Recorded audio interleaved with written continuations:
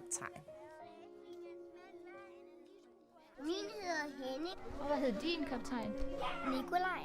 Pibe og overskæg. Hvad er det, der er blot? Hans trøje. Hvad hedder din kaptajn? Kaptajnen hedder Niels. Min kaptajn hedder Bob. Han hedder kaptajn Terning. Og det næste job, I skal tegne, det er en maskinmester. Hvad har en maskinmester på at tøj? Sort og skidt tøj. Og han skal have grønne øjne. Så har han en værktøjskasse med alt sit værktøj. Jeg har tegnet 2 mænd, altså drenge. Jeg skal lige finde på et navn til ham. Okay. Jeg har tegnet motoren og maskinmesteren, der hedder Elliot, og han er lige ved at fikse en maskine. Hvem af jer kunne godt tænke jer at møde en rigtig kaptajn og en rigtig maskinmester?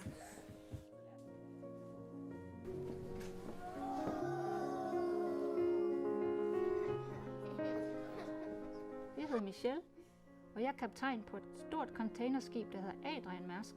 Jeg hedder Helene, og jeg er maskinmester på et ikke så stort containerskib, der hedder Laust Mærsk. Har I ikke bare sat jer ud?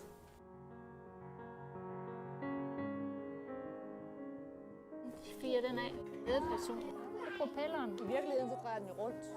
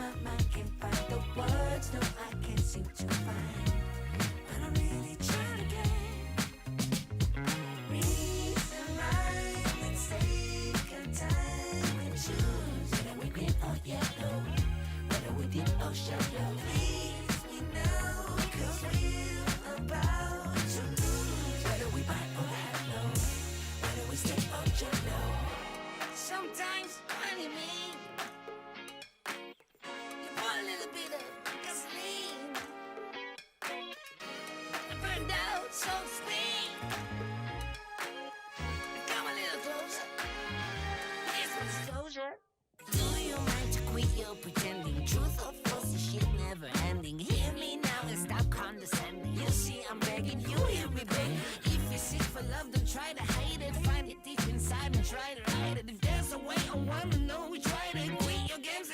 you're denying it. Losing this game, I can't afford to be losing this game.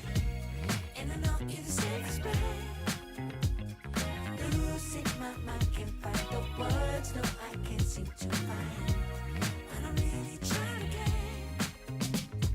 reason, rhyme, and take your time and choose. Whether we green or yellow, whether we deep or shallow. Please me now, 'cause we're about to lose. Whether we buy or hello, whether we stick or jello.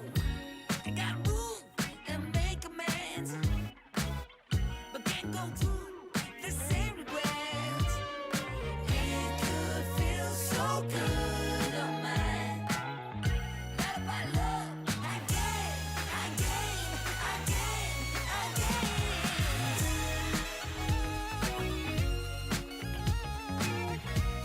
And I know you deserve respect.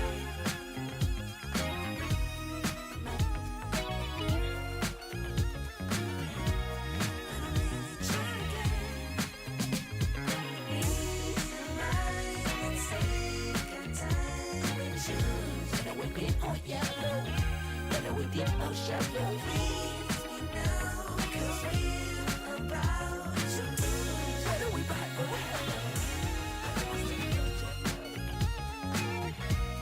and I know you deserve respect.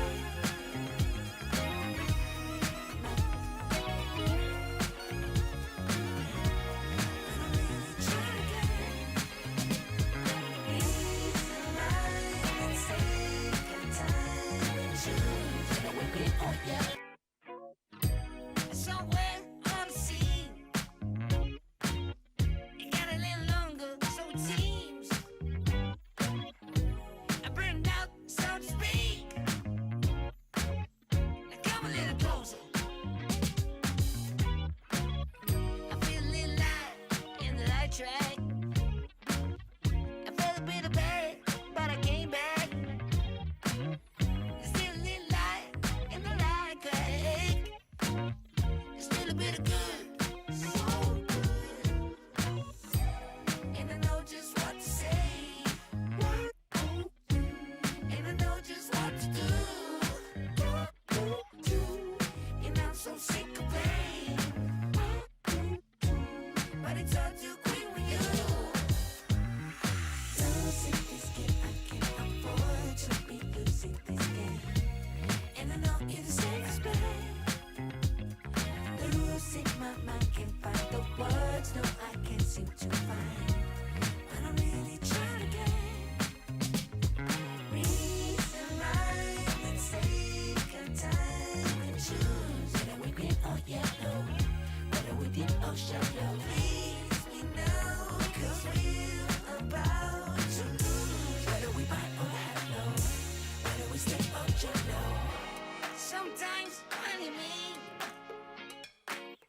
You pour a little bit of gasoline. I burned out, so to speak. Now come a little closer. Here's some disclosure. Do you mind to quit your pretending? Truth or false, this shit never ending. Hear me now and stop condescending. You see, I'm begging, you hear me beg. If you're sick for love, don't try to hide it. Find it deep inside and try to hide it. If there's a way, I wanna know we try to quit your games and now that you're denying it. Losing this game, I can't afford to be losing this game. And I know you deserve respect. Losing my mind, can't find the words, no, I can't seem to find. But I'm really trying to get reason, rhyme, and take your time and choose. Whether we green or yellow, whether we deep or shallow. Please me now, 'cause we're about to lose. Whether we buy or hello, whether we stick or jello. I got room and make amends, but can't go through the same regrets. It could feel so good on mine. Not if I love again, again, again, again.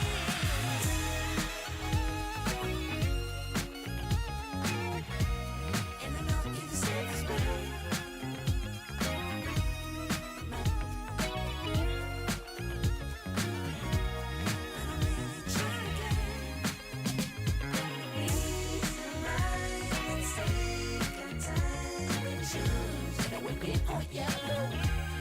dip or shallow. Please me now, 'cause we're about to lose. Whether we buy or hello, whether we step or jump.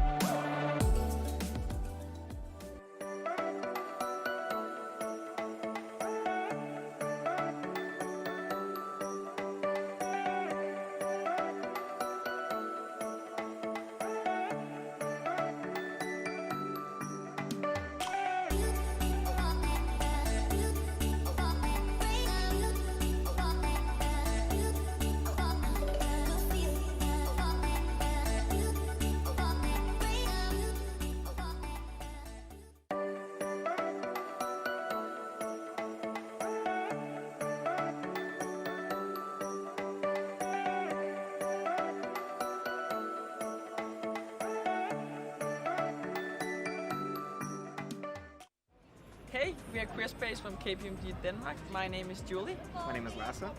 And my name is Anushka. And we from KPMG Queer Space have for the first time participated in the Copenhagen Pride last year, created a discrimination mailbox for all employees in the Denmark office, and have made same-sex bathrooms all over Denmark. So our main focus points for next year is to look at same-sex parental leave, ensuring equal rights for all family constellations, and participating in 2021 World Pride in Copenhagen.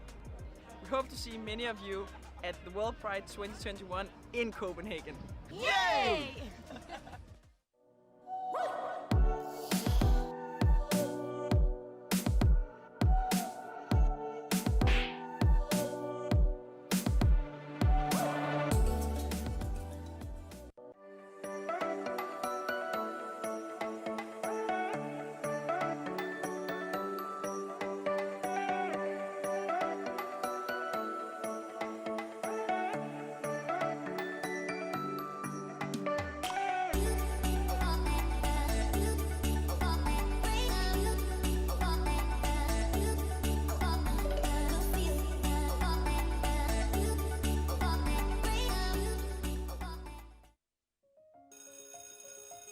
I dag skal vi tegne forskellige jobs. Det første, vi skal tegne, det er en kaptajn. Min hedder Henning. Og hvad hedder din kaptajn? Nikolaj. Pibe og overskæg. Hvad er det, der er blot? Hans trøje. Hvad hedder din kaptajn? Kaptajnen hedder Niels. Min kaptajn hedder Bob. Han hedder kaptajn Terning. Og det næste job, I skal tegne, det er en maskinmester. Hvad har en maskinmester på at tøj? Sort og skidt tøj. Og han skal have grønne øjne. Så har han en værktøjskasse med alt sit værktøj. Jeg har tegnet 2 mænd, altså drenge. Jeg skal lige finde på et navn til ham. Okay. Jeg har tegnet motoren og maskinmesteren, der hedder Elliot, og han er lige ved at fikse en maskine. Hvem af jer kunne godt tænke jer at møde en rigtig kaptajn og en rigtig maskinmester?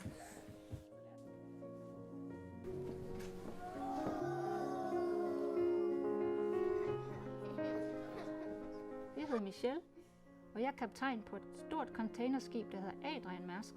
Jeg hedder Helene, og jeg er maskinmester på et ikke så stort containerskib, der hedder Mærsk. Har I ikke bare sat jer ud?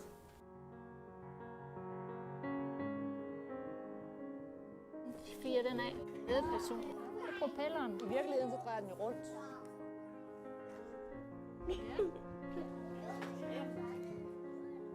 Hej ho, hej ho.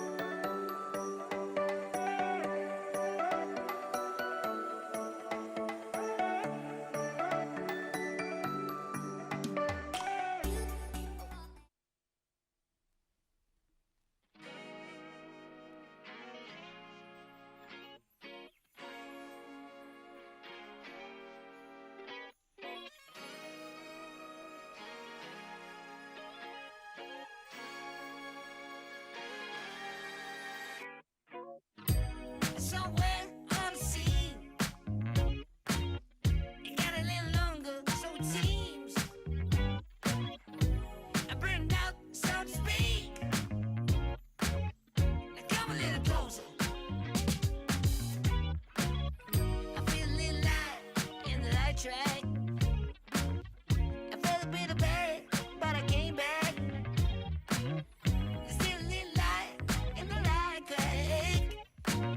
There's still a bit of good, so good. And I know just what to say. And I know just what to do. And I'm so sick of pain. But it's all too quick with you. Losing this game, I can't afford to be losing this game. And I know you're the safest bet. The rules in my mind can't find the words, no, I can't seem to find. But I'm really trying to get reason, rhyme, and take a time and choose. Whether we green or yellow, whether we deep or shallow. Please me now, 'cause we're about to lose. Whether we bite or hello, whether we stay or jello. Sometimes when you mean, you put a little bit of gasoline. I burned out, so to speak. Now come a little closer. Here's some disclosure. Do you mind to quit your pretending? Truth or false, this shit never ending. Hear me now and stop condescending. You see I'm begging, you hear me begging. If you seek for love, don't try to hide it. Find it deep inside and try to hide it. If there's a way, I wanna know we tried it. Quit your games and now that you denied it. Losing this game, I can't afford to be losing this game. And I know you're the safest bet. The rules in my mind can't find the words, no, I can't seem to find. But I'm really trying to get reason, rhyme, and take a time and choose. Whether we green or yellow, whether we deep or shallow. Please me now, 'cause we're about to lose. Whether we bite or hello, whether we stay or jello. I got room and make amends, but can't go through the same regrets. It could feel so good on mine. Not about love, again.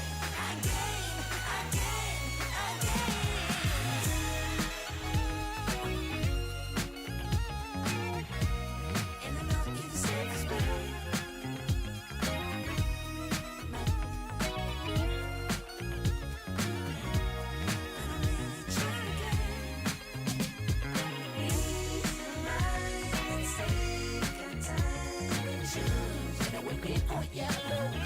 Whether we deep or shallow, please me now, 'cause we're about to lose. Whether we bite or hello, and I know you're the safest bet.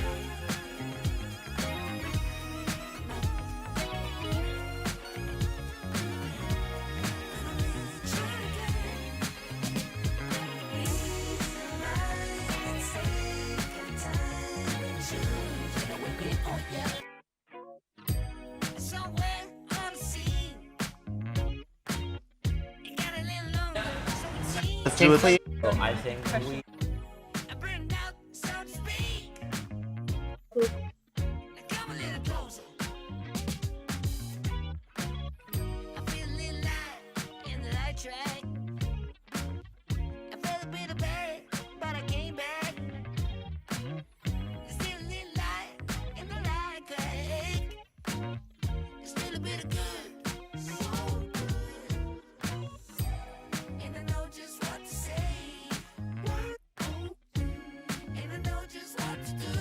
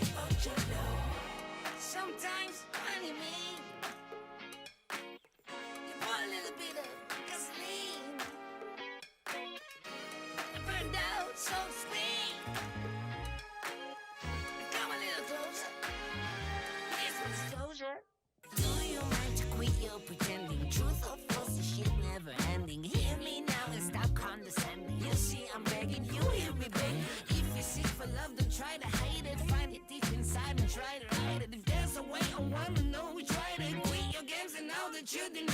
Losing this game, I can't afford to be losing this game. And I know you deserve respect. Losing my mind, can't find the words, no, I can't seem to find. But I'm really trying to get reason right and take our time and choose. Whether we green or yellow, whether we deep or shallow. Please me now, cause we're about to lose. Whether we buy or hello, whether we step or jello. I got room and make amends, but can't go through the same regrets. It could feel so good on mine. Let up our love again, again, again, again.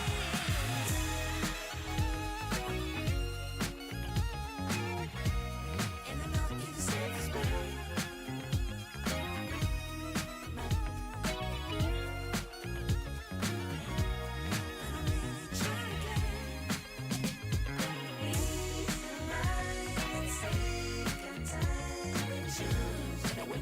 Yellow, whether we deep or shallow. Please me now, cause we're about to lose. Whether we buy or hello, whether we step or jello.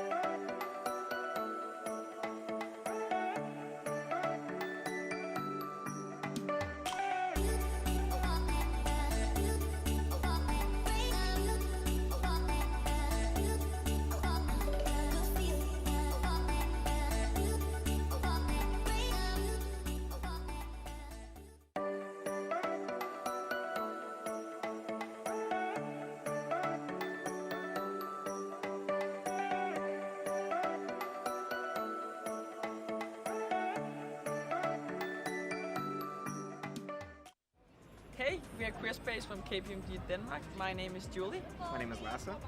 And my name is Anushka. And we from KPMG Career Space have for the first time participated in the Copenhagen Pride last year, created a discrimination mailbox for all employees in the Denmark office, and have made same-sex bathrooms all over Denmark. So our main focus points for next year is to look at same-sex parental leave, ensuring equal rights for all family constellations, and participating in 2021 World Pride in Copenhagen. We hope to see many of you at the World Pride 2021 in Copenhagen. Yay!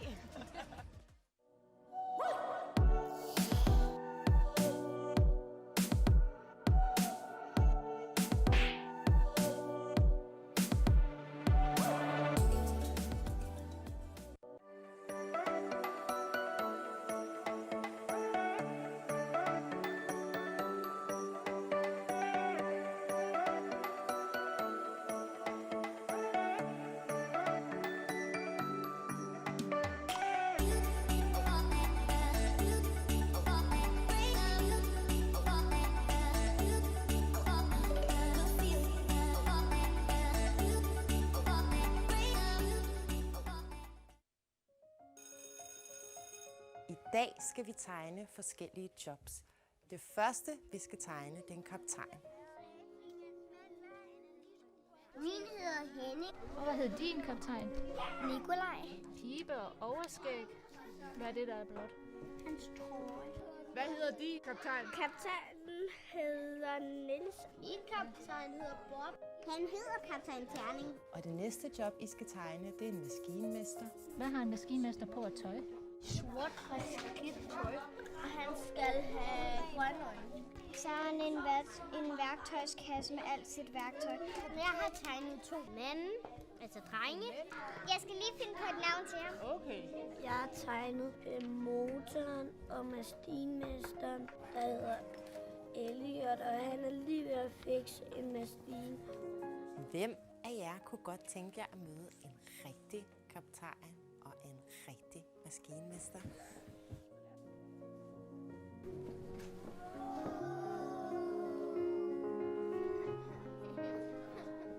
Jeg hedder Michelle, og jeg er kaptajn på et stort containerskib, der hedder Adrian Mærsk. Jeg hedder Helene, og jeg er maskinmester på et ikke så stort containerskib, der hedder Lausmærsk. Har I ikke bare klædt jer ud?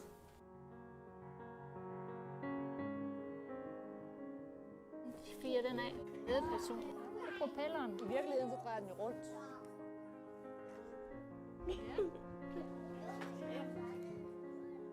Hej ho, hej ho.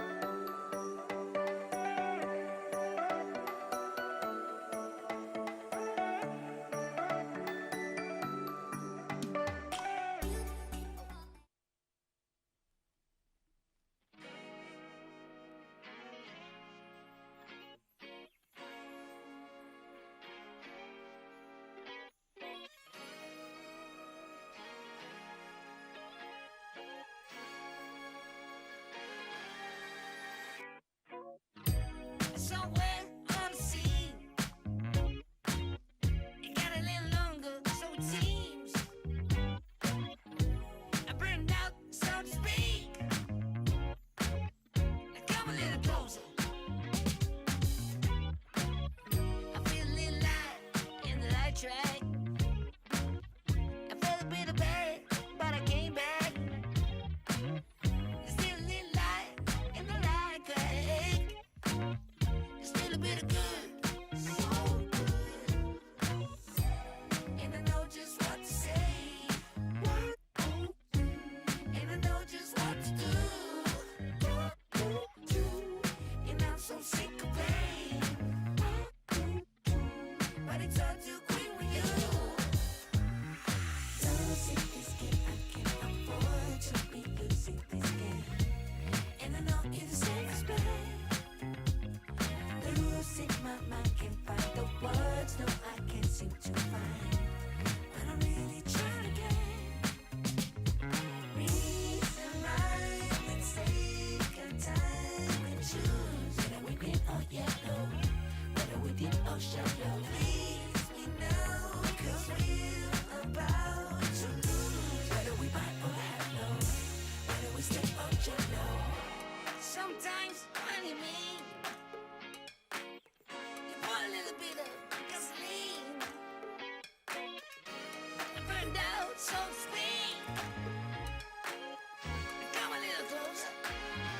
Here's some disclosure. Do you mind to quit your pretending? Truth or false, this shit never ending. Hear me now and stop condescending. You see, I'm begging you, hear me begging. If you're sick for love, don't try to hide it. Find it deep inside and try to hide it. If there's a way, I wanna know we tried it. Quit your games and now that you denied it. Losing this game, I can't afford to be losing this game. And I know it's the safest bet. Losing my mind, can't find the words, no I can't seem to find. But I'm really trying again. Reason, rhyme, and take a time and choose. Whether we're green or yellow, whether we deep or shallow. Please me now, cause we're about to lose. Whether we buy or hello, whether we we step on jello? I got move and make amends, but can't go through the same regrets. It could feel so good on mine. Love by love, again, again, again, again.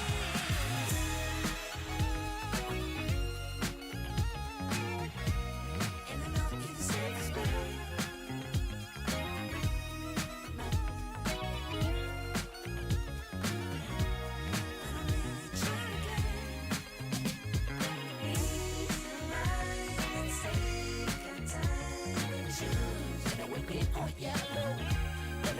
Oh, shallow, please me now, 'cause we're about to lose. Whether we buy or hello, and I know you're the safest way.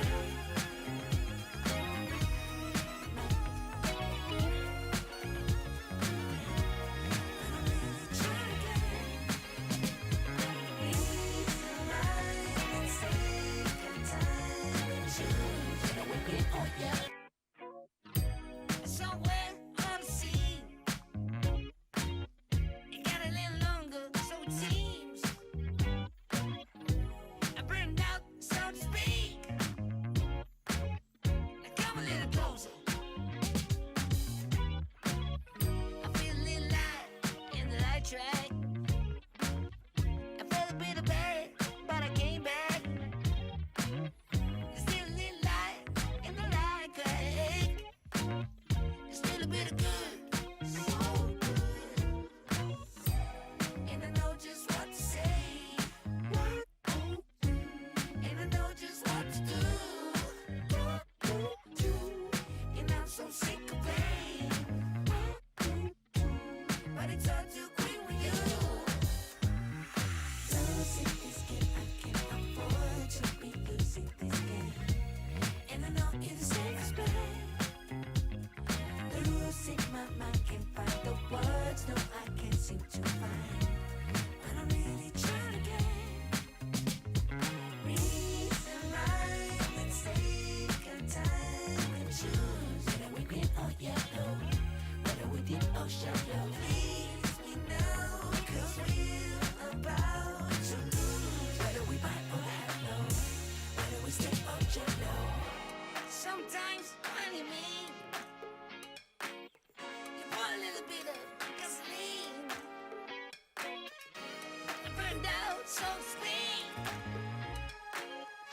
Come a little closer. Here's some disclosure. Do you mind to quit your pretending? Truth or false, the shit never ending. Hear me now and stop condescending. You see, I'm begging, you hear me beg. If you're sick for love, don't try to hide it. Find it deep inside and try to hide it. If there's a way, I wanna know which way to quit your games and now that you denied it. Losing this game, I can't afford to be losing this game. And I know you're the safest bet. Losing my mind, can't find the words, no, I can't seem to find. But I'm really trying to get reason, rhyme, and take our time and choose. Whether we're green or yellow, whether we deep or shallow. Please me now, 'cause we're about to lose. Whether we buy or hello, whether we step or jello. I got move and make amends, but can't go through the same regrets. It could feel so good on mine. Love by love, again, again, again, again.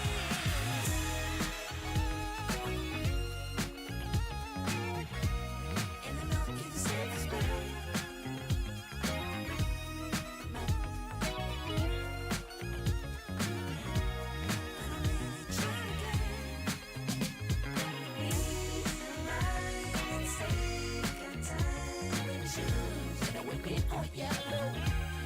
Deep or shallow, please me now, 'cause we're about to lose. Whether we buy or hello, whether we step or jello.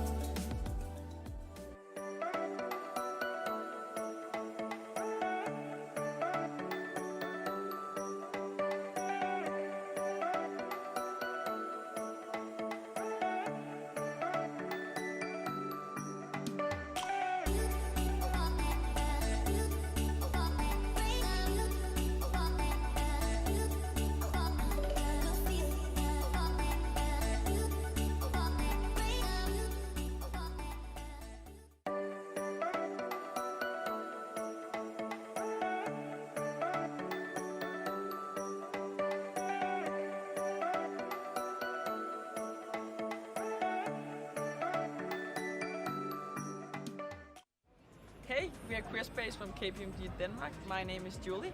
My name is Lasse. And my name is Anushka. And we from KPMG Queer Space have for the first time participated in the Copenhagen Pride last year, created a discrimination mailbox for all employees in the Denmark office, and have made same-sex bathrooms all over Denmark.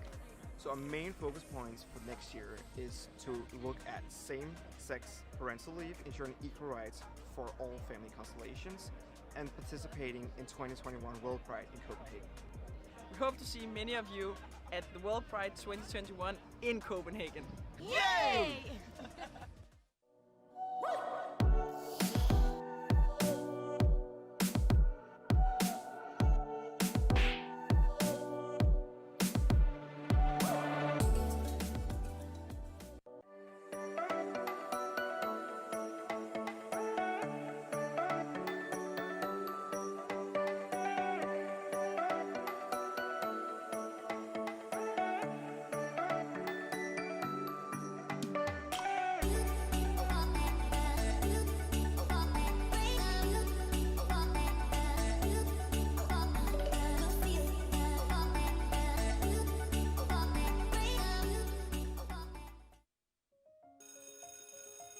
I dag skal vi tegne forskellige jobs. Det første, vi skal tegne, det er en kaptajn. Min hedder Henning. Og hvad hedder din kaptajn? Nikolaj. Pibe og overskæg. Hvad er det, der er blot? Hans trøje. Hvad hedder din kaptajn? Kaptajnen hedder Niels. Min kaptajn hedder Bob. Han hedder kaptajn Terning. Og det næste job, I skal tegne, det er en maskinmester. Hvad har en maskinmester på at tøj? Sort og skidt tøj. Og han skal have grønne øjne. Så har han en værktøjskasse med alt sit værktøj. Jeg har tegnet 2 mænd, altså drenge. Jeg skal lige finde på et navn til ham. Okay. Jeg har tegnet motoren og maskinmesteren, der hedder Elliot, og han er lige ved at fikse en maskine. Hvem af jer kunne godt tænke jer at møde en rigtig kaptajn og en rigtig maskinmester?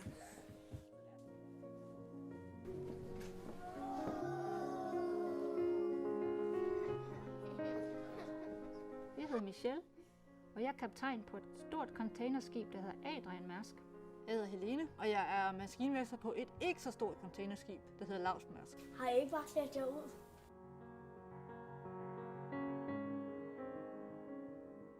Fyre den af. Ledperson. Propelleren. I virkeligheden så drejer den jo rundt.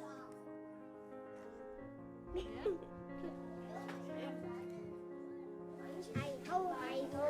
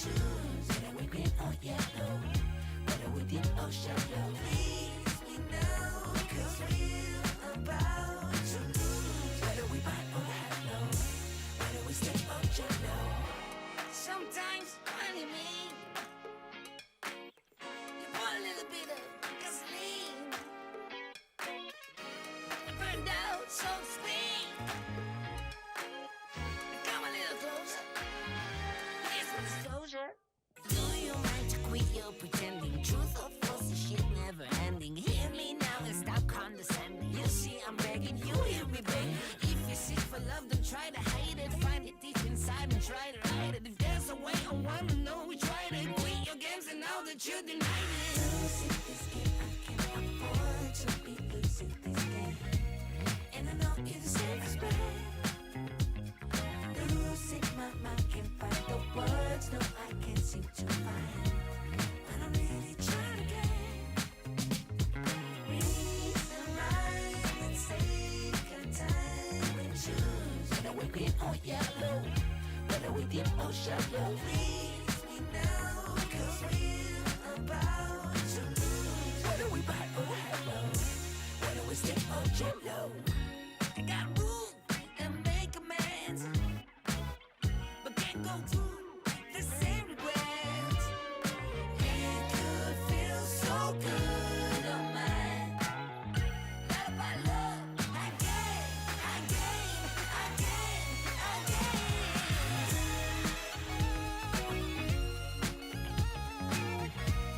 And I know you're the safest bet.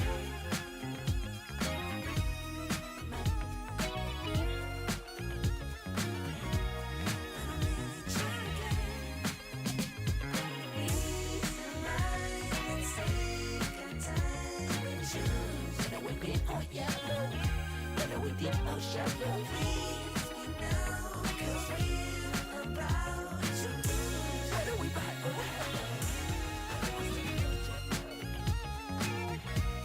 and I know you're the safest bet.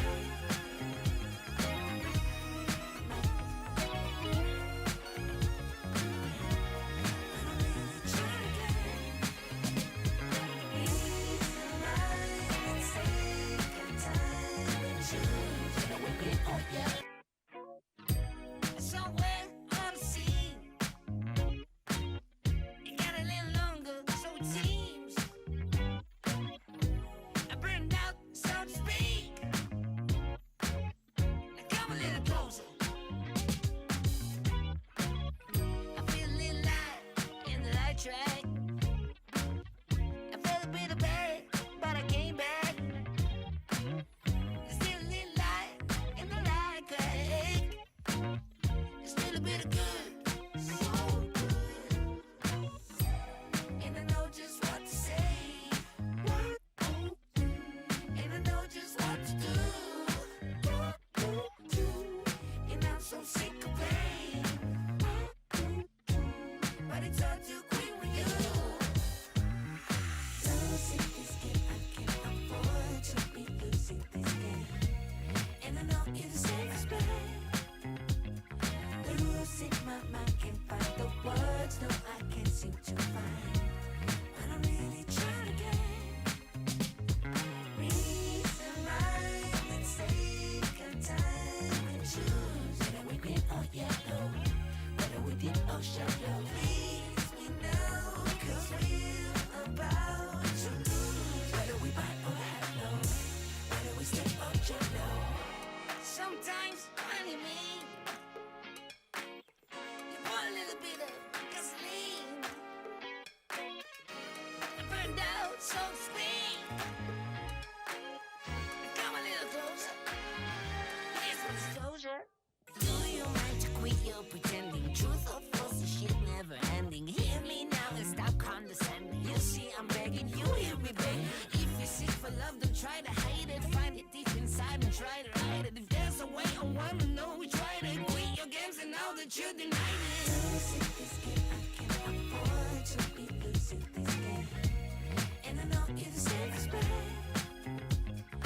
Losing my mind, can't find the words, no, I can't seem to find. But I'm really trying to get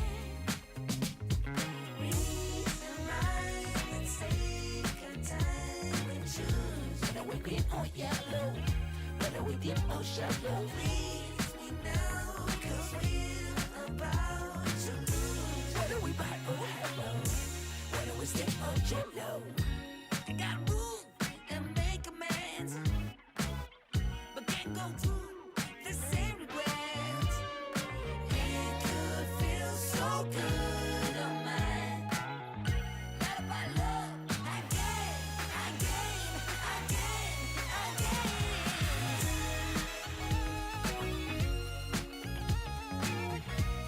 And I know you're the safest bet.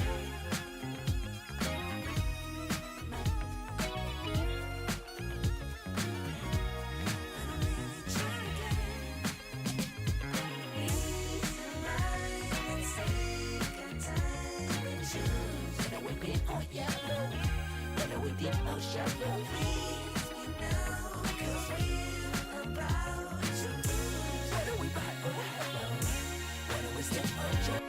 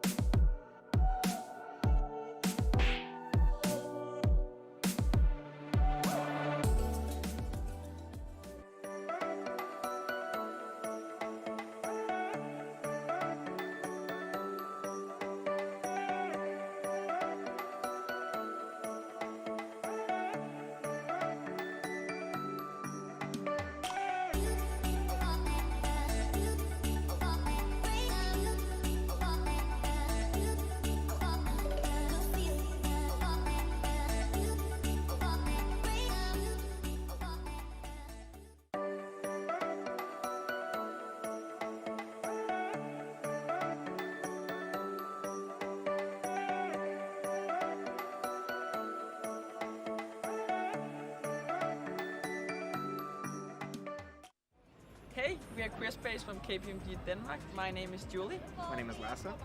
And my name is Anushka. And we from KPMG Career Space have for the first time participated in the Copenhagen Pride last year, created a discrimination mailbox for all employees in the Denmark office, and have made same-sex bathrooms all over Denmark. So our main focus points for next year is to look at same-sex parental leave, ensuring equal rights for all family constellations, and participating in 2021 World Pride in Copenhagen. We hope to see many of you at the World Pride 2021 in Copenhagen. Yay!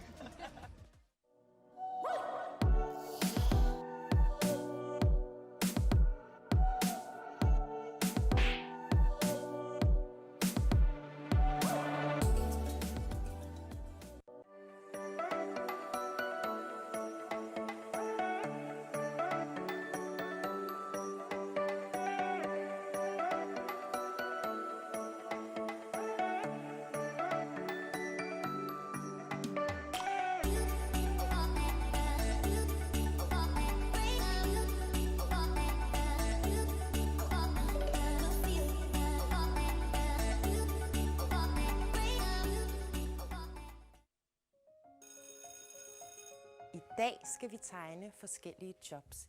Det første, vi skal tegne, det er en kaptajn. Min hedder Henning. Og hvad hed din kaptajn? Nikolaj. Pibe og overskæg. Hvad er det, der er blot? Hans trøje. Hvad hedder din kaptajn? Kaptajnen hedder Niels. Min kaptajn hedder Bob. Han hedder kaptajn Terning. Og det næste job, I skal tegne, det er en maskinmester. Hvad har en maskinmester på at tøj? Sort friskidt tøj. Og han skal have grønne øjne. Så er han en værktøjskasse med alt sit værktøj. Jeg har tegnet 2 mænd, altså drenge. Jeg skal lige finde på et navn til ham. Okay. Jeg har tegnet motoren og maskinmesteren, der hedder Elliot, og han er lige ved at fikse en maskine. Hvem af jer kunne godt tænke jer at møde en rigtig kaptajn og en rigtig maskinmester?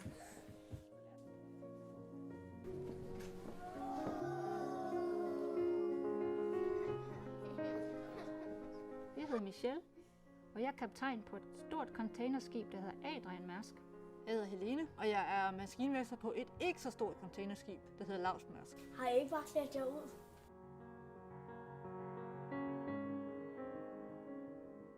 Fyrer den af. Ledperson. Propelleren. I virkeligheden så drejer den jo rundt.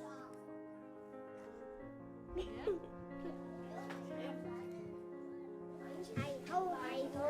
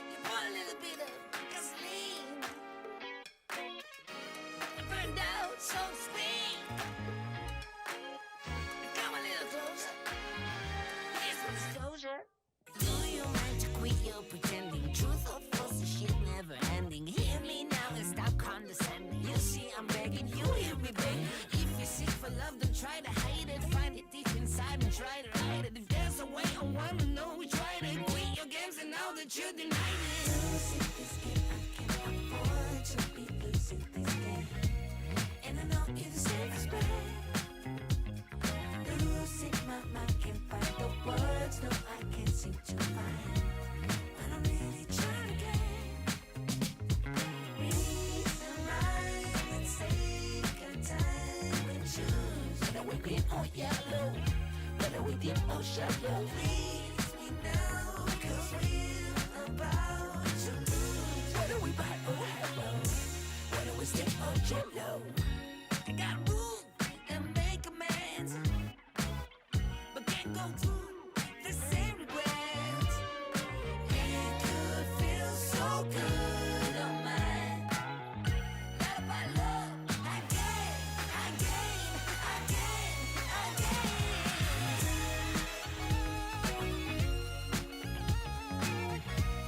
And I know you deserve respect.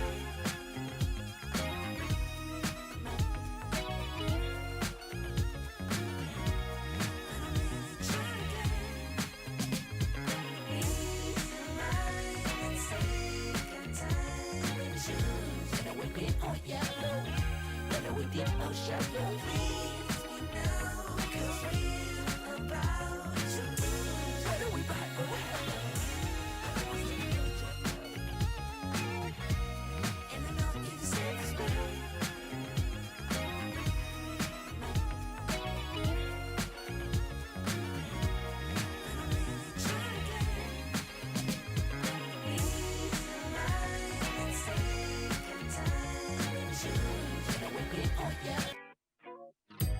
Somewhere on the sea,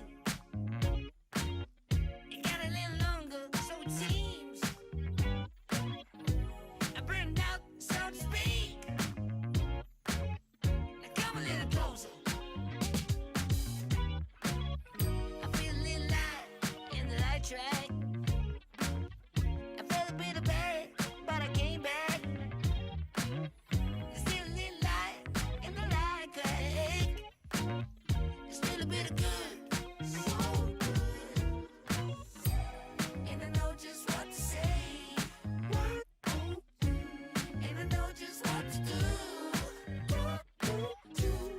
And I'm so sick of pain. But it's all too quick with you. Losing this game, I can't afford to be losing this game. And I know you deserve respect. Losing my mind, can't find the words, no, I can't seem to find. But I'm really trying to get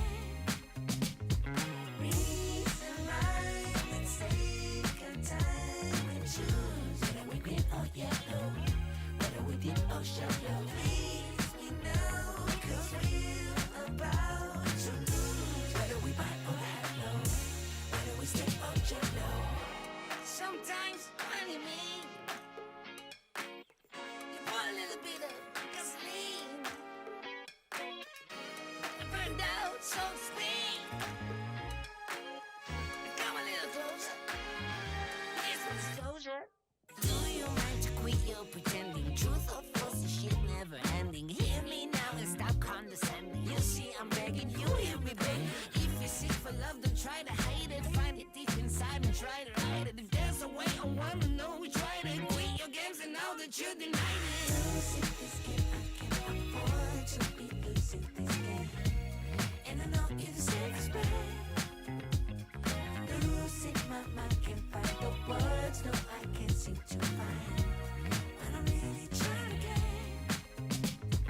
reason right. Let's take our time and choose. Whether we green or yellow, whether we deep or shallow. Please me now, cause we're about to lose. Whether we buy or hello, whether we stick or jello.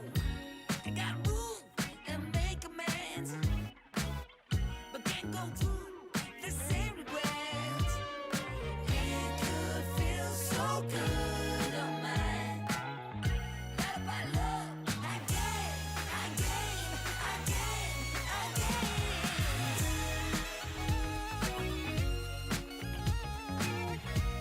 And I know you deserve respect.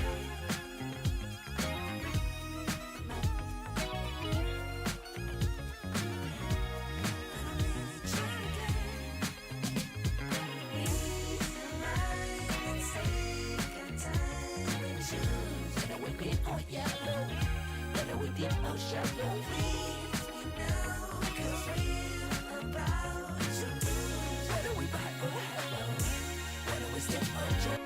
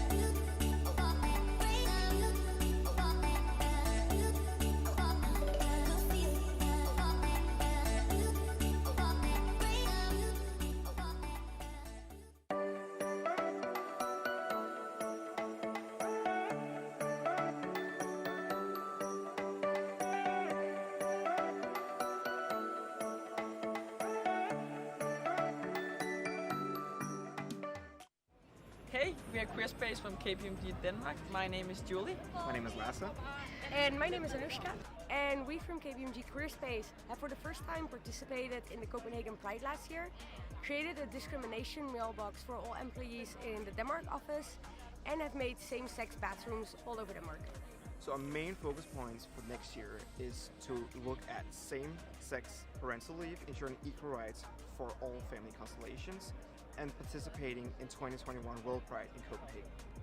We hope to see many of you at the World Pride 2021 in Copenhagen. Yay!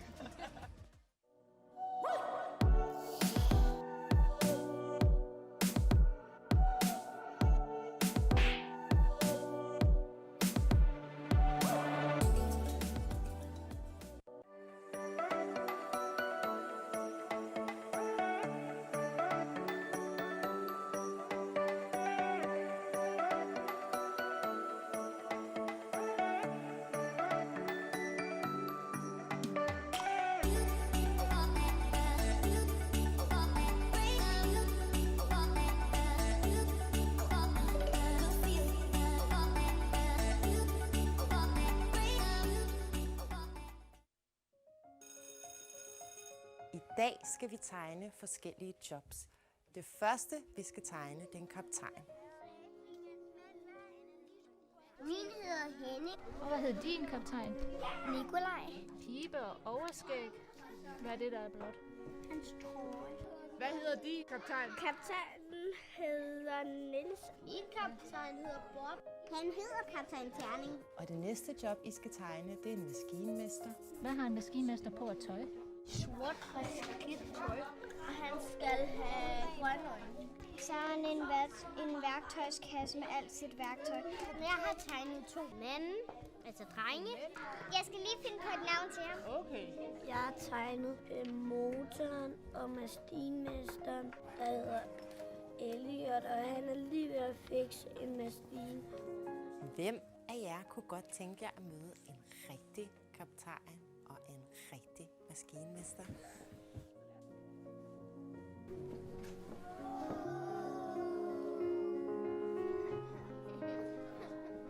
Jeg hedder Michelle, og jeg er kaptajn på et stort containerskib, der hedder Adrian Mærsk. Jeg hedder Helene, og jeg er maskinmester på et ikke så stort containerskib, der hedder Mærsk. Har I ikke bare sat jer ud?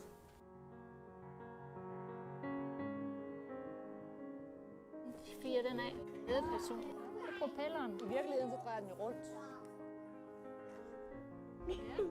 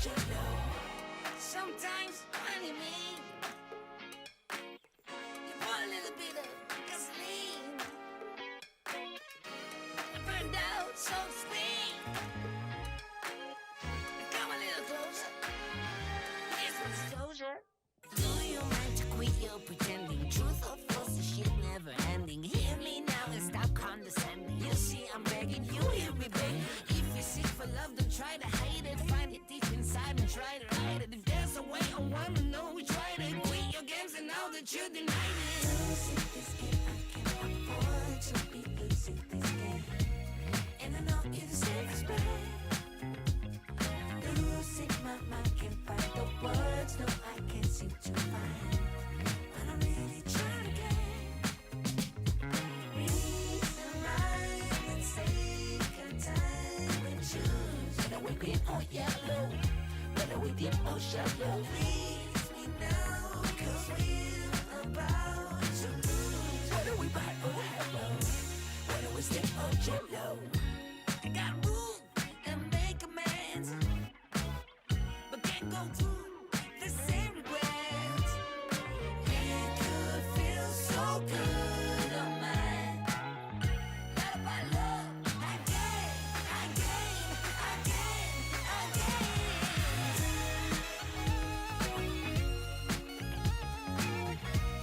And I know you're the safest bet.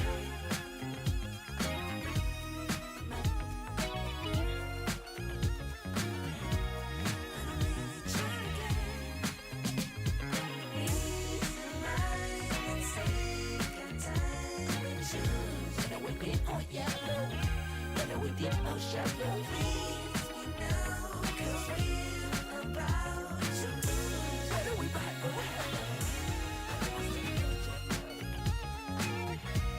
and I know you're the safest bet.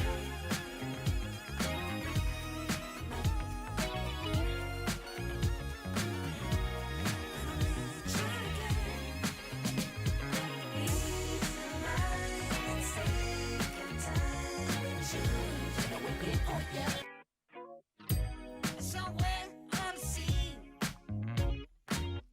it got a little longer, so it seems.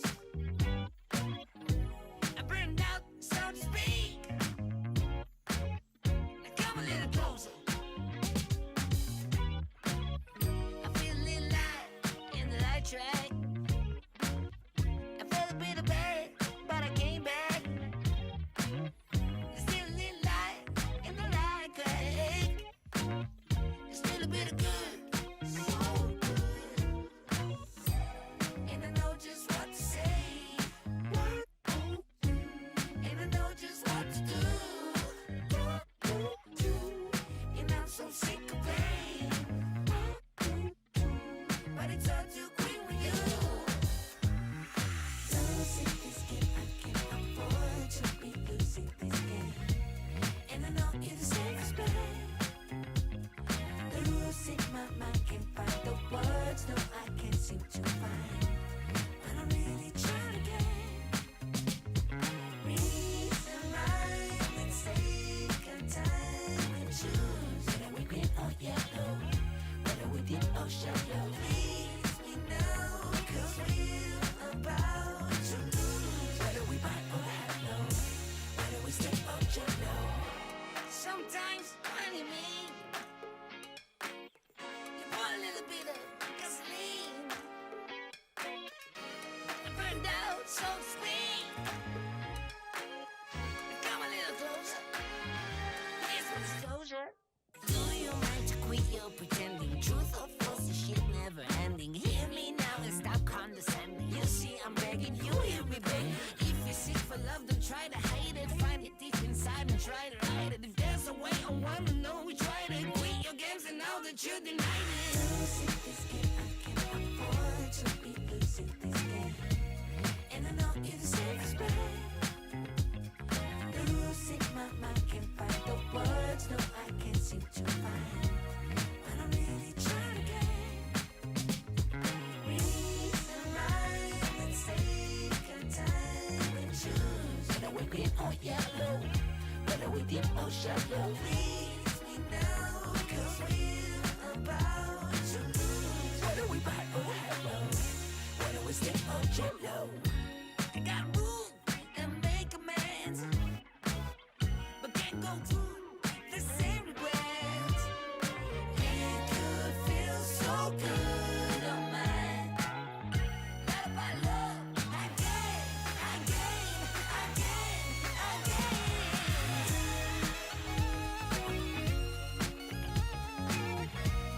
And I know you're the safest bet.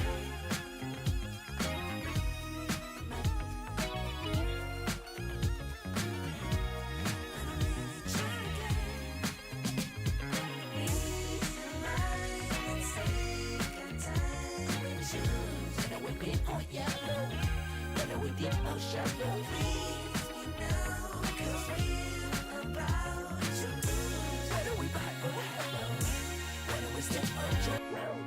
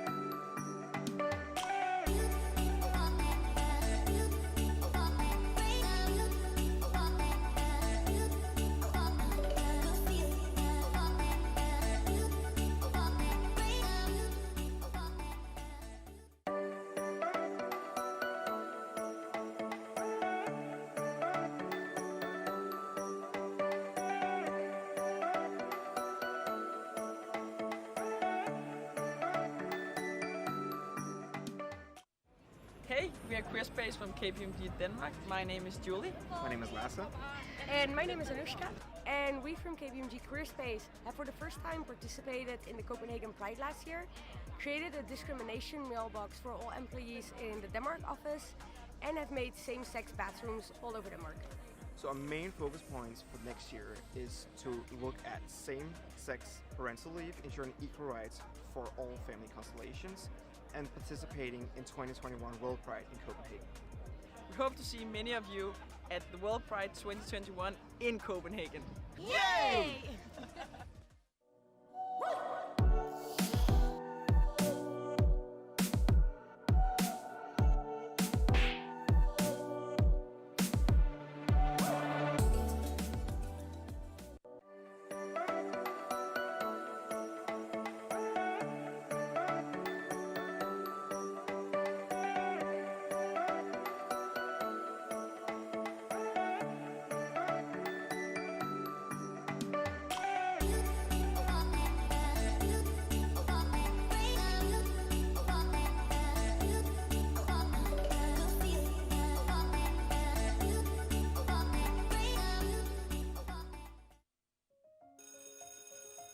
I dag skal vi tegne forskellige jobs.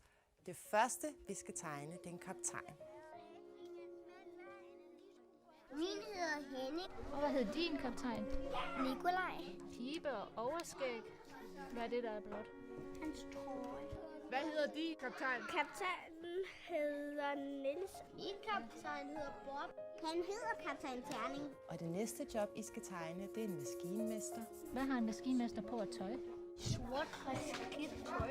Og han skal have grønne øjne. Så er han en værktøjskasse med alt sit værktøj. Jeg har tegnet 2 mænd, altså drenge. Jeg skal lige finde på et navn til ham. Okay. Jeg har tegnet motoren og maskinmesteren, der hedder Elliot, og han er lige ved at fikse en maskine. Hvem af jer kunne godt tænke jer at møde en rigtig kaptajn og en rigtig maskinmester?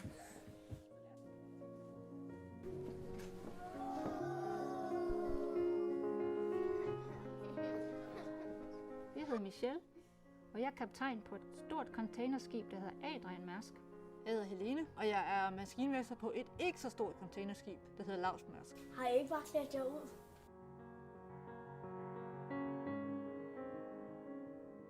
Fyrer den af. Ledperson. Propelleren. I virkeligheden så drejer den jo rundt.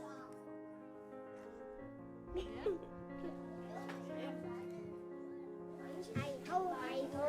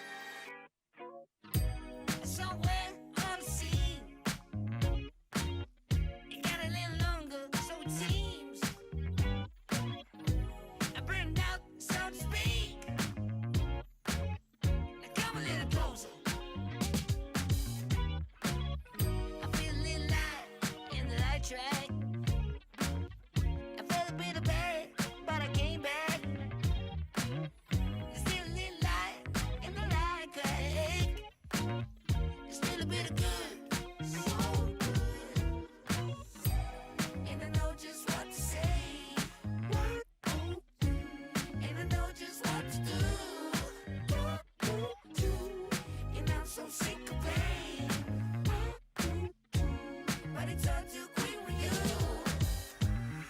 Losing this game, I can't afford to be losing this game. And I know you're the safest bet. Losing my mind, can't find the words, no, I can't seem to find. But I'm really trying again.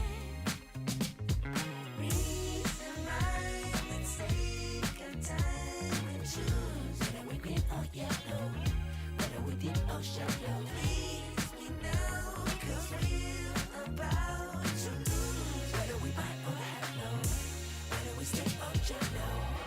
Sometimes, honey, me, you want a little bit of gasoline.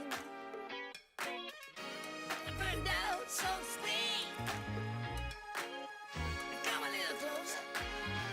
Here's some disclosure. Do you mind to quit your pretending? Truth or false, the shit never ending. Hear me now and stop condescending. You see, I'm begging you, hear me beg. If you're sick for love, don't try to hide it. Find it deep inside and try to hide it. If there's a way, I wanna know we tried it. Quit your games and now that you denied it. Losing this game, I can't afford to be losing this game. And I know you're the safest bet. Losing my mind, can't find the words, no, I can't seem to find. But I'm really trying again. Reason right, let's take our time and choose. Whether we green or yellow, whether we deep or shallow. Please me now, cause we're about to lose. Whether we buy or hello, whether we stay or jello. I got room and make amends, but can't go through the same regrets. It could feel so good on mine. Not about love, again, again, again, again.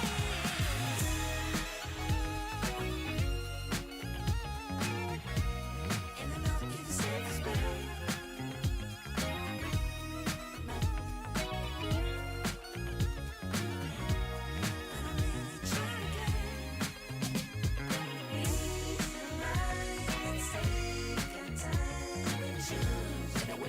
Yellow, whether we deep or shallow. Please me now, cause we're about to lose. Whether we buy or hello, and I know you're the safest bet.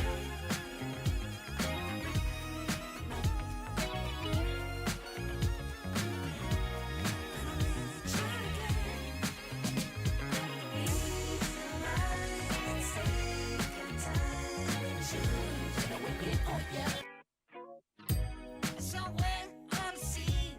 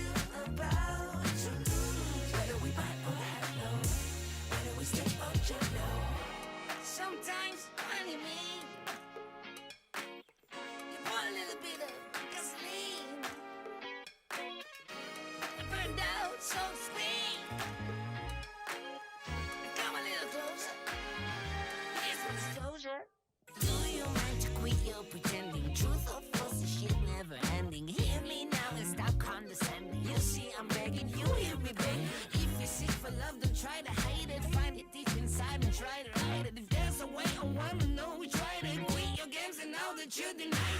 Losing this game, I can't afford to be losing this game. And I know you deserve respect. Losing my mind, can't find the words, no, I can't seem to find. But I'm really trying to get reason right and take our time and choose. Whether we're green or yellow, whether we deep or shallow. Please me now, cause we're about to lose. Whether we buy or hello, whether we stick or jello.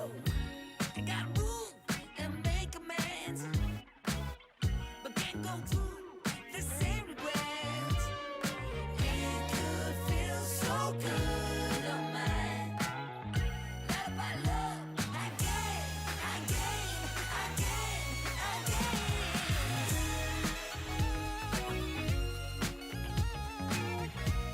And I know you deserve respect.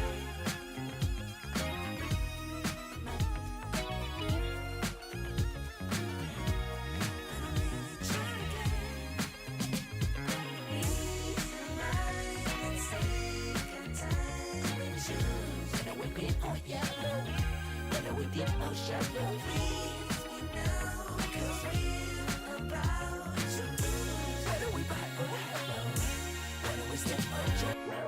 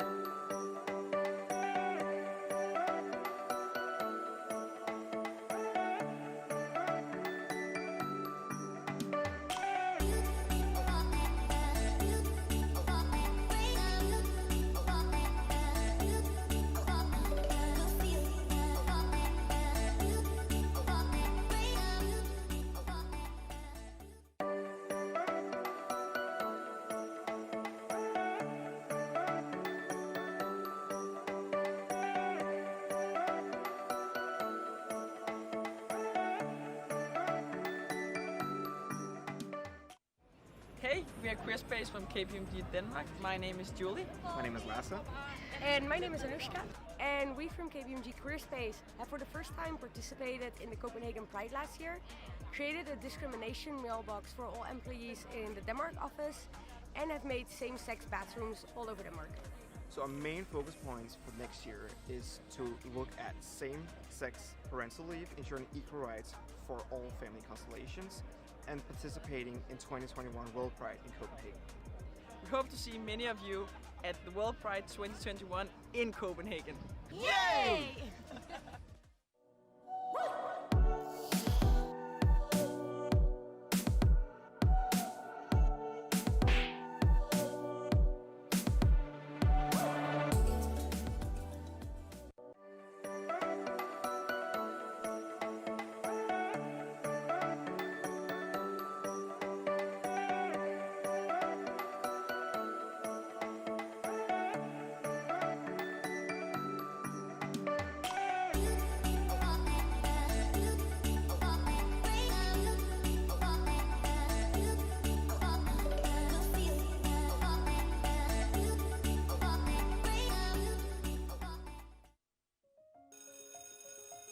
I dag skal vi tegne forskellige jobs. Det første, vi skal tegne, det er en kaptajn. Min hedder Henning. Og hvad hed din kaptajn? Nikolaj. Pibe og overskæg. Hvad er det, der er blot? Hans trøje. Hvad hedder din kaptajn? Kaptajnen hedder Niels. Min kaptajn hedder Bob. Han hedder kaptajn Terning. Og det næste job, I skal tegne, det er en maskinmester.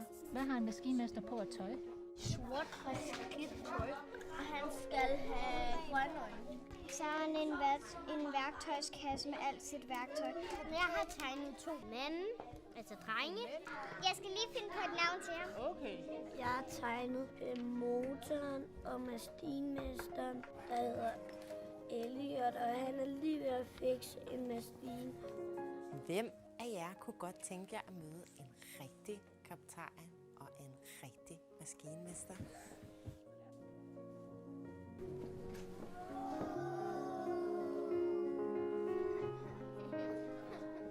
Jeg hedder Michelle, og jeg er kaptajn på et stort containerskib, der hedder Adrian Mærsk. Jeg hedder Helene, og jeg er maskinmester på et ikke så stort containerskib, der hedder Mærsk. Har I ikke bare klædt jer ud?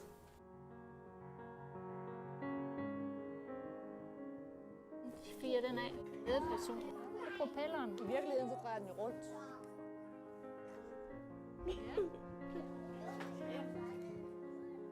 Hej ho, hej ho.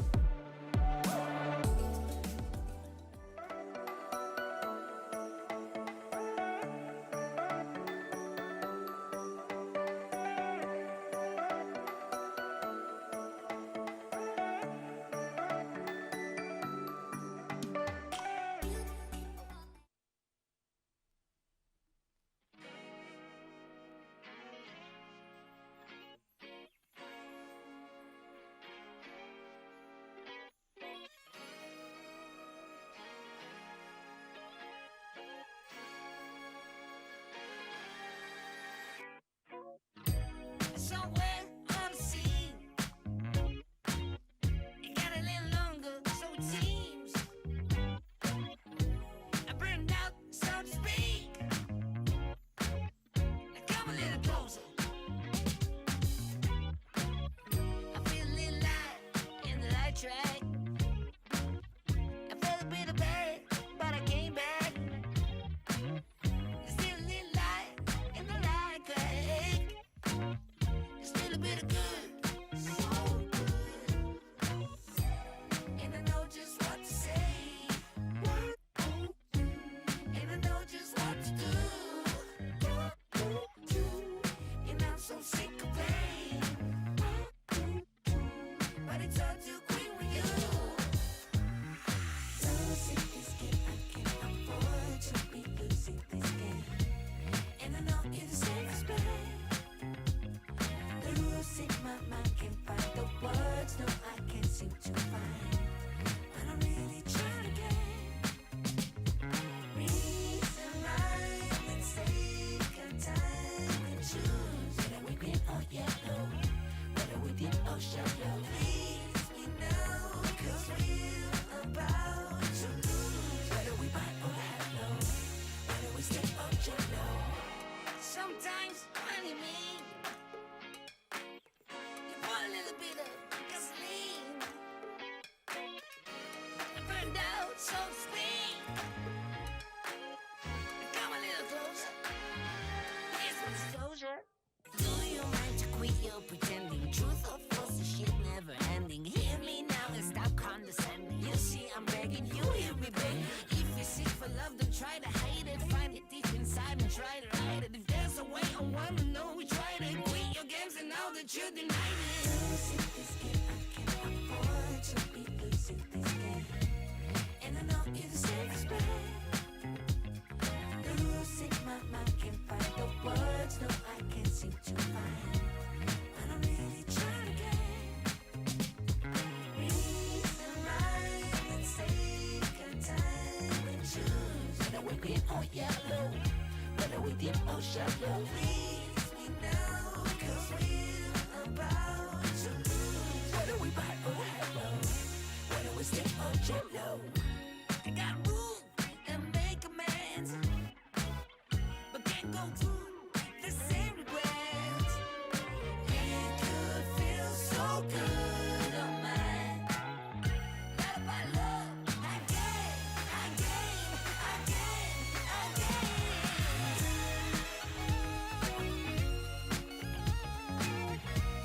And I know you're the safest way.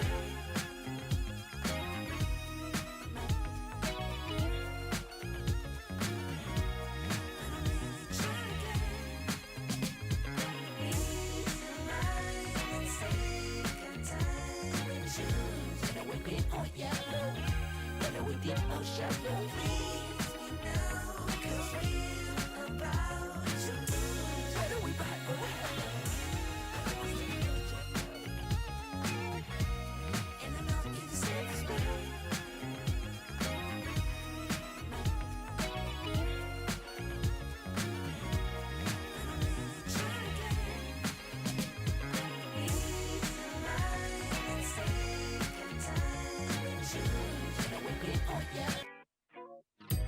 Somewhere on the sea, it got a little longer, so it seems. I burned out, so to speak. Now come a little closer. I feel a little light in the light track. I felt a bit of bad, but I came back. There's still a little light in the light crack. There's still a bit of good, so good. And I know just what to say. And I know just what to do. And I'm so sick of pain. But it's all too quick with you. Losing this game, I can't afford to be losing this game. And I know you're the safest bet. The rules in my mind can't find the words, no, I can't seem to find. But I'm really trying to get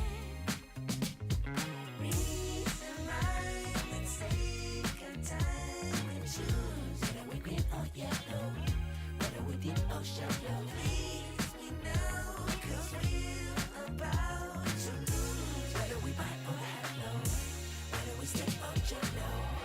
Sometimes when you mean, you put a little bit of gasoline.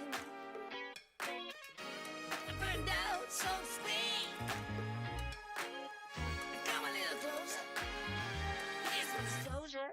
Do you mind to quit your pretending? Truth or false, this shit never ending. Hear me now and stop condescending. You see, I'm begging, you hear me begging. If you're sick for love, don't try to hide it. Find it deep inside and try to hide it. If there's a way, I wanna know we tried it. Quit your games and now that you denied it. Losing this game, I can't afford to be losing this game. And I know you're the safest bet. The rules in my mind can't find the words, no, I can't seem to find. But I'm really trying to get reason right. Let's take our time and choose. Whether we're green or yellow, whether we deep or shallow, please we know, 'cause we're about to lose. Whether we buy or hello, whether we stay or jello.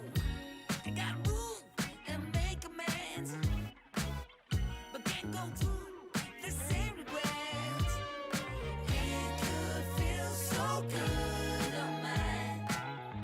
Love by love, again, again, again, again.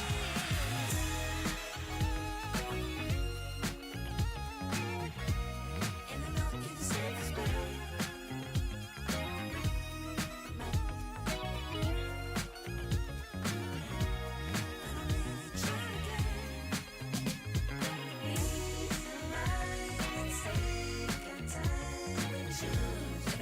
Or yellow, whether we deep or shallow, please we know, 'cause we're about to lose. Whether we buy or hello, whether we stay or jello.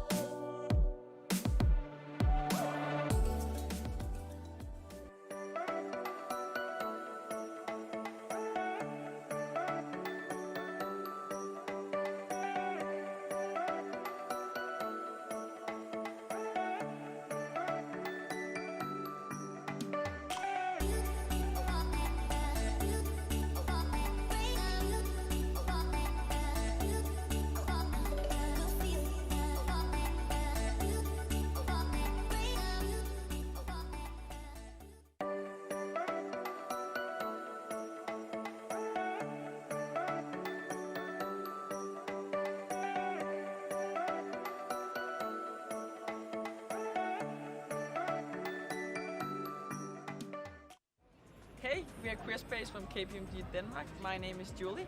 My name is Lasse. And my name is Anushka. And we from KPMG Career Space have for the first time participated in the Copenhagen Pride last year, created a discrimination mailbox for all employees in the Denmark office, and have made same-sex bathrooms all over Denmark. So our main focus points for next year is to look at same-sex parental leave, ensuring equal rights for all family constellations, and participating in 2021 World Pride in Copenhagen. We hope to see many of you at the World Pride 2021 in Copenhagen. Yay!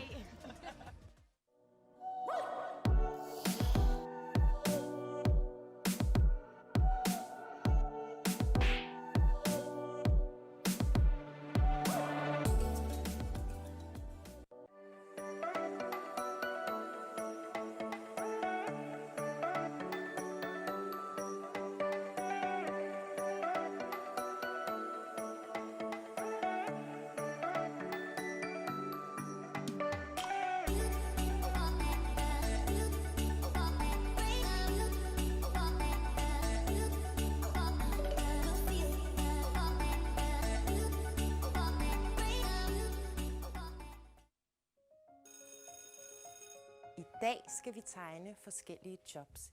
Det første, vi skal tegne, det er en kaptajn. Min hedder Henning. Og hvad hed din kaptajn? Nikolaj. Pibe og overskæg. Hvad er det, der er blot? Hans trøje. Hvad hedder din kaptajn? Kaptajnen hedder Niels. Min kaptajn hedder Bob. Han hedder kaptajn Terning. Og det næste job, I skal tegne, det er en maskinmester. Hvad har en maskinmester på at tøj? Sort og skidt tøj. Og han skal have grønne øjne. Så er han en værktøjskasse med alt sit værktøj.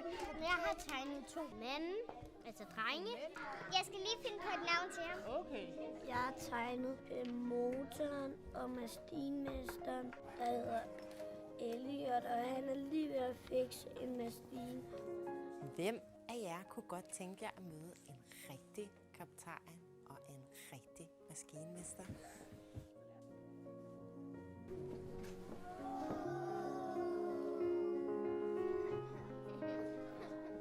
Jeg hedder Michelle, og jeg er kaptajn på et stort containerskib, der hedder Adrian Mærsk.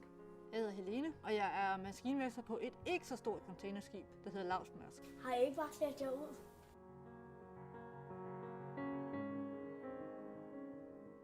Fyrer den af. Ledperson. Propelleren. I virkeligheden så drejer den jo rundt.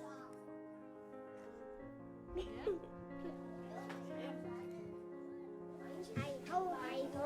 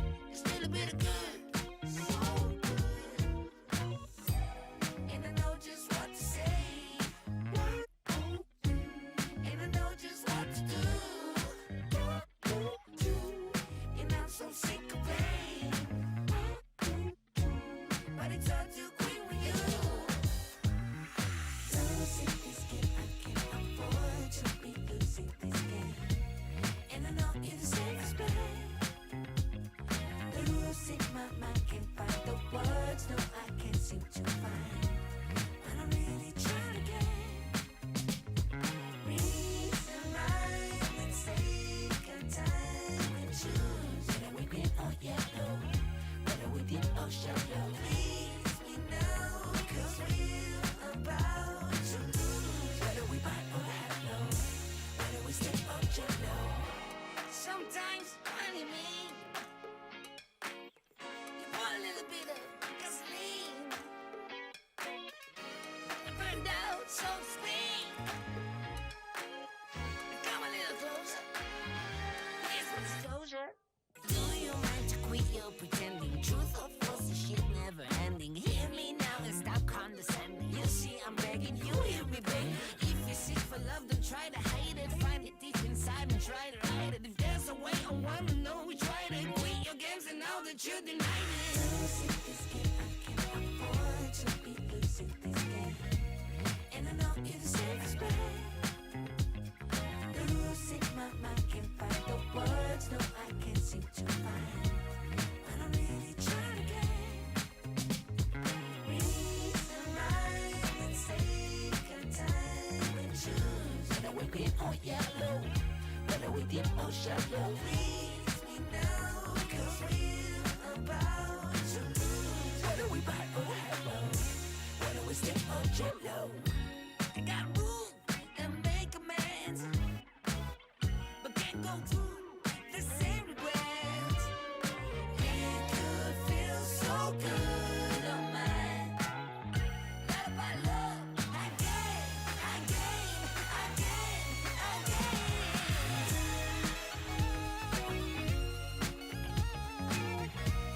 And I know you're the safest bet.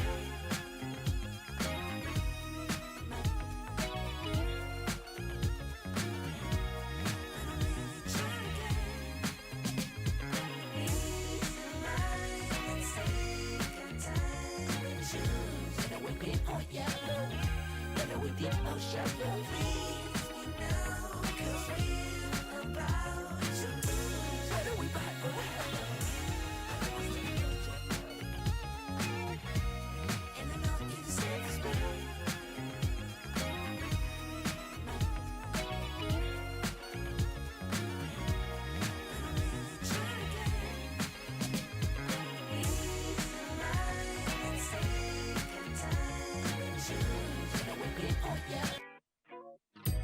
Somewhere on the sea, it got a little longer, so it seems. I burned out, so to speak. Now come a little closer. I feel a little light in the light track. I felt a bit of bad, but I came back. There's still a little light in the light track. Still a bit of good, so good. And I know just what to say, and I know just what to do. And I'm so sick of pain, but it's all too quick with you. Losing this game, I can't afford to be losing this game. And I know you're the safest bet. Losing my mind, can't find the words. No, I can't seem to find. But I'm really trying to get reason, rhyme, and take your time and choose. Whether we been on yellow, whether we dip or shallow. Please me now, 'cause we're about to lose. Whether we buy or hello, whether we step or jello. Sometimes when you mean you want a little bit of gasoline, burned out, so to speak. Come a little closer, here's some disclosure. Do you mind to quit your pretending? Truth or false, this shit never ending. Hear me now and stop condescending. You see, I'm begging you, hear me, babe. If you're sick for love, don't try to hide it. Find it deep inside and try to hide it. If there's a way, I wanna know we tried it. Quit your games and now that you denied it. Losing this game, I can't afford to be losing this game. And I know you're the safest bet. Losing my mind, can't find the words. No, I can't seem to find. But I'm really trying to get reason, rhyme, and take your time and choose. Whether we been on yellow, whether we dip or shallow. Please me now, 'cause we're about to lose. Whether we buy or hello, jet low. I gotta move and make amends, but can't go through the same regrets. It could feel so good on mine. Love by love, I gave, I gave, I gave, I gave.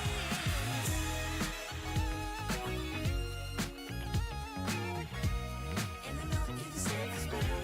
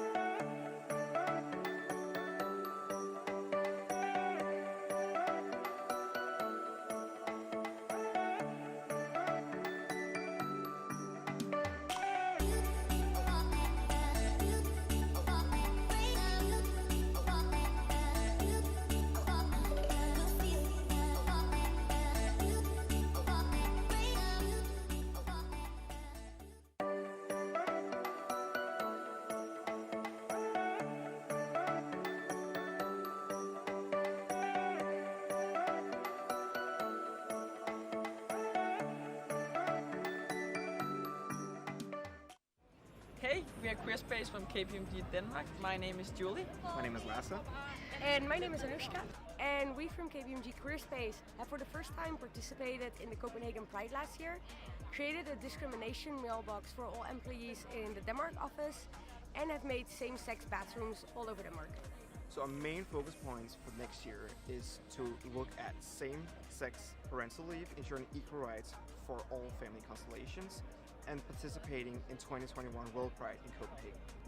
We hope to see many of you at the World Pride 2021 in Copenhagen.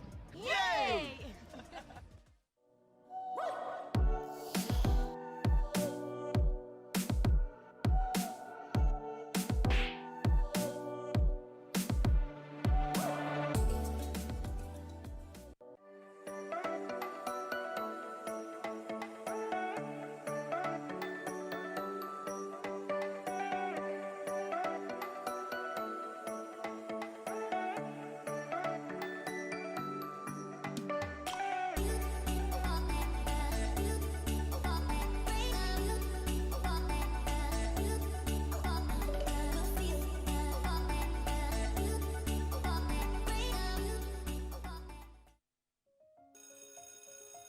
I dag skal vi tegne forskellige jobs.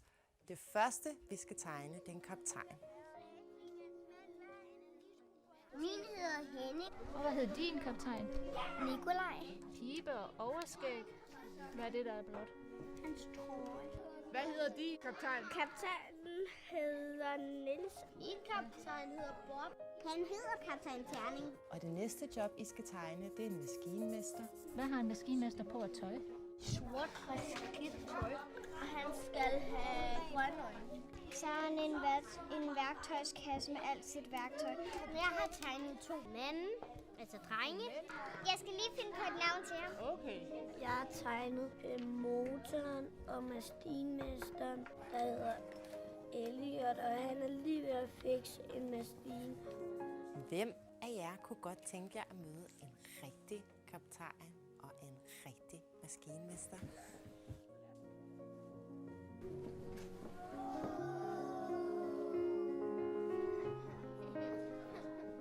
Jeg hedder Michelle, og jeg er kaptajn på et stort containerskib, der hedder Adrian Mærsk.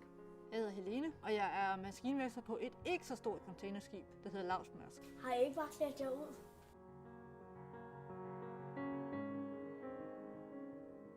Fyrer den af. Ledperson. Propelleren. I virkeligheden så drejer den jo rundt. Hej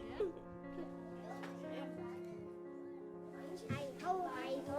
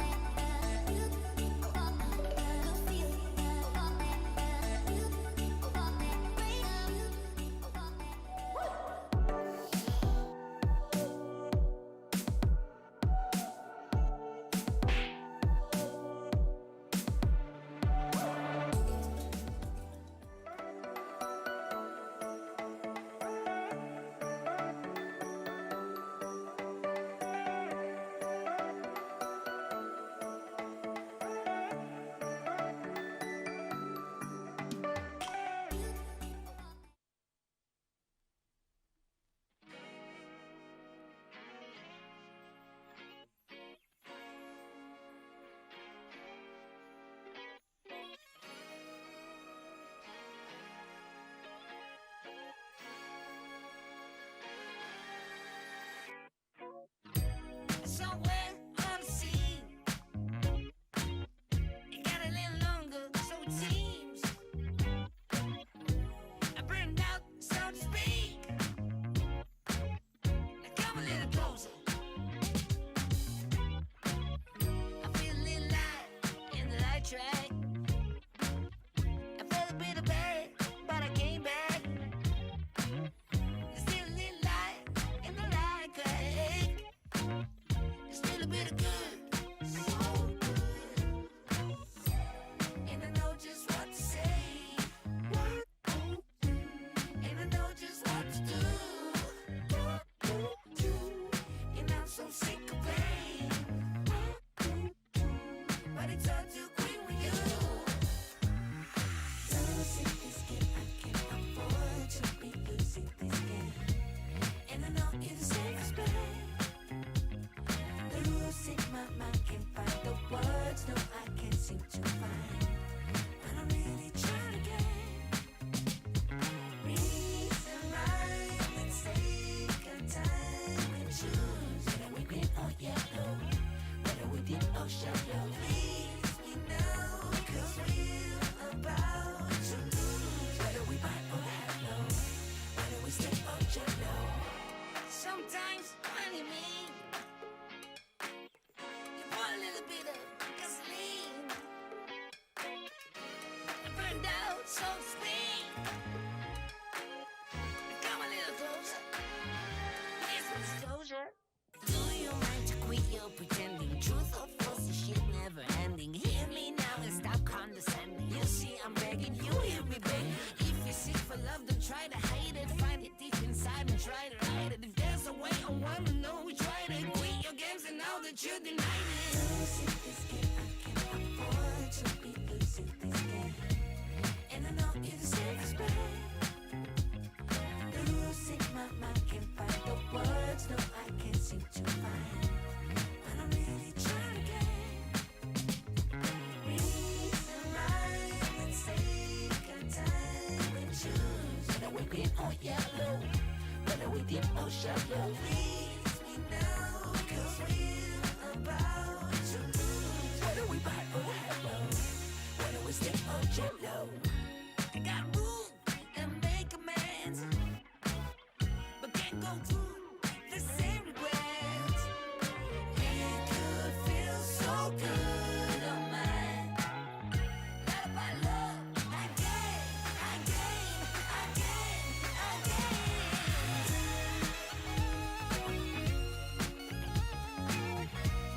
And I know you're the safest bet.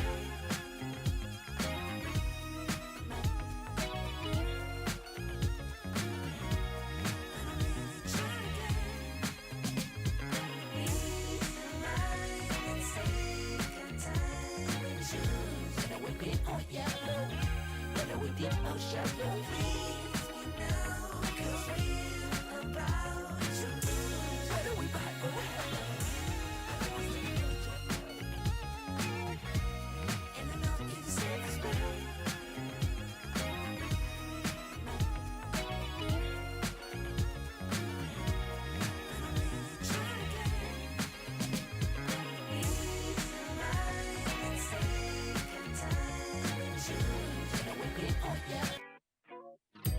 Somewhere on the sea, it got a little longer, so it seems. I burned out, so to speak. Now come a little closer. I feel a little light in the light track. I felt a bit of bad, but I came back. There's still a little light in the light track. There's still a bit of good, so good. And I know just what to say. And I know just what to do. And I'm so sick of pain. But it's all too quick with you. Losing this game, I can't afford to be losing this game. And I know you're the safest bet. The rules in my mind can't find the words, no, I can't seem to find. But I'm really trying to get reason right. Let's take our time and choose whether we win or yellow, whether we deep or shallow. Please me now, 'cause we're about to lose. Whether we buy or hello, whether we stay or jello. Sometimes when you mean you put a little bit of gasoline. I burned out, so to speak. Come a little closer. Here's my disclosure. Do you mind to quit your pretending? Truth or false, this shit never ending. Hear me now and stop condescending. You see, I'm begging you, hear me beg. If you're sick for love, don't try to hide it. Find it deep inside and try to hide it. If there's a way, I wanna know we tried it. Quit your games and now that you denied it. Losing this game, I can't afford to be losing this game. And I know you're the safest bet. The rules in my mind can't find the words, no, I can't seem to find. But I'm really trying to get reason right. Let's take our time and choose whether we green or yellow, whether we deep or shallow. Please me now, 'cause we're about to lose. Whether we buy or hello, whether we stay or jello. I got room and make amends, but can't go through the same regrets. It could feel so good on mine. Not about love, again.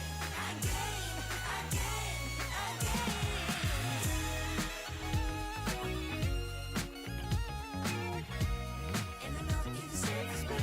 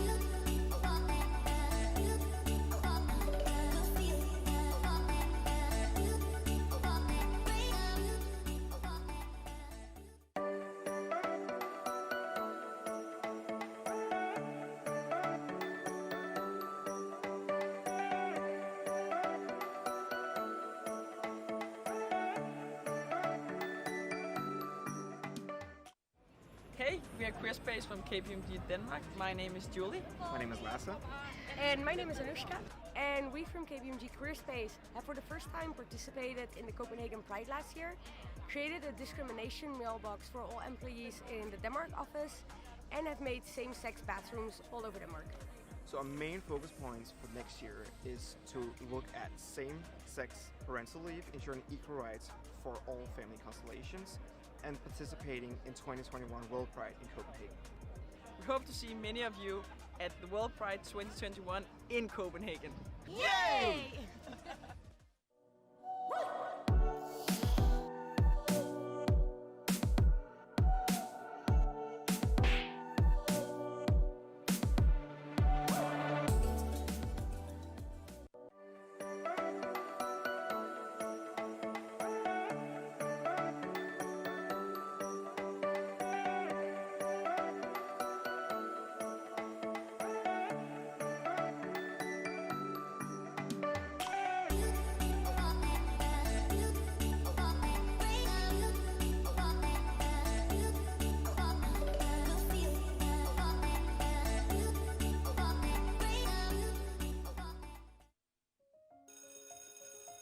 I dag skal vi tegne forskellige jobs.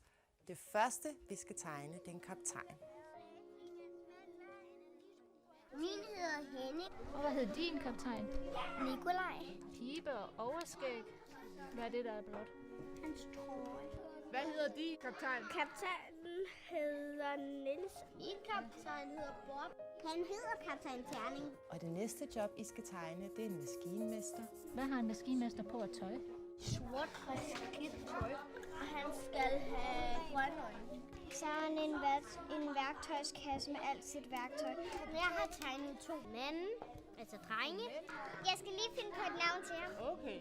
Jeg har tegnet motoren og maskinmesteren, der hedder Elliot, og han er lige ved at fikse en maskine. Hvem af jer kunne godt tænke jer at møde en rigtig kaptajn og en rigtig maskinmester?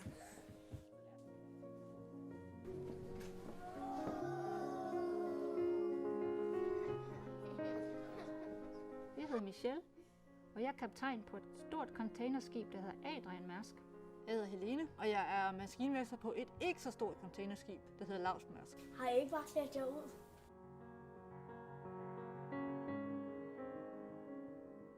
Fyrer den af. Ledperson. Propelleren. I virkeligheden så drejer den jo rundt.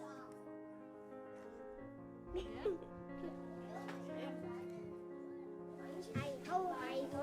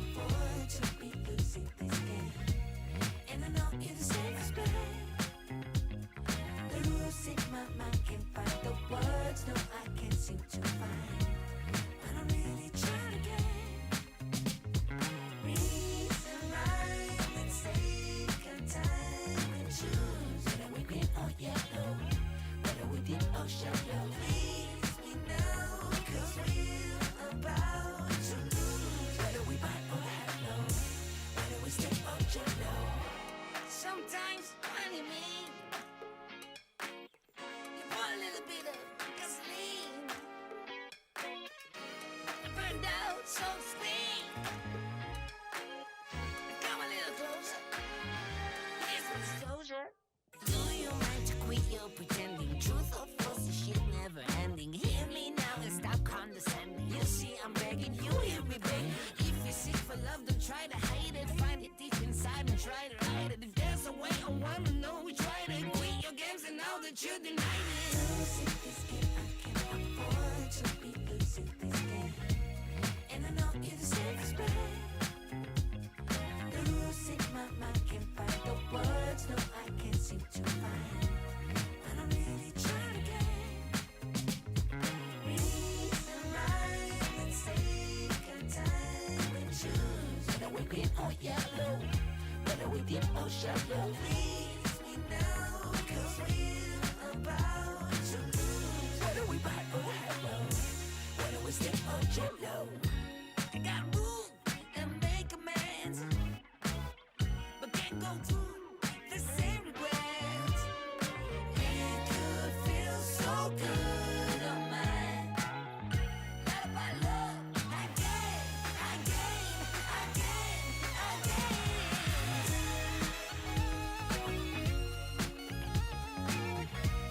And I know you're the safest bet.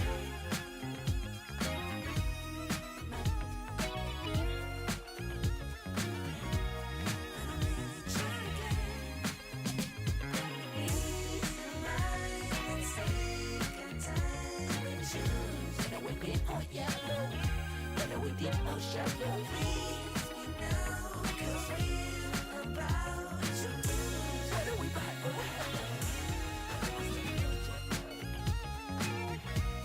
And I know you're the safest bet.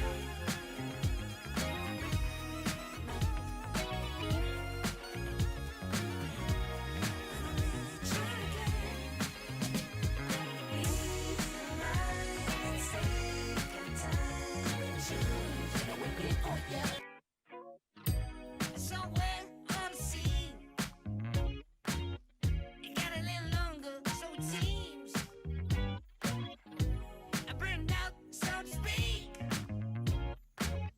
Now come a little closer.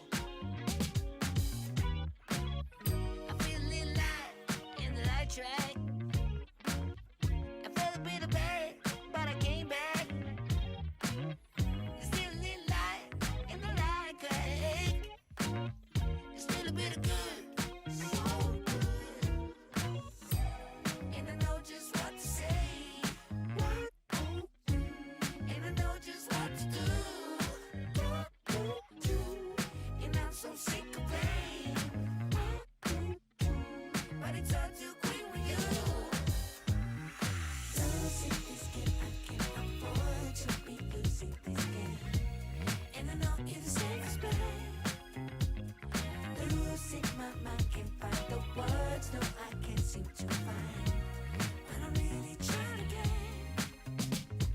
reason, rhyme, and take our time and choose. Whether we green or yellow, whether we deep or shallow. Please me now, 'cause we're about to lose. Whether we buy or hello, whether we step or jello. Sometimes when you mean, you put a little bit of gasoline. I burned out, so to speak. Come a little closer. Here's my disclosure. Do you mind to quit your pretending? Truth or false, this shit never ending. Hear me now and stop condescending. You see, I'm begging you, hear me beg. If you're sick for love, don't try to hide it. Find it deep inside and try to hide it. If there's a way, I wanna know we tried it. Quit your games and now that you denied it. Losing this game, I can't afford to be losing this game. And I know you're the safest bet. Losing my mind, can't find the words. No, I can't seem to find. But I'm really trying to get reason, rhyme, and take our time and choose. Whether we green or yellow, whether we deep or shallow. Please me now, 'cause we're about to lose.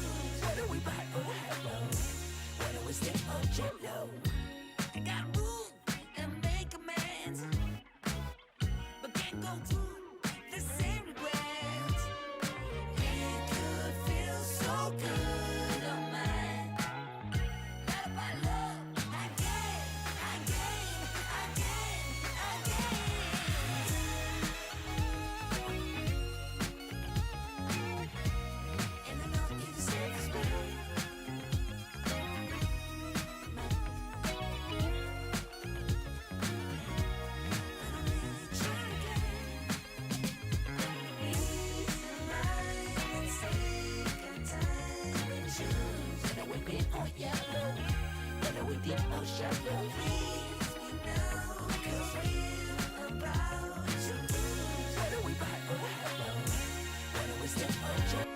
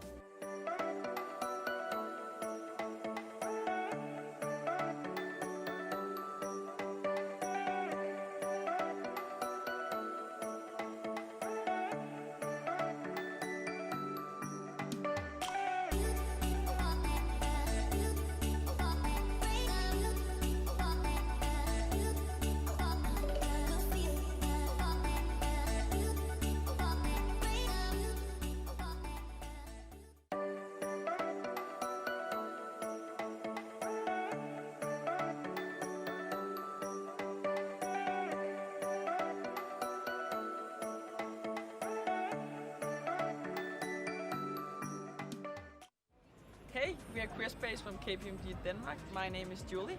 My name is Lasse. And my name is Anushka.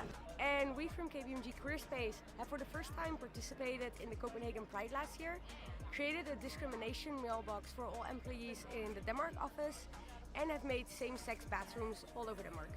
So our main focus points for next year is to look at same-sex parental leave, ensuring equal rights for all family constellations, and participating in 2021 World Pride in Copenhagen. We hope to see many of you at the World Pride 2021 in Copenhagen. Yay!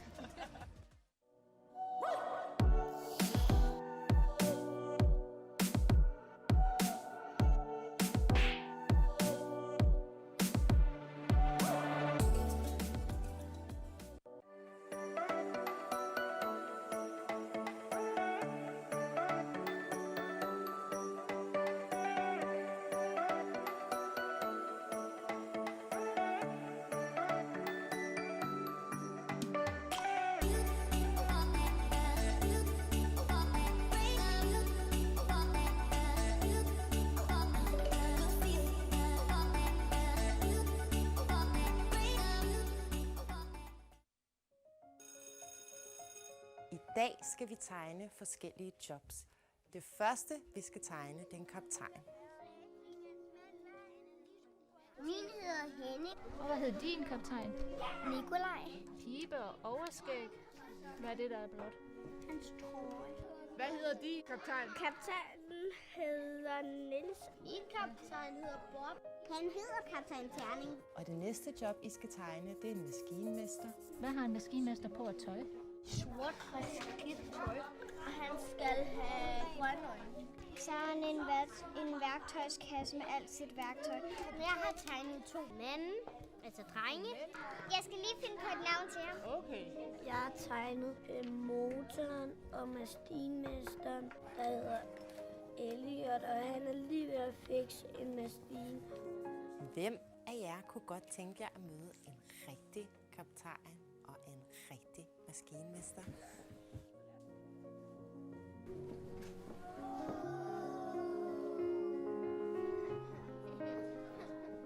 Jeg hedder Michelle, og jeg er kaptajn på et stort containerskib, der hedder Adrian Mærsk.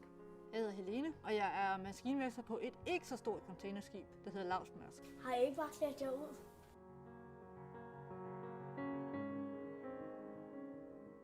Fyrer den af. Ledperson. Propelleren. I virkeligheden så drejer den jo rundt.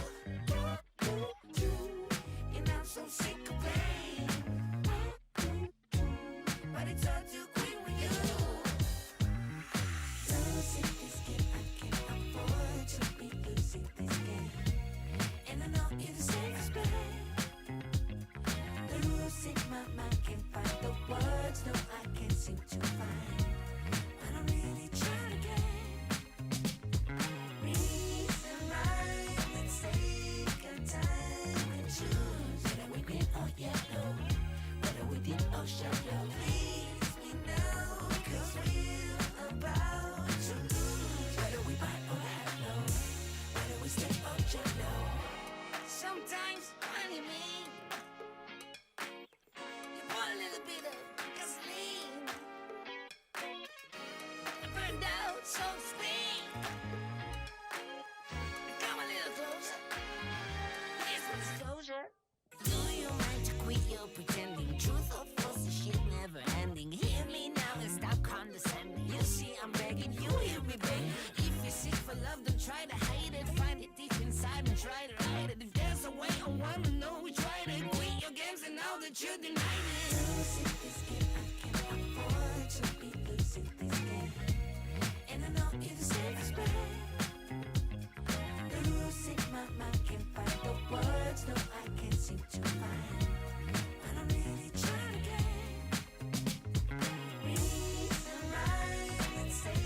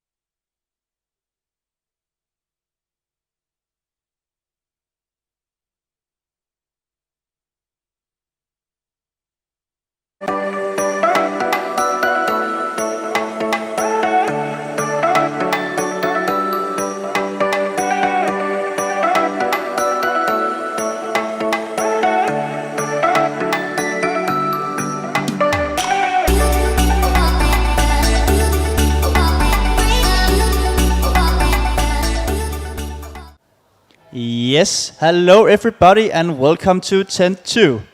Today we will have a talk about discrimination in the LGBTI plus community, and it will be Jannaba who is in control of this, so please take it over.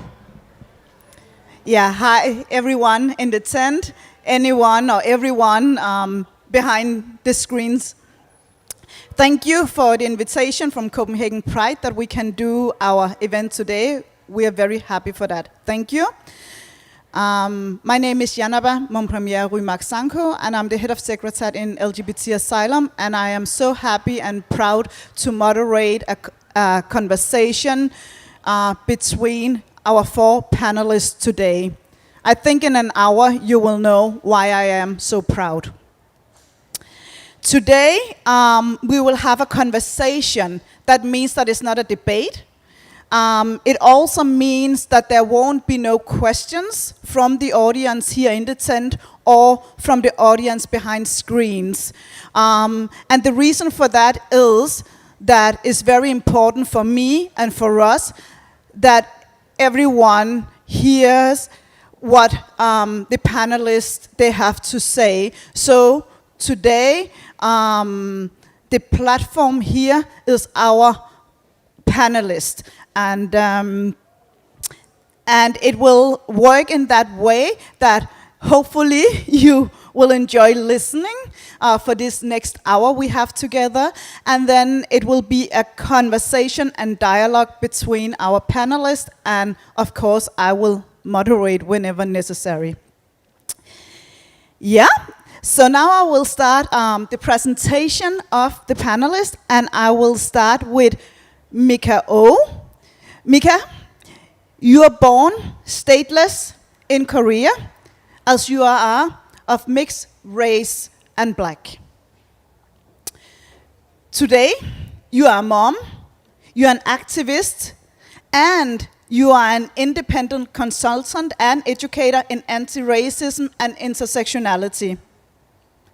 Next year, in 2021, you will present your new lecture about black feminism, intersectional feminism versus white feminism.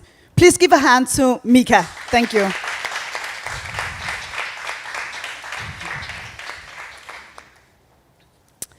Our next panelist, who I'm also very happy to introduce to you, is Salam Toro.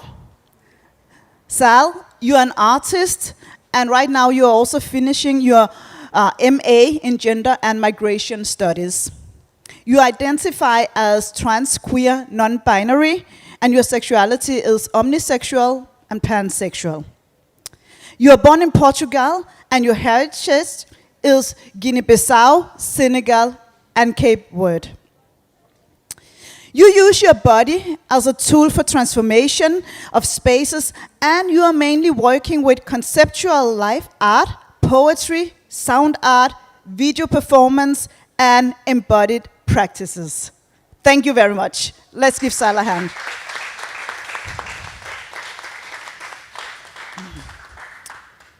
And our third panelist that I'm also very happy and proud to present is Maria Mohandes. Maria, you are the chairperson in Sabah. You have over the years arranged several LGBT plus parties, and you have experienced the nightlife and the racism that we don't talk to one another about. Your focus is on inclusion and exclusion, and you also have a focus on LGBT plus people with ethnic minority backgrounds here in Denmark. Thank you. Please welcome Maria. And then we have Mohammed. Mohammed, you are a Syrian gay refugee. You are 35 years old, and you are a ship's captain and lives in Frederiksberg. You are also an activist in LGBT Asylum, and your focus is on the structures and things that discriminate within the LGBT plus community, and also solutions on how we can support one another within the community. Thank you very much. Give a big hand to Mohammed.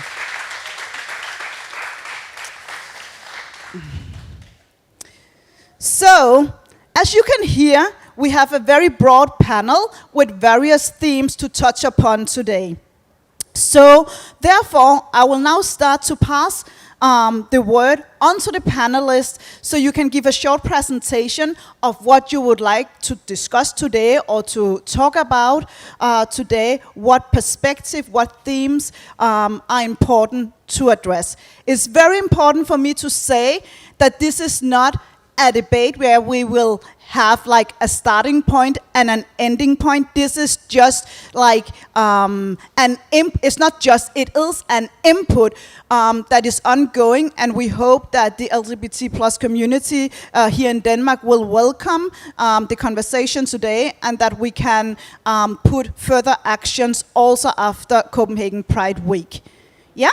So, Mohammed, I will now give the words to you. Thank you. Hello, Anaba, and happy Pride again, and thank you so much for having us. And yes, I'm so happy to be here. I mean, this is the first time also I said like I'm gay, like for people. Normally I don't say that even here in Denmark, because you know it's not easy to say you are gay between the Middle East or like between the Arab friend or like straight people. But I feel like we have to say, and we have to be strong, and we have to be not feel shame because we are gay. We should be happy and proud, and this is why I'm here now. I want to speak, and everyone here have to speak to everyone listening to us after that. This is what. Thank you so much, Mohammed. Thank you. Thank you. Yes. And Maria, please. Yeah, so there are various things that I would like to discuss, and I think we're all going to touch upon it at one point. But one of the things I would love to talk about is inclusivity in the community, and how we address that, especially here in Denmark. I think the homo-nationalism is something that we need to address, and also the discrimination that many people of color experience in the nightlife and the LGBT nightlife, and talk about inclusion in the nightlife in general, because unfortunately we experience a lot of exclusion in the nightlife, and I will give you some specific examples. Something I also want to highlight is this beautiful fist that we have in the middle of the square, which has actually the Philadelphia flag colors on it, the intersectional flags on it, and trans flag as well. This is something that Sabah took with them 3 years ago, and it took Copenhagen Pride 3 years to present it. So how fast is the progress going, or how slow is it going? That's also a perspective that I would like to kind of address. So yeah, thanks. Yes, please, Sal, will you share your perspective for today? Thank you. Yeah, first of all, I would like to say thanks to Yanaba for inviting me here. It's my very first time in this Pride. I've just moved to Copenhagen not so long ago, like actually in the middle of the pandemic. So it's been really interesting to make myself part of the city. What I would like to bring today, I guess it's my perspectives on, you know, being a non-binary person that is also black. I feel like there is an invisibility of this group in particular, and I think especially trans queer and trans mask persons that also happen to be black. I feel like we don't hear this perspective, so I want to talk about what is it to be our own authors when it comes to our own representation, and how can we make ourselves visible, and how can we talk about structures and dismantle structures that do not serve us. And how can we feel just, part of this beautiful community that is the queer community. So that's what I'm bringing today. Thank you. Thank you very much, Sal. And Mika, will you please share your theme's perspective for today? I would love to. Thank you. First of all, thank you for the invitation. Thank you for taking this discussion up or debate or dialogue up with us. I think it's very important. We talk about not just the discrimination, but also how to dismantle, how to decolonize within the LGBT plus community. For me, it's a little bit, I never addressed my sexuality. Maybe because of my work, maybe because I'm old, maybe I'm almost 50. So in that perspective, when I was young, and I also as a black woman, we didn't talk about sexuality in the same kind of way.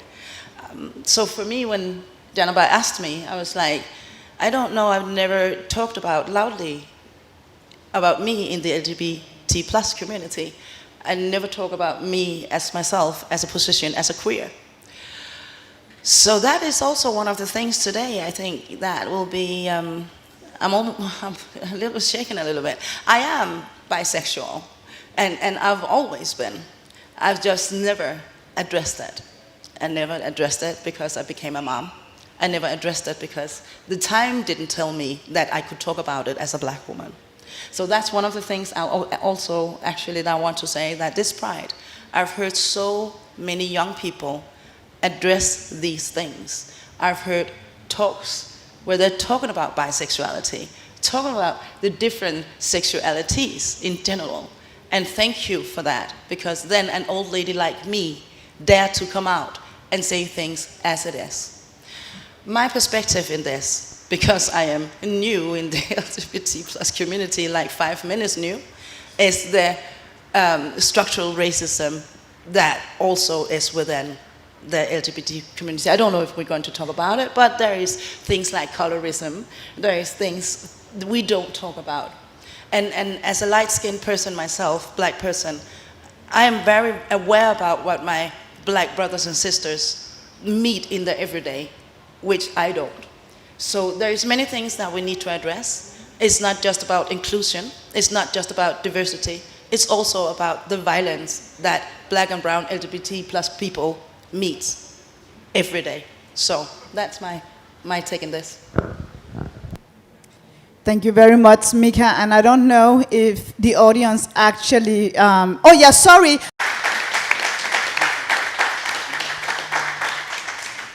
Damn, I'm gonna do better, but I think it was also because I got so much into all what you just came with right now. And right now, I don't know if any of you in the audience, in the tent and behind the screens, actually know what just happened here. And I'm actually very touched about it. We have had a lot of crying this week, and it is emotional to have a Pride week. And Mika just got out of the closet. That was what happened.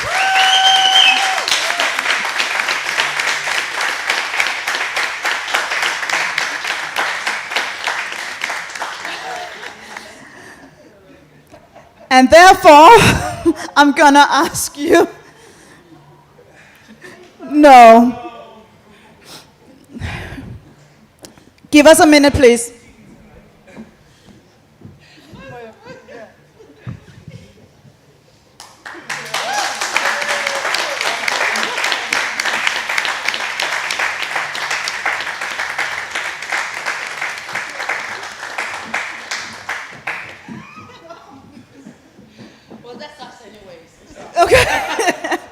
Okay, but I hope that we can get back to what, I mean, the impact of discrimination and also racist structures, and also from an intersectional perspective, why it is difficult to also express your sexuality. So I think I will start with asking you a question, Maria, because you said that you have some examples that you could share with us, and I think that could be very good to hear about. Please. So, I mean, if we're going to speak about the nightlife in general, so I have 10 years of experience by hosting LGBT parties in the meatpacking district. And I started doing that as a volunteer, and what I wanted to bring to the table is something different, something that was a bit more inclusive, something that was not expensive and could kind of include everyone, but also a safer space. And throughout the years, I've kind of tried every now and then to go to the LGBT nightlife. And unfortunately, my experience has been that in general, people of color are treated very differently. So about 3 years ago, or maybe it was 2 years ago, I had a talk, actually a Pride, with two of the nightclub owners, GAY, one of them, and the other one was Jailhouse, where we discussed this whole inclusivity and having an actual LGBT politics, and not just having them on a poster so it like looks nice on a wall, but doing something about all these microaggressions that people of color receive from security guards, from people who are part of the nightclub, etc. And we made each other this promise of following up on this talk, and I remember reaching out to them and nothing happened. So I thought to myself, maybe something did happen, but they didn't need me, which is fine. You know, that's also okay. But less than 6 months ago, a friend and we were standing in the queue because we wanted to go in and join some of our friends. And while standing in the queue, 3 guys that look actually very similar to you came out of a cab, and immediately the guard goes up to them and says, "Not tonight, guys." And not giving them a proper explanation as to why it's not tonight, why are they being rejected, not even being allowed to stand in line. And later on, we met them actually in Nevermind, and I mean, they're LGBT, so it's not because of their LGBT identity, it's basically only because of how they look and their color of skin and the color of their hair. And we addressed that. My friend was actually very proactive, and he wrote a message to them twice with no response. So even though we address some of these microaggressions and some of this racist discrimination that we experience in the LGBT community here in Copenhagen, it still exists, and it's still part of our everyday lives. That is at least one example I have. And I mean, generally speaking, being a woman of color, I identify as a cis woman.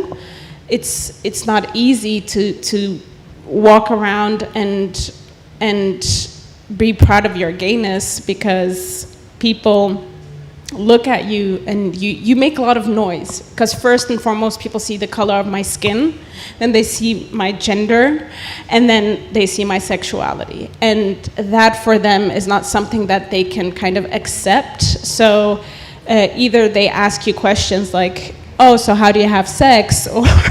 Or do your parents accept you? Do your family accept you? Or like, I'm Muslim, so how can you be Muslim and gay? Like, I have to explain myself all the time. So these are like examples that many of our users in Sabah experience, both in the nightlife, but also in their everyday life.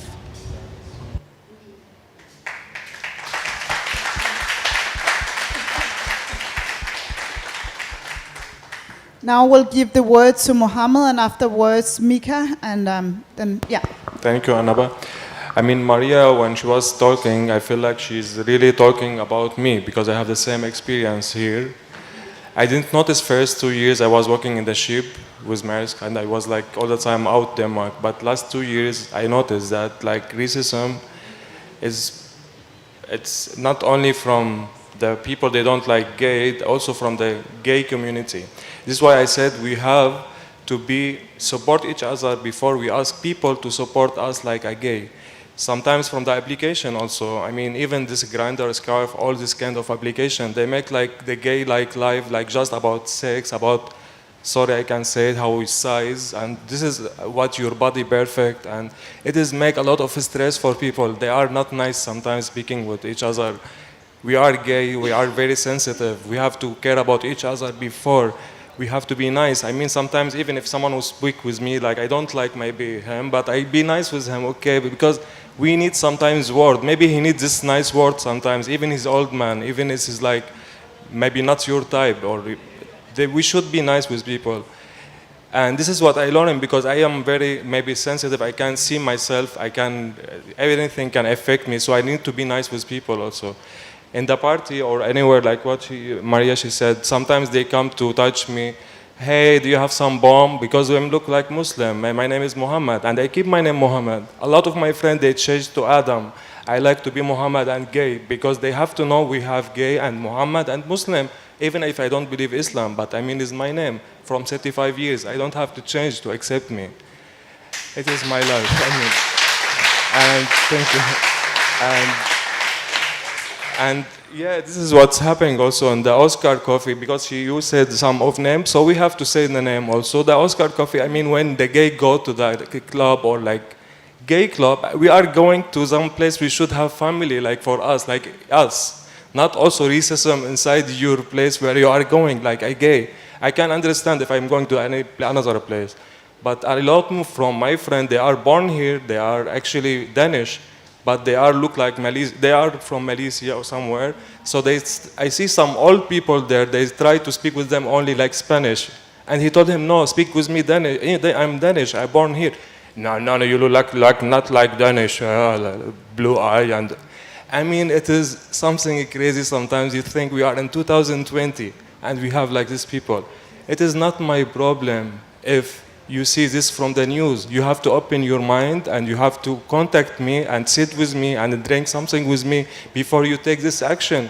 I can't, like what she said, I can't go everywhere to explain. I'm very good Muhammad and I'm very good Muslim. I'm not like these people. I feel tired. Sometimes I feel like I want to stay at home. I don't want to be in contact with people because this makes me feel sad. I have to explain all the time for each one. We have, of course, some people, they are bad from Muslim. We have people, they are bad from Denmark. We have a lot of different. I mean, you cannot say all the same. We have to know each other. We have to be close to each other. We don't have to take action about each other, about just because we see some black hair and some, like not a blue eye. I have a lot of nice Danish friends. I have a lot of nice friend also from the Middle East, from everywhere, but we should also focus to be nice with each other. And the racism is like, it's really when we come from the very hard situation. I mean, for me, I left my country for 10 years. I don't see my family for 10 years. I'm not coming to hear some stupid thing, make me more, affect my life more. I just want nice word in this time to feel maybe safe. You are welcome. Not all the time, even the news. I want to say that about the news also. It is too much for us to hear every time from the news, from the politic thing. It's like, oh, refugee. It is not all the time about refugee. It is, you have to focus about what this refugee they need. They are coming from the war country. They are left the home, the country, the family, the everything. They just want to feel safe. They are not coming to hear all this bad thing, and I hope one day we will be like understand each other in the gay community, and also LGBT.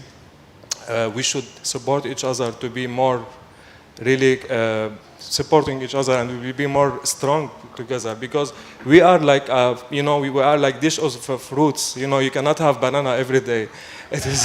It is nice to have banana and apple and something. This is what we are, like this. And this is the world, and this is alive. And this is what we should be, actually. And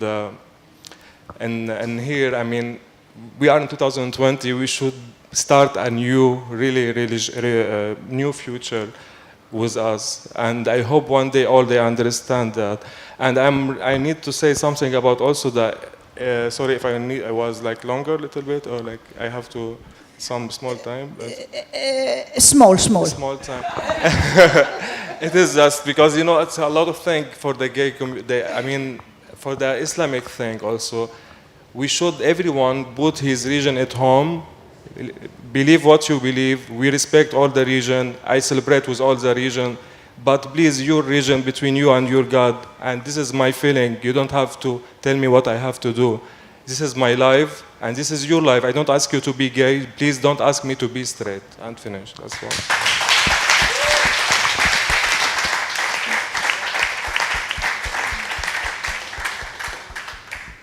Mika, you had something you want to share? Yeah, I think, and thank you, because this is so important in so many ways. Not just the stories that we hear, the real life stories of real things happening in life. It's also, I think, one of the things that I talk very much about when I talk about anti-racism is the mental health. When Mohammed is talking, and when we experience violence in our nightlife. No, let me start. The other day, I made a talk for DSU, Socialdemokratisk Ungdom here in Denmark. And there was some of the young boys, some of the young people asked me, because I made some references about violence, police violence happening in other countries, also in the States. And we talked about violence also happening here in Denmark. And some of the young people said, oh, well, there is no violence here. There is no violence as we understand, you know, in the States. And I was just like, no, you're totally right. And then we talked about what is violence. Is it violence to be stopped every day at zoneområder in Denmark just because you're black and brown? Is it violence that when you sit in your car, you're being stopped by the police several times doing it just because you are sitting in the car? Is it violence? Is it violence to be stopped because you have some clothing on and from the state are not acceptable? Is it violence? Violence is a lot of things. Violence is not just a knee on your neck. Violence is not just a pistol on your head. Violence is also being stopped by the police just because of your color of your skin. Violence is also not getting in the clubs just because of the color of your skin. Violence is not being allowed walking in the streets by yourself with your friends without getting stopped by the police. So violence is a lot of things. And the thing about that is we need to talk about mental health when we talk about minorities. We never talk about that. We never talk about that racism makes you sick. That racism internalizes mental health sicknesses. I'm in my menopause. It's normal for a woman in almost 50 years, I know. But it's not normal that a woman in her 38 is in her menopause. My body is older than my body really is. And the same with people, and Mohammed is talking about.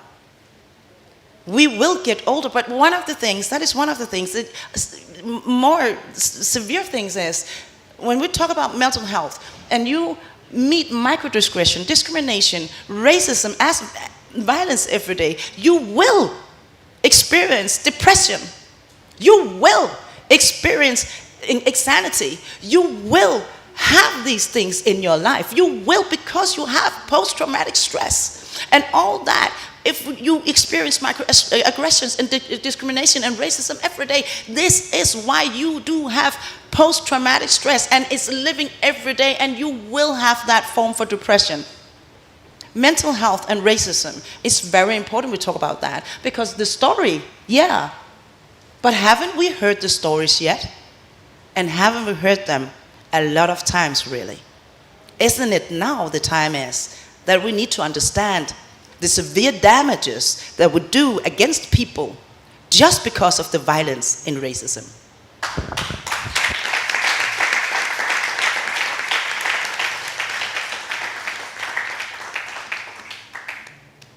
Yeah, and now I would like to address you, Sal, because I know that you, in your artwork, you also have a focus on these multitudes of queerness, and also a very, I mean, also an intersectional perspective that is very.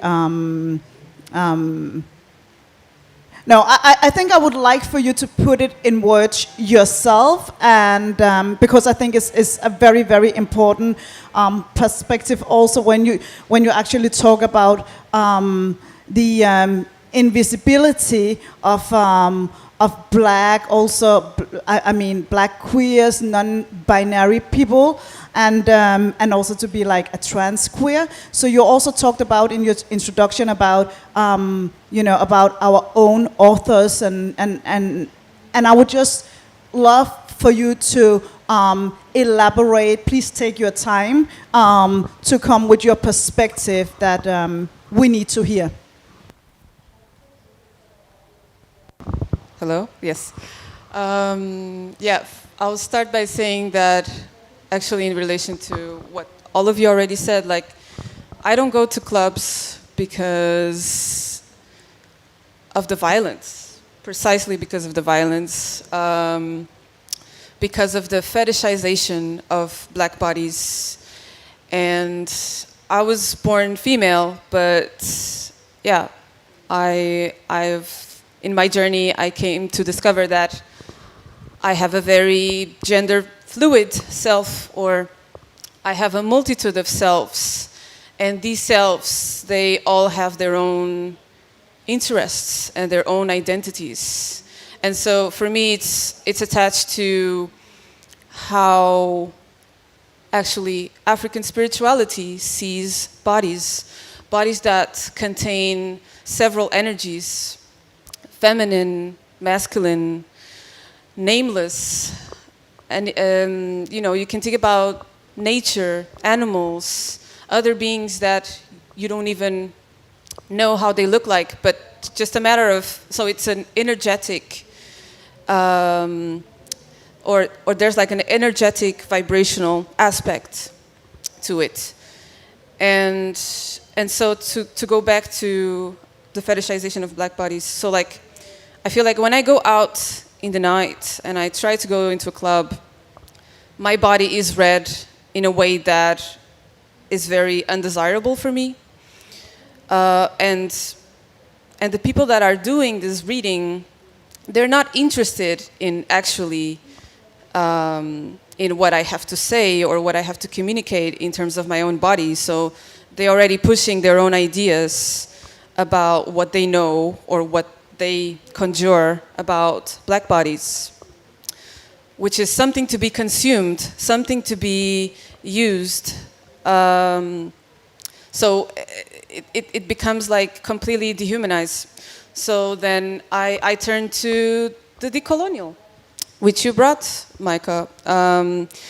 And with this idea of decolonizing myself, and then I extend to spaces.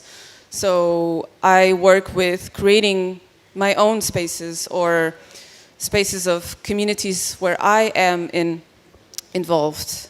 So I've been involved with the Northborough Pride, and Northborough Pride is very much focused on creating spaces for Black, Indigenous, Asian, and people of color, and to center these bodies, because we don't have spaces where we can feel safe, because we're constantly suffering this fetishization, violence. I get harassed all the time because people think that, and especially like if I'm romantically involved with someone who will be read as feminine or female, then there is this disgusting gaze of I guess from the male, from male bodies, that they want to consume that. They want to consume that desire. They want to be included And I'm like, but who called you here? You know, why are you trying to insert yourself here? And I was walking in Berlin once, and I participated in a Cutie BIPOC festival. So it was a festival. It was a queer festival reserved for people of color only, and it was amazing to be in a space like that because we didn't have, so like we could have a space where we were free from this violent white gaze that becomes quite violent in our bodies. So to be in a space like that was very emotional. I've spent, so it was like 3 days. I've spent my whole time just talking to everybody, and I was just, after 5 hours, I was just getting really exhausted because the conversations were endless, and we had different spaces for like centering, for instance, dark-skinned African people, which is something that I've never experienced before. What is it to be in a space where only dark-skinned people can talk about their experiences and not suffer this whole internalized violence that we go through here. Yeah, so like, yeah, I want to go back to creating our own space, and it was also really interesting what you said, Mohammed, when it comes to affirming yourself, affirming your own identity, and walking with pride for who you are and for people that are like you. And I think for us, people of color, it's super important to do this kind of work because with all this violence and trauma that we experience every day, we need tools. And it's a constant work. And it doesn't mean that we also don't experience, you know, racist structures in our own communities. I think because, you know, living amongst white spaces, we end up internalizing a lot of violence ourselves, and we end up also enacting a lot of violence towards ourselves and people within our own community. And these are all things that it's very unaddressed, and especially in Denmark, in a country in which racism is completely denied constantly.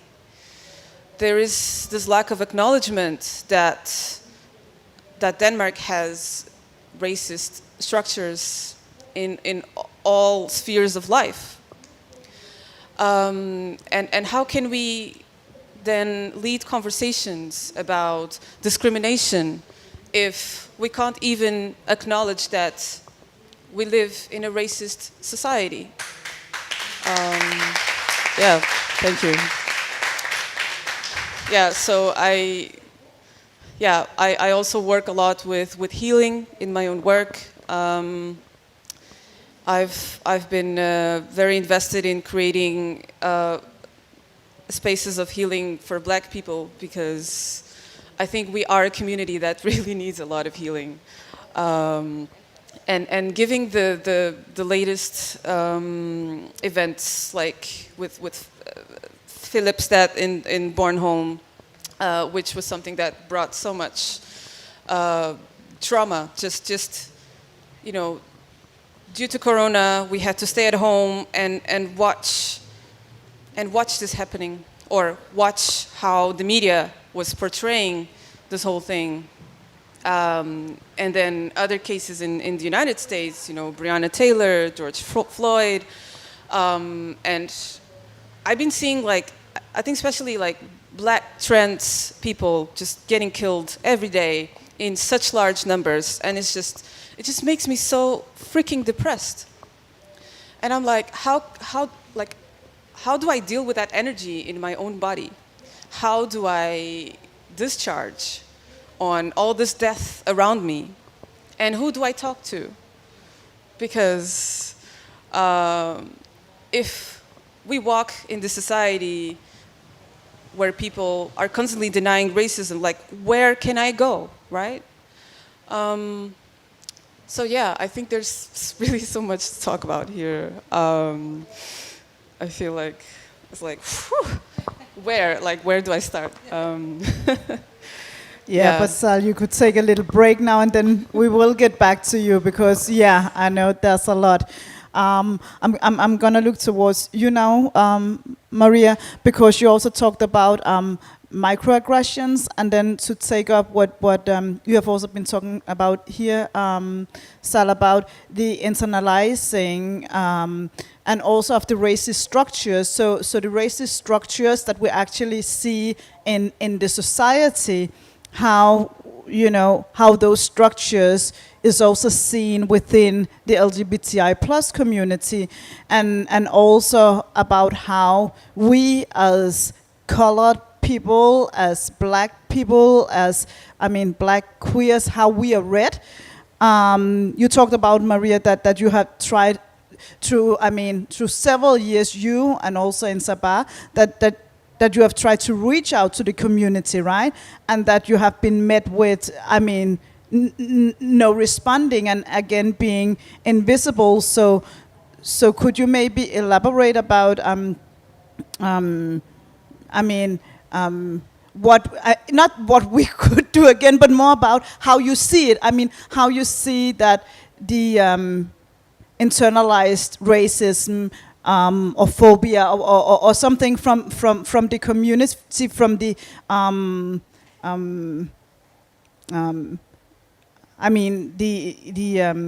the society surrounding the community. Yeah. Does it work? Yeah. So one of the things I mentioned was obviously the nightlife, but I also mentioned the intersectional flag. And I think there's a queer media called XQ28, if anyone knows it. I think that's what it's called. And they put an article out during this week about the flag and whether we should change it, right? Because the mainstream rainbow flag contains 6 colors, and many refer to it as the original, but funny enough, it's not the original. The original contained also the pink and the turquoise, but and it was created in the 70s. So this is just a bit of background for some people who don't know this. And in general, the pink and the turquoise was taken off because of lack of fabric, and it was quite expensive. And they wanted to create a lot of them during, I think, when Harvey Milk died. They wanted to create a lot of them in San Francisco, and that's why they just chose to remove the pink and the turquoise.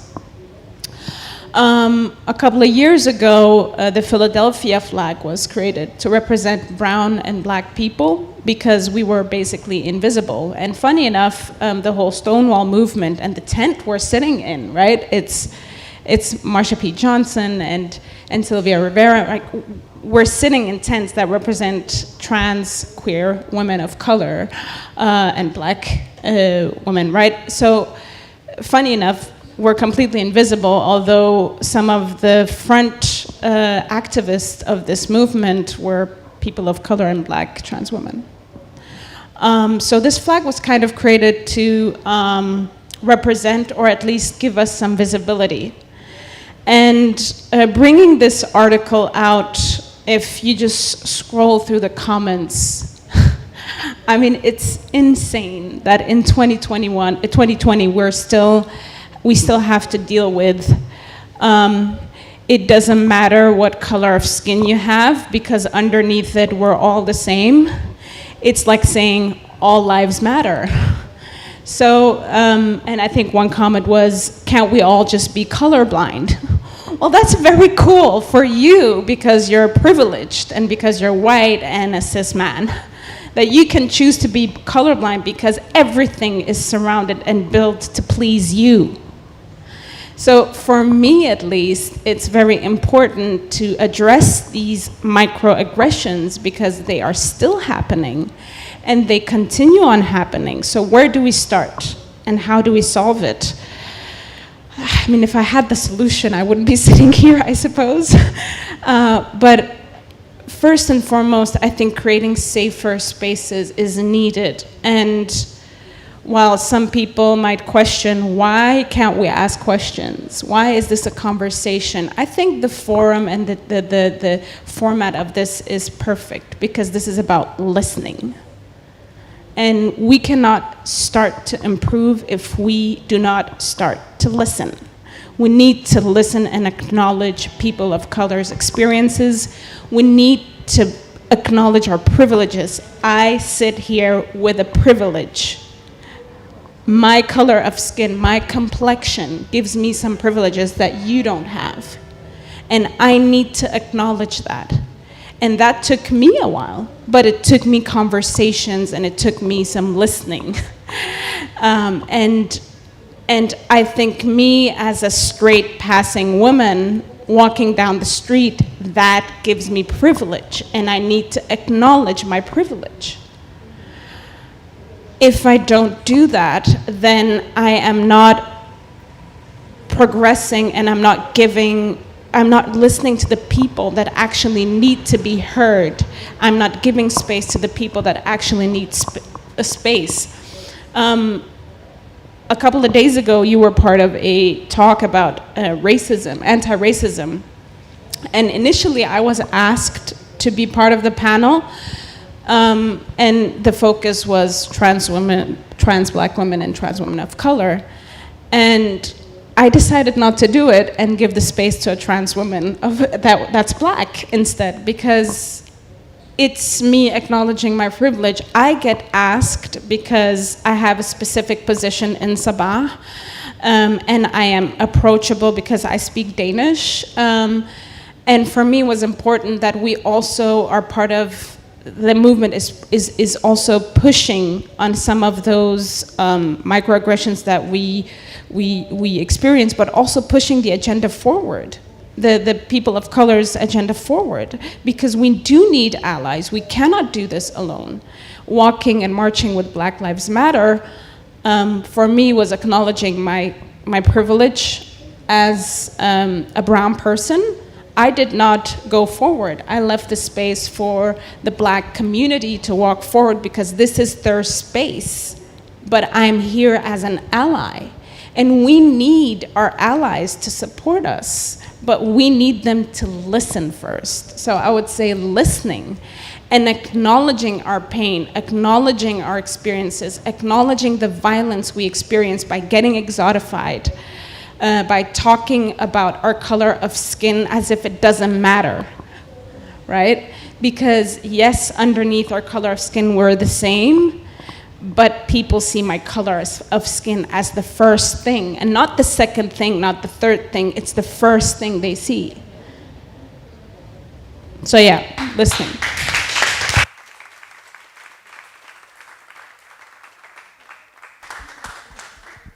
Yes, Sal? Yeah, I would like to answer that. Yeah, thank you so much for saying that, because yeah, I think the first thing is listening and acknowledgement. And I also like to think about asking difficult questions. Ask yourself, why is it, like, why do I need a brown or black person to fit my own models of, you know, what a decent life is? Or why do I need, for instance, you know, with this whole thing about being colorblind, like, why do, like, as a white person, like, why do I need this black or brown person to erase themselves in order to make me feel comfortable? Why is that important for me? And if we talk about queerness, for instance, like, why do I need black and brown bodies to fit within, for instance, Western forms of queerness, which I think is also a pretty interesting thing to talk about. And I also wanted to say, like, I mean, there's so much information out there. I live in a collective. I live at Bumsen. And I moved there a couple of months ago. And so I've been trying, so like we have a majority of white people in this collective. It's an activist political space, mostly working with anti-fascism. And so when I moved there, I was quite excited because there was one person who addressed the issue of whiteness.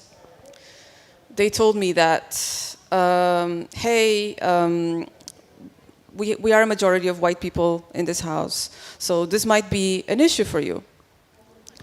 And you know, I was really like, wow, this is the first time that I hear a white person addressing whiteness directly as being an issue for my body. And so some months have passed, and now we are at a point where we're talking about, you know, like we are questioning, or the house is questioning, like, why is the space so white? And why is it that we only get white collectivists? And why is there only like a person of color in this space? And so like I've been asking my roommates to sort of keep digging, you know, and keep going deeper within this. Also because, I mean, these questions brought a lot of discomfort, because I think it brings this idea that, oh, we're doing something wrong.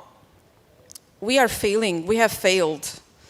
And so it brings a lot of guilt, white guilt. I'm sure you all, or most of you maybe, have heard of this term.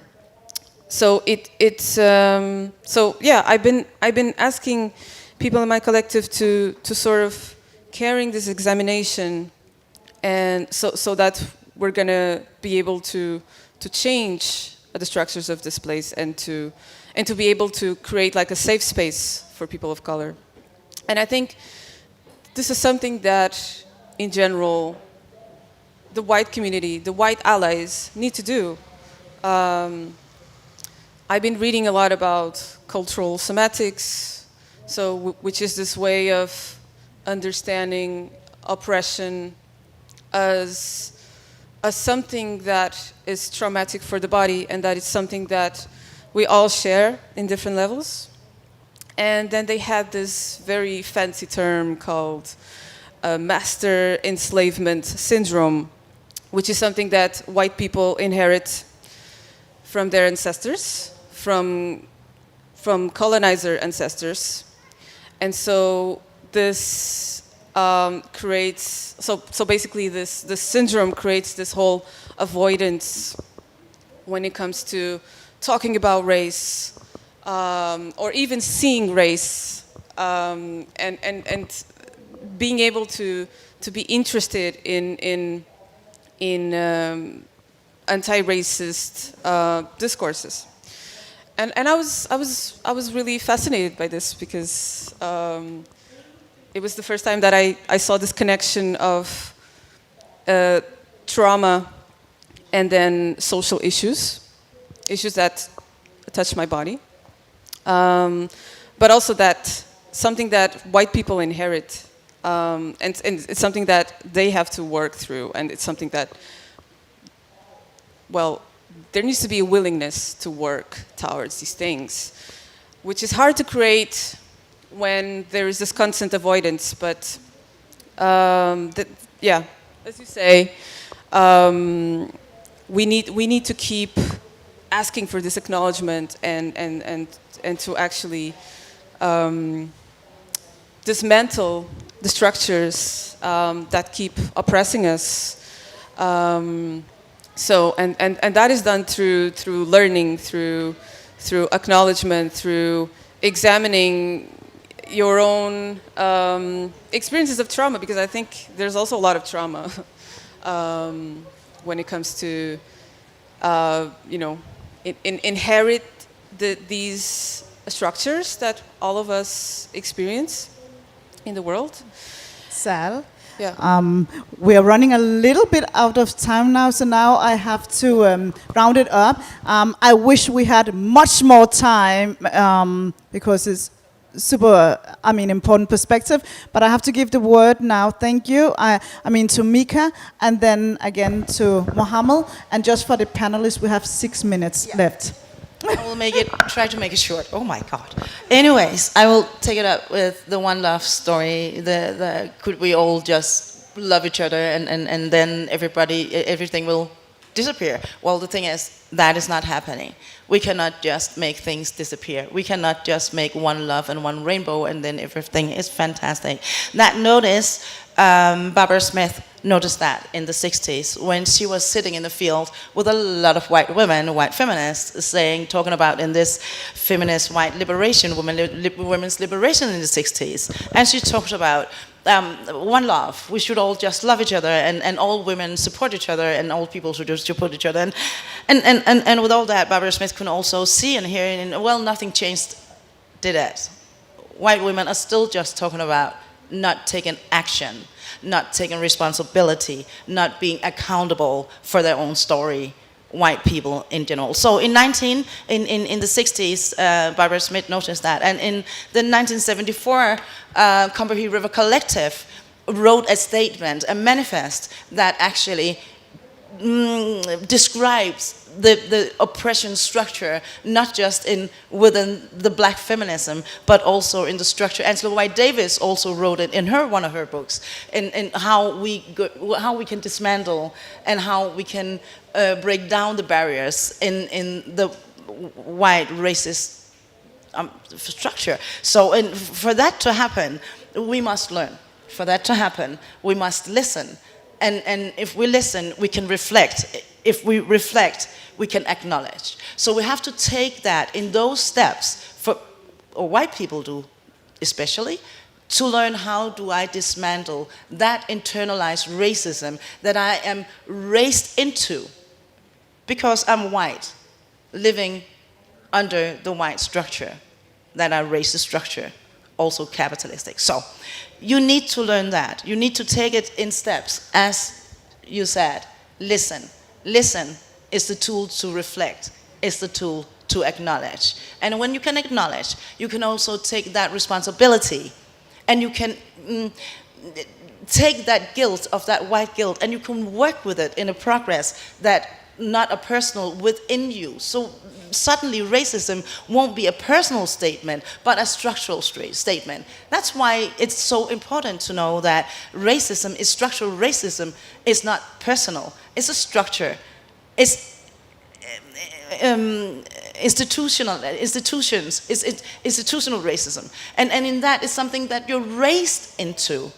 You're born into it, and you're raised into it, and that's why we also can say that racism is a cultural DNA, because there's a thing in you that you need to dismantle. So Mika? And that, yeah, exactly, that's my last note. So in that, I would say to learn how to dismantle racism is to start with to listen.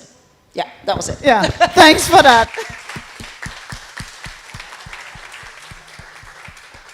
And I could listen to the four of you for the rest of the day, and now we have 1 minute left. Yeah, I know, right? Just a minute. Can we have more time? A little more time. You have 2 minutes, and then thank you. Because she said about listen. In my Facebook account, sometimes I speak about racism or what experience happened to me here in Denmark. Of course, I have a lot of nice things happening to me also in Denmark, not only racism, because we need to also to focus about that. And some of my friend, he just unfriended me in the Facebook. He said, I don't want to hear all this drama all the time. I said, no, you have to hear, because we are not in the paradise. We have to hear. We have a problem sometimes. Even if you are in Denmark, we have a problem and we have to speak. I left my country 10 years to be here, to feel freedom, not to be also in the same situation. No, I will back to my country. It's much better for me in this time. So I have to say, we have to also, because he said to me, you have to be thankful just because you are in Denmark. I am very happy because I'm in Denmark. But also I have to speak what I have a problem here. And I have to make a change. And at the same time, I just to say, in the Islamic side, When they also complain about racism, also they have to know they are also racism with LGBT, with gay. So we don't, everyone he have racism. We don't say every part, you know, the white people, they have something with another, the Islamic way they have. So we have, everyone have some racism. Before I asked about my rights, like Muslim, I have to also respect the gay people. Before I go in the street, like to make a Ashura or anything in Nobro, also I have to allow to gay people to make a bride. This is what means freedom for us. I will respect you, you will respect me. And this is what I want to say, just, I want just to say that. And I hope one day we will be all together the same. We don't have difference between us. It not mean if you are black or if you have black hair, it means I should be dealer or mafia, or maybe I should be like something bad. Not because maybe 100 people, they are bad. It's all they are bad. If I see 10 people from Denmark, they are bad, I will not say all Danish bad. So we have all the time to make contact with people, to know each other and love each other. And we should be really proud because we are gay. And thank you so much for that answer.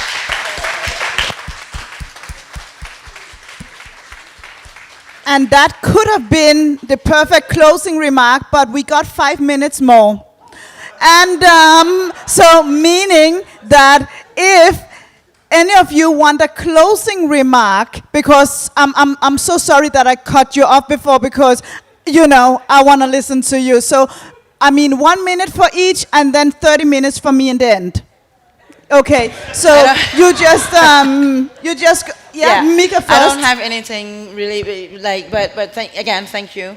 And thank you, I think Pride really tried to take another step, a notch up in the intersectional wise way of perspective and see how things also are. So because black people, non-binary people, trans people, I just made an ID post today talking about, again, black trans people are not visible. We don't see them. We don't talk about them. And don't forget we're sitting in Marsha P. Johnson's tent. Don't forget that she was that woman. And that is why we do have Pride today. Let's talk about that. Let's address that. And let's make Pride what Pride is in the right perspective. And let our black trans brothers and sisters and siblings, let them show themselves and let us make that space for them. It cannot be right that we're sitting in the same tent and we still don't see the people that created this space for all of us to be in. So thank you, Pride, and thank you for us being here, let us being here, Janaba. Thank you for this talk. Very necessary, very important. Thank you, Mika.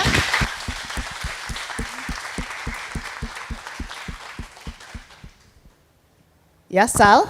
I guess I will conclude with a shout out to my beautiful trans, black, queer people out there. Just a lot of love for y'all. We are here, we exist, and we deserve to take space. So take that space and keep healing as well. Yeah. Yes. And thank you, Janaba, again, and Pride, Copenhagen Pride, for this opportunity. Maria? So I'll end this note, so Marsha P. Johnson. The P, I don't know if anyone knows this, stands for Pay No Mind. Yeah, I'm sorry. And I could end it on this, but I would like to use a P to say pay attention. Yeah. Mm-hmm. And thank you, Janaba.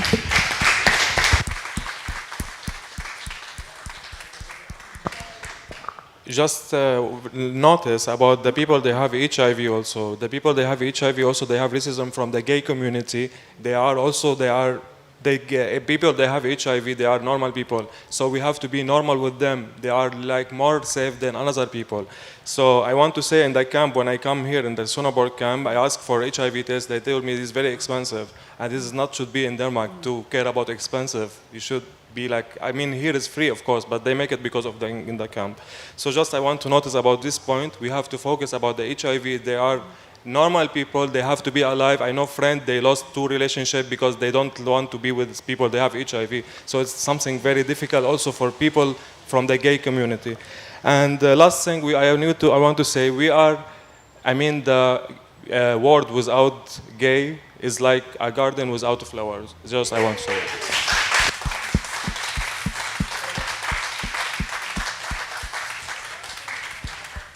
So I just wanna thank you all for making us listen, and I hope that all of you will take all the strong voices from all of you with you, so we can also continue the conversation about discrimination in our LGBTI plus community. So I am very, very honored and humbled that I have been moderating your conversation today. I hope that next year we're gonna have like 3 hours, and then we will we will be in that space where we can open up for questions and actually have a dialogue.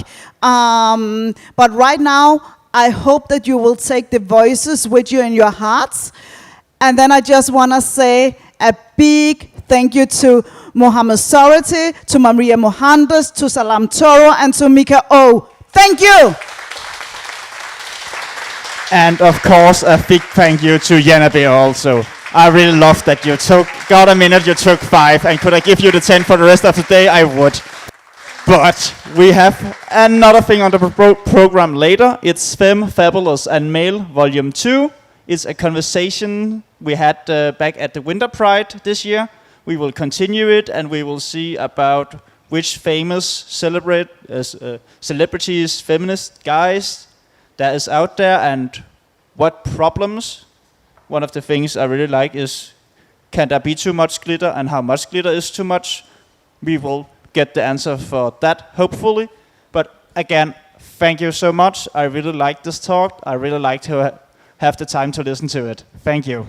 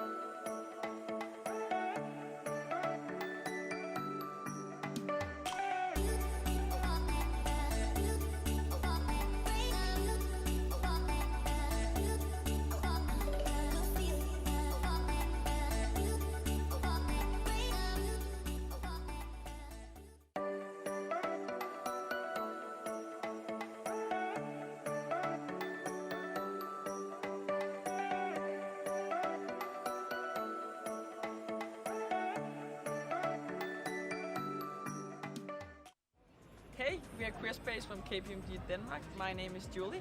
My name is Lasse. And my name is Anushka. And we from KPMG Queer Space have for the first time participated in the Copenhagen Pride last year, created a discrimination mailbox for all employees in the Denmark office, and have made same-sex bathrooms all over Denmark.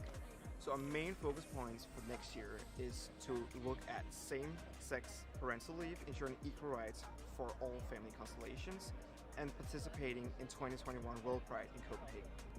We hope to see many of you at the World Pride 2021 in Copenhagen. Yay!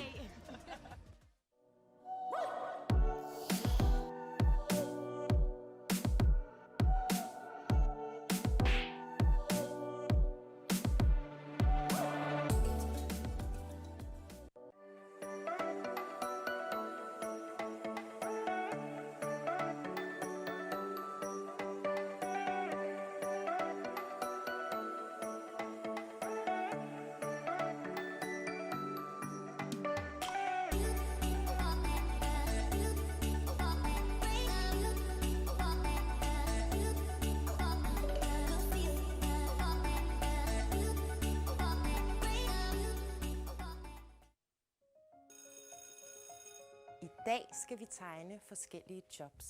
Det første, vi skal tegne, det er en kaptajn. Min hedder Henning. Og hvad hed din kaptajn? Nikolaj. Pibe og overskæg. Hvad er det, der er blot? Hans trøje. Hvad hedder din kaptajn? Kaptajnen hedder Niels. Min kaptajn hedder Bob. Han hedder kaptajn Terning. Og det næste job, I skal tegne, det er en maskinmester. Hvad har en maskinmester på at tøj? Sort og skidt tøj. Og han han skal have grønne øjne. Så er han en værktøjskasse med alt sit værktøj. Jeg har tegnet 2 mænd, altså drenge. Jeg skal lige finde på et navn til ham. Okay. Jeg har tegnet motoren og maskinmesteren, der hedder Elliot, og han er lige ved at fikse en maskine.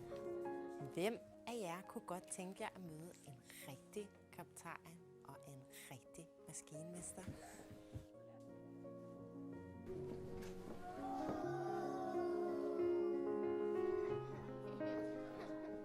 Jeg hedder Michelle, og jeg er kaptajn på et stort containerskib, der hedder Adrian Mærsk. Jeg hedder Helene, og jeg er maskinmester på et ikke så stort containerskib, der hedder Lavsmærsk. Har I ikke bare klædt jer ud?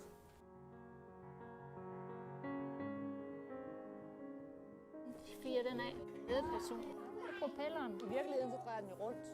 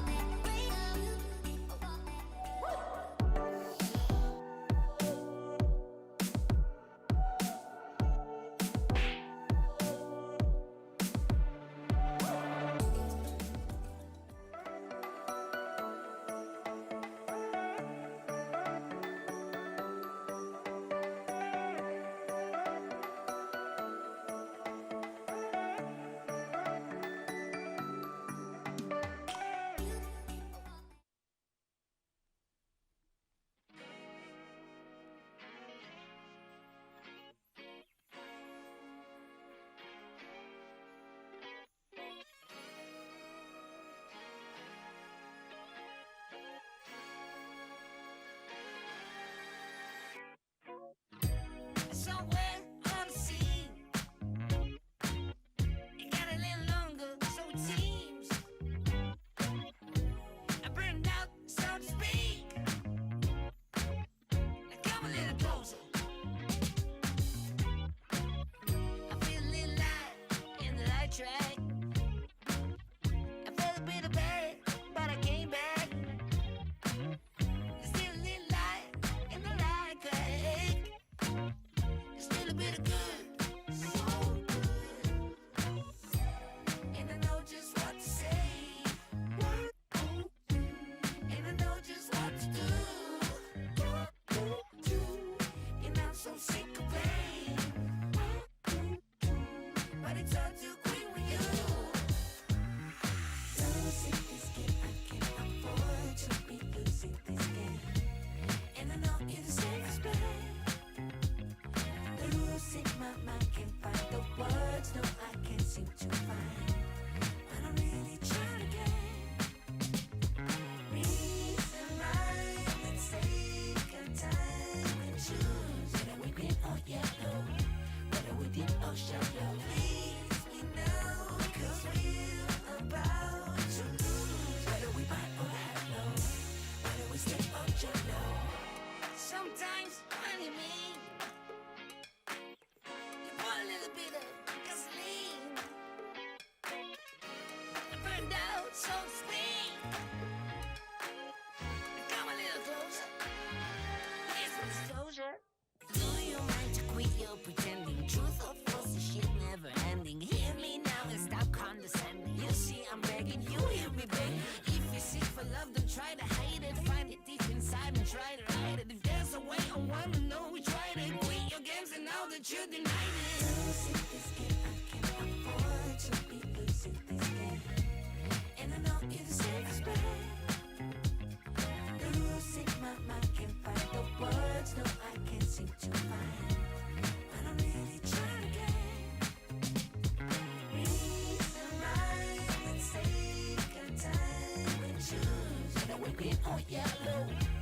whether we deep or shallow. Please me now, 'cause we're about to lose. Whether we buy or hello, whether we stay or jello. I got room and make amends, but can't go through the same regrets. It could feel so good on mine. Love by love, again, again, again, again.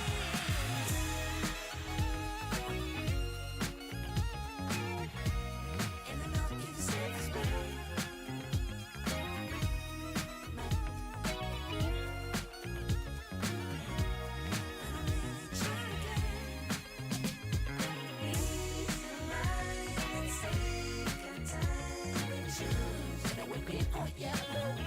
Whether we deep or shallow, please me now, 'cause we're about to lose. Whether we buy or hello,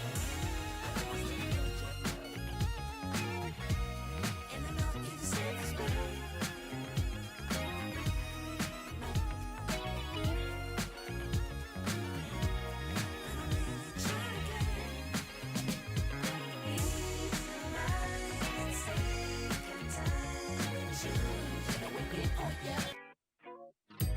Somewhere unseen, it got a little longer, so it seems. I burned out, so to speak. Now come a little closer. I feel a little light in the light track. I felt a bit of bad, but I came back. There's still a little light in the light track. There's still a bit of good, so good. And I know just what to say. And I know just what to do. And I'm so sick of pain. But it's all too quick with you. Losing this game, I can't afford to be losing this game. And I know you're the safest bet. Losing my mind, can't find the words, no I can't seem to find. But I'm really trying again. Reason, rhyme, and take our time and choose. Whether we green or yellow, whether we deep or shallow. Please me now, 'cause we're about to lose. Whether we buy or hello, whether we stay or jello. Sometimes, honey, me. You put a little bit of gasoline. I burned out, so to speak. Come a little closer. Here's some disclosure. Do you mind to quit your pretending? Truth or false, the shit never ending. Hear me now and stop condescending. You see, I'm begging, you hear me beg. If you're sick for love, don't try to hide it. Find it deep inside and try to hide it. If there's a way, I wanna know we tried it. Quit your games and now that you denied it. Losing this game, I can't afford to be losing this game. And I know you're the safest bet. Losing my mind, can't find the words, no I can't seem to find. But I'm really trying again. Reason, rhyme, and take our time and choose. Whether we green or yellow, whether we deep or shallow. Please me now, 'cause we're about to lose. Whether we buy or hello, whether we stay or jello. I got room and make amends, but can't go through the same regrets. It could feel so good on mine. Love by love, again, again, again, again.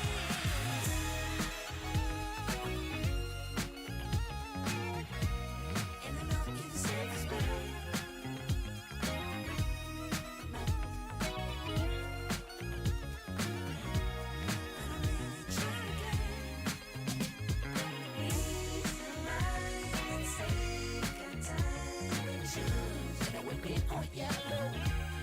Deep or shallow, please me now, 'cause we're about to lose. Whether we buy or hello, whether we stay or jello.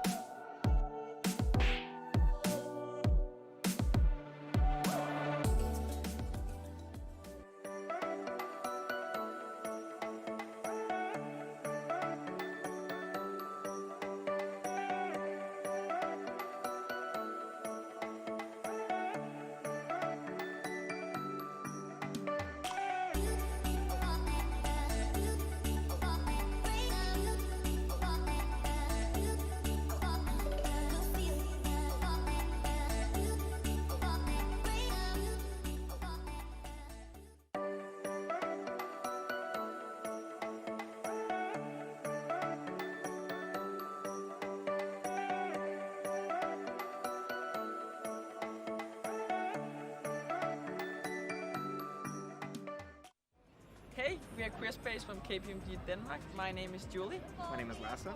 And my name is Anushka.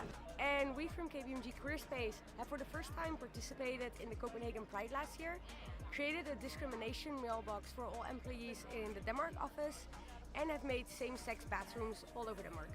So our main focus points for next year is to look at same-sex parental leave, ensuring equal rights for all family constellations, and participating in 2021 World Pride in Copenhagen.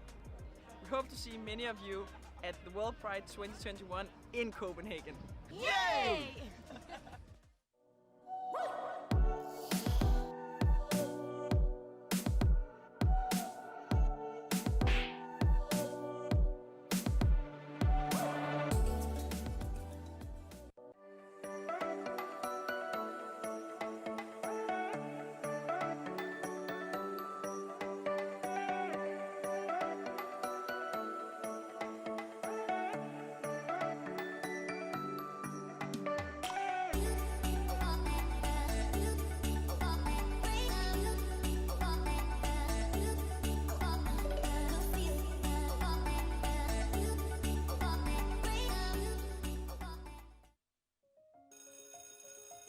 I dag skal vi tegne forskellige jobs.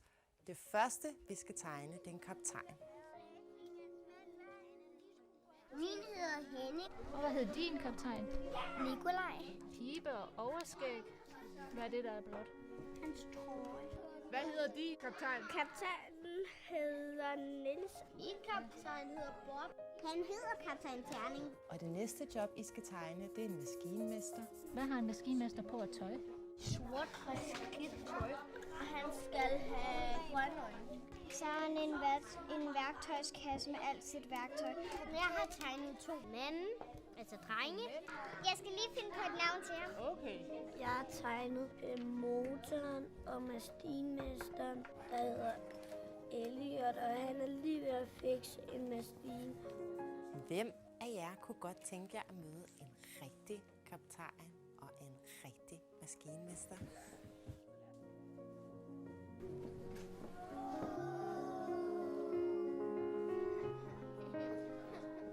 Jeg hedder Michelle, og jeg er kaptajn på et stort containerskib, der hedder Adrian Mærsk.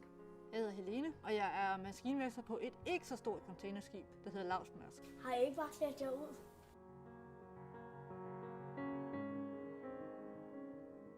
Fyrer den af. Ledperson. Det er propelleren. I virkeligheden så drejer den jo rundt. Ja.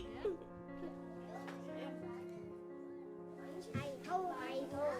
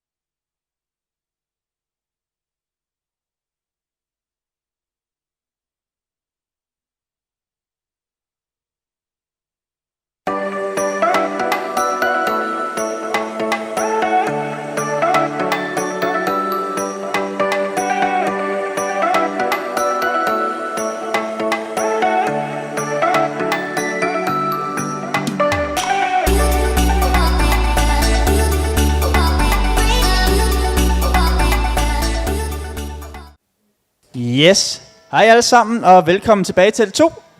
Vi skal nu i gang med Femme, Fabulous and Male Volume 2, som er en fortsættelse, måske også lidt gennemgang af noget, der var fra Vinterpriden sidst. Men det bliver i hvert fald rigtig spændende, og man kan stille spørgsmål i teltet og online, så benyt jer endelig af det. Jeg er sikker på, at der kan gives rigtig mange svar på rigtig meget her. Men Bjarke, vil du ikke være sød at introducere dig selv og dit panel?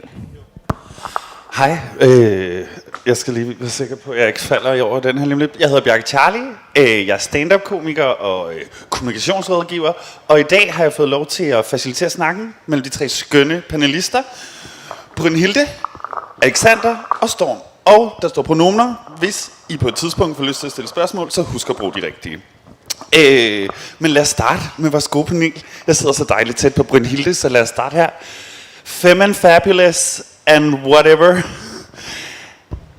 Er det dig? Altså, jeg føler mig da fabelagtig. Nu har jeg taget min gode kjole på i dagens anledning. I anledning af regnvejret, så jeg føler mig rigtig fabelagtig i dag i hvert fald. Men er det altid kjole, eller er det specielt til i dag, eller er det også sådan, vi ser dig gå på arbejde? Altså, jeg går på arbejde i heldragter, fordi jeg elsker en god heldragt. Altså sådan gerne med lidt krøms på, og lidt kras på, og sådan lidt.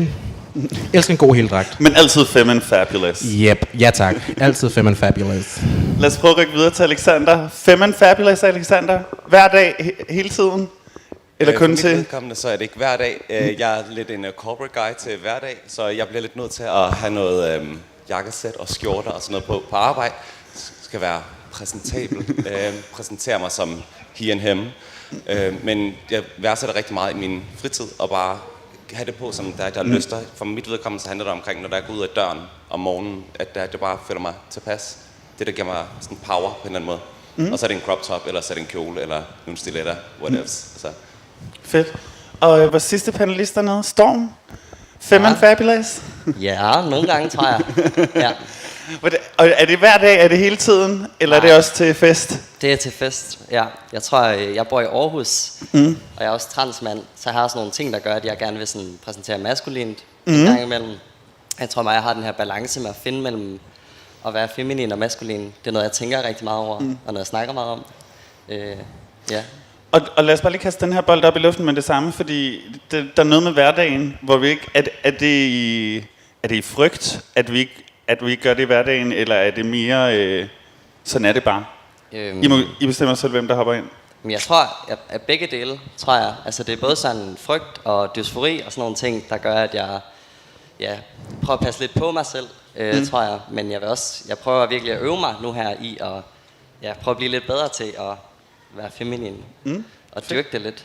Og se det fede i det også. Og det er ikke bare noget skamfuldt og noget negativt, som man ligesom skal over. Men at det også er noget fedt og noget, man kan nyde at være. Og så er det jo godt, at vi kan være her, fordi her er vi helt sikkert Femme and Fabulous og har lov til at være det. Alexander? For mit vedkommende, der er det ikke af frygt, i hvert fald til hverdag. For mit vedkommende, så handler det lidt omkring, at det erhverv, jeg har med at gøre, der er der bare en lang tradition med netop at gå i jakkesæt og i skjorte. Og jeg bliver lidt nødt til at spille ind i en norm og en tradition på den måde. Men fordi at jeg for eksempel har skjorte på, betyder det ikke, at jeg bare sådan en office blå og hvid skjorte på, så har jeg et andet floweret på, og noget med nogle tiger, eller Carol fucking Baskin, eller et eller andet, og så dukker op i det, og stadigvæk skaber nogle reaktioner. Det er vigtigt for mig, at selv når det er, at jeg bliver skubbet ud i nogle situationer, hvor jeg skal være mere normativ, at jeg får lov til at også udtrykke mig stadigvæk i det. Så på den måde, så spiller jeg stadigvæk lidt. Så du er stadigvæk komfortabel med det, så det er ikke sådan en følelse af et nederlag hver dag, når du skal på arbejde? For mig er det vigtigt, at jeg ikke skal have sådan en dragt på. Du ved, sådan en orange dragt. At jeg stadigvæk kan se mig selv i det. Og det er jo ikke fordi, at jeg går rundt og gemmer, hvem jeg er. Så på arbejde er jeg også fabulous og femme, og en gang imellem lige giver death drop, når jeg har en succes, ikke? Altså, og det har jeg heldigvis nogle kollegaer, der totalt dyrker, så godt for mig. Men hvad med dig, Brynhilde? Altså, for mig handler det meget omkring, at det ikke er klæderne, der skaber følelsen. Fordi om jeg har joggingtøj på, eller om jeg har en skøn heldragt på, eller en tyld pink, babypink kjole på, er lidt underordnet, fordi femininiteten for mit vedkommende er der jo altid. Og jeg dyrker den rigtig meget, jeg elsker den rigtig meget, det har taget mig en lang tid at nå dertil, hvor jeg ligesom kan sige, at jeg elsker min feminitet, fordi det er noget, jeg har kæmpet rigtig meget med op gennem opvækst og sådan noget, og embrace det, og tillade mig at være det. Og det vil altid være der, om jeg er på arbejde, og jeg arbejder på et plejehjem, der kan det godt nogle gange ikke altid være helt nemt at være feminin og have et fuldskæg. Men jeg er det, og det er noget, der er der helt naturligt, så jeg kan jo ikke rigtig fjerne det. Altså, det er der jo bare. Det er den, jeg er. Så at skulle gemme det gør jeg jo aldrig. Men altså, det, er ligesom, det er ikke noget, man sådan bare kan tænde og slukke for. Det ligger jo også som en del af personligheden. For ikke bare panelet, men også for undertegnet. At det ikke er noget med. Og grunden til at spørge til frygt er faktisk, fordi når jeg går derude, så bliver det lagt meget mærke til at feminin. Men når jeg kommer herind, så kan jeg godt være sådan, så føler jeg mig ikke særlig feminin længere. Stadigvæk fabulous, men ikke så feminin. Det er som om ens skuldre lige siger, ja, præcis. Og så sidder man der og bare helt sådan, Og alle er rare, og man er ikke bange for at blive grinet af, men man er alligevel bange for at vurdere, om man er feminin nok, eller queer nok, eller et eller andet. Er det noget, I kan genkende? Bare lige hurtigt for at lige dykke ind i det, I lige sagde før. Det her med, at netop det her med at tage tøj på, og så at det der sådan er ens femininitet, det er jo som der Brunhilde, hun siger, at det er jo noget, der eksisterer i os. Og det er noget, der bare er en del af os. Men det er jo den måde, vi visuelt, det er det, der oftest skaber en reaktion i andre. Vi er heldigvis nået rigtig langt i vores samfund og i vores miljø, hvor der er et femininitet og så videre. Det er mere accepteret, men det er stadigvæk, det visuelle kan stadigvæk trigge rigtig meget negativitet inden for vores miljø og også uden for det. Og det er lidt det, folk de taler ind til, når der er, at det der med at være femme og fabulous og så videre, det er netop din mannerisme, den måde, du går klædt på og så videre, føler jeg i hvert fald, at det er det, jeg modtager mest modgang på en eller anden måde. Altså jeg tror for mig, der er det måske ikke så meget kun udseende. Jeg går på uni, hvor jeg læser psykologi, og der kan jeg også nogle gange sådan have sådan nogle samtaler, hvor jeg måske kommer med de lidt mere bløde, feminine værdier, og sådan, har I måske tænkt over det her, eller jeg prøver at komme med det der empati, og snakke om medmenneskelighed og politik, og nogle af de her ting, som nogle af mine medstuderende, eller som ikke nødvendigvis er på pensum, hvor jeg også godt kan komme med det der lidt mere feminine, altså i væremåde, eller i det jeg siger, tror jeg. Så det er ikke kun udseende for mig. Ja. Og det kan jeg genkende rigtig meget, og det jeg mener er bare, at man kan, altså jeg bliver kodet rigtig feminin ude i den virkelige verden. Det gør jeg ikke nødvendigvis altid i miljøet på samme måde. Og det er sjovt, okay, altså når man hopper ind og ud af den, du ryster du på hovedet af mig?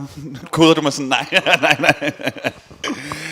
Men så det er en sjov forskel, fordi selvom jeg klart slapper mere af her, men så er det også nogle andre parametre, jeg føler, jeg bliver vurderet på. Når det så er sagt. Hvordan har det altid været sådan her? Er det noget, der er blevet bedre for jer med årene? Og jeg mener bedre, mere feminin, mere fabulous med årene? Eller kom I bare ud på en rød løber, da I blev født, og så var det bare Femme, fabulous, og I'm here? Altså, da jeg var helt lille, altså en lille bebse, mine allerførste gummistøvler, de var gule med store, pinke hjerter på, og jeg elskede at have lange negle med neglelak på, og jeg at lege med glimmer og skala, Lego skala, hvis der er nogen, der kan huske det. Lige mig. Fabelagtigt. Så det har jo altid været sådan. Det har jo aldrig rigtig været noget, der ikke har været der. Det har jo altid bare været der. Jeg elskede at lege med Barbie. Det var Barbie, jeg ville have. Superman, fuck det lort. Det var de lyserøde ting, og det var de feminine ting, og det var pigerne, jeg legede med, og det var neglelak. Så det er jo altid...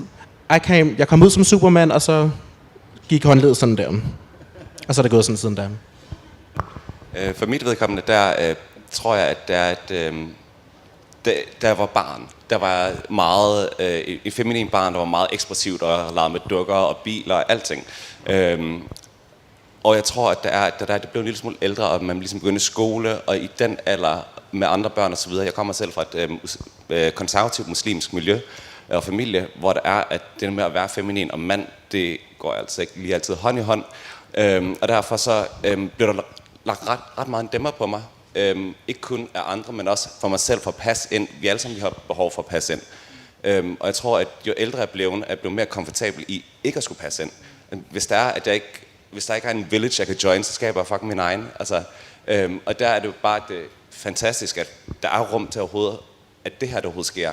Og at der er, at man så kan gå rundt og spejle sig i fabulous mennesker som jeg. Og det bliver bare mere og mere normalt, men jeg tror, at det bliver lettere, jo ældre man bliver. Men har lidt lettere ved at owne sig selv. Jamen, og lad os bare snakke lidt mere om det, fordi det er identitetsskabende for de fleste teenager, der vokser op, så har de hinanden at spejle af. Men hvor går man så hen, når man som os falder lidt uden for de rammer? Hvordan skaber man identiteten? Er det bare, fordi vi gør det bare selv? Vi starter vores egen fucking tribe, og så hell with it? Det var i hvert fald ikke noget, jeg kunne finde ud af, da jeg var yngre. Og det ville have været for meget at bede mig om at skabe min egen village dengang. Og det er heller ikke fordi, at jeg er sådan en groundbreaker, der har skabt min egen village. Jeg har jo nogle fantastiske venner, som er en del af min village osv. Men unge mennesker, jeg tror, at de har et bedre udgangspunkt. Ikke fordi det er let for dem, eller lettere, men jeg tror, de har et bedre udgangspunkt i dag i forhold til, at der er internettet er der. De kan gå på YouTube, RuPaul's Drag Race, og der er bare mere at spejle sig i forhold til dengang jeg var ung. Det eneste, jeg kunne spejle mig i, da jeg voksede op i Mellemøsten, det var en transkønnet kvinde i fjernsynet. Det var det eneste homoseksuelle eller queer overhovedet. Og hvad jeg vidste, det var, at hende der, vi er similar, men jeg er jo heller ikke ligesom hende. Og i dag har unge bare et bedre udgangspunkt, og på den måde, så selvom der er, at især i udkants Danmark, og hvis man ikke kommer fra en stor by, så tror jeg, det kan være rigtig svært, og man kan have den her ensomhedsfølelse, som jeg er ret sikker på, at vi alle sammen vi kan genkende, om det så er søndag eftermiddag på sofaen, eller om det er, når man står i byen med omringet en milliard mennesker, eller som ung. Men det er lidt det der med, at it will get better, og det handler bare om, at når det er, at man får ressourcerne til det, at der man ligesom kommer ud, og så prøver at møde nogen, som man kan spejle sig i, som kan give en det der mod der, som det egentlig kræver at være sig selv. Men altså i Danmark havde vi været Jim, altså der var yngre Jim Lyngvild, altså eller jeg kunne se. Nej, men du ved, det var ligesom det var udgangspunktet, ikke? Eller sådan noget Ricky Lake, eller hvad jeg kunne finde, hvor der var noget der bare sådan jeg lidt kunne identificere mig med. Du må gerne sige noget. Du skal bare tage at kalde Jim Lyngvild for den homoseksuelle Voldemort. Og så parkerer vi Jim der. Men det er jo hårdt at gå igennem alene og skal spejle sig, så vil det sige, udskyder man noget af sin teenage-tid til 20'erne, 30'erne, i stedet for? Altså, er der noget, hvor andre får lov til at have den identitetsdannelse som teenager, som vi så først gør senere? Altså, er det det, der sker? Så møder vi vores netværk i miljøet, og så gør vi det sammen. Jeg tror ikke, at man skal ikke vente til det er, ligesom vi gjorde måske. Jeg kan ikke tale for os alle sammen, men det er heller ikke det, jeg hørte dig sige. Men det, jeg ser mere og mere, det er, at flere unge homoer og queer mennesker springer tidligere ud. De er meget bedre til i en ung alder at bare slay the house down. Altså både visuelt og så også personlighedsmæssigt. Når de springer ud i 3. klasse, og så ser lille Jens komme gående i en lille kjole, og så står læreren der bare, ja, slay, ikke? Altså, det var slet ikke, altså det skete ikke, da jeg gik i 3. klasse. Der var det sådan en, hvorfor leger Alexander med Barbie-dukker? Og på den måde, så jeg synes, at det er selvfølgelig op til os selv individuelt, og det er lidt svært, også som miljø, hvordan gør vi det bedre? Andet end at gøre det, vi allerede gør, prøve at være med visuelle. Og netop det der også taber lidt ind til det, vi talte om før, at folk de reagerer på vores visualitet, det er, at jo mere visuelle vi er, når der er, jeg er en bus, og jeg har en crop top på, og der sidder 3 unge piger, som vej herind, de ser mig, ved de, at folk som jeg eksisterer, og derfor så afmystificerer jeg os som mennesker, og hvis det er, at de så ser en i deres klasse, eller en lærer, eller hvad end der er, så bliver det bare ikke lige så fremmed, og det, for mit vedkommende, der er det meget der med at afmystificere det, og få det der fremmedhed der væk. Altså, jeg kommer jo fra Aarhus, så når jeg kommer herover og specielt til Pride, men også bare ellers, altså der får jeg meget den her oplevelse af at se rigtig mange feminine mænd på gaden. Det tror jeg måske ikke, I er enige i, men det er det i forhold til der, hvor jeg kommer fra. Altså, hvis der skal være noget på gågaden i Aarhus, så er det mig, der skal sørge for det. Altså, så jeg tror også, altså, jeg bruger rigtig meget netop, som I siger, Drag Race, eller at se alle de her serier. Jeg ser rigtig mange ting med queer-personer. Ja, der er G-bar i Aarhus, som ligesom er det eneste sted, hvor jeg kan komme og være mig selv. Så jeg går kun i byen på en bar. Og ellers så er det ligesom herover. Så ja, jeg tror også, jeg har meget det der med, ja, at feminitet for mig, det det er noget, jeg ligesom skal give plads til. Også jeg ser ikke særlig mange feminine transmænd rundt omkring. Altså det gør jeg ikke. Og jeg tror, altså blandt transmænd er der meget af det her med at skulle være den bedste mand, og skulle leve mest op til det, og træne meget. Og, altså jeg er ikke på Instagram rigtig mere, fordi at det jeg kan se af andre transmænd, det er sådan nogle kæmpe bøffer, der træner sindssygt meget, og overhovedet ikke dyrker feminitet. Og ellers så er det non-binære personer. Så jeg har virkelig svært ved at finde nogen at spejle mig i. Og jeg især i Aarhus, hvor jeg bor. Ja.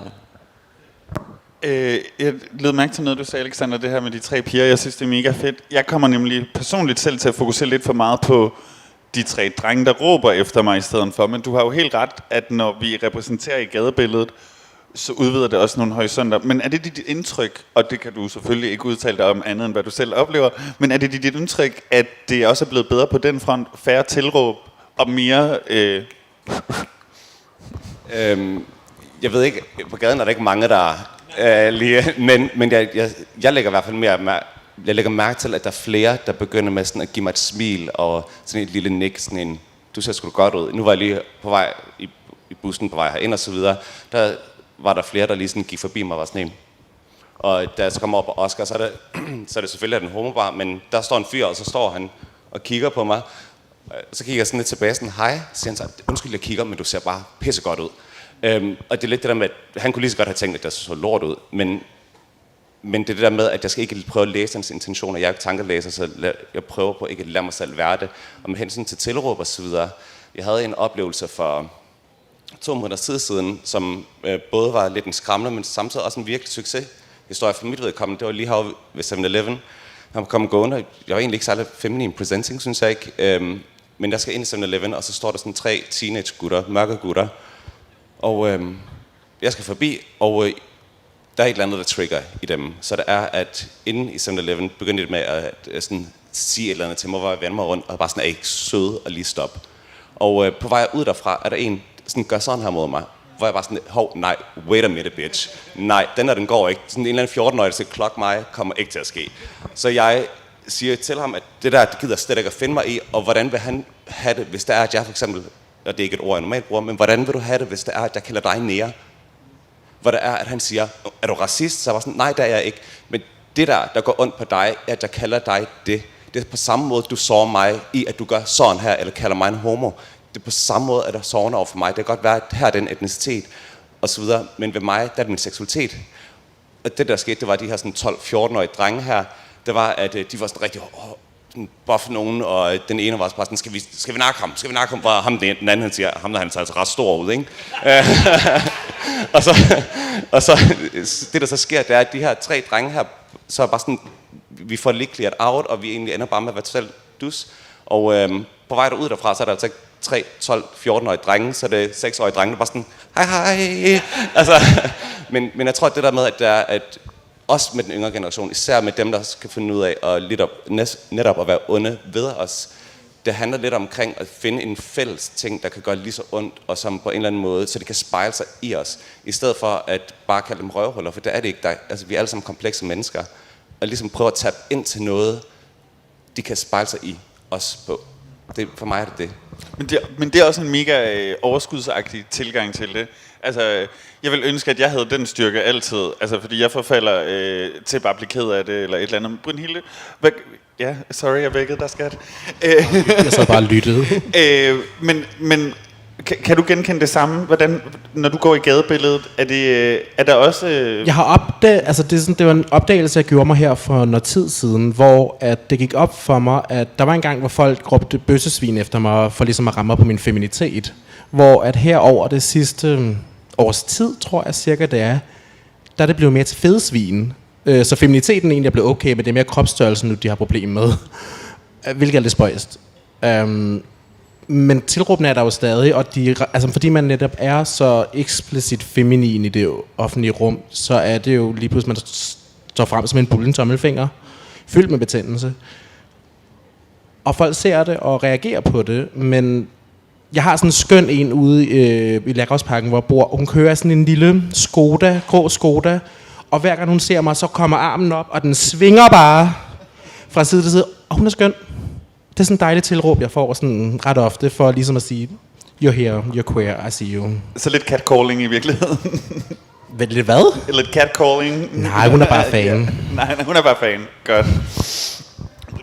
Men Storm i Aarhus, oplever du tilråb på gaden, og bliver du sådan konfronteret, når du går i gadebilledet? Nej, fordi jeg præsenterer ikke feminin, når jeg er alene. Det gør jeg ikke. Det tør jeg ikke. Jeg oplever tilråb på gaden, når jeg går hånd i hånd med min kæreste. Der oplever vi tit sådan et råb og sådan noget. Vi har heldigvis ikke oplevet fysisk vold endnu, men ja. Men hvad så med på studiet eksempelvis?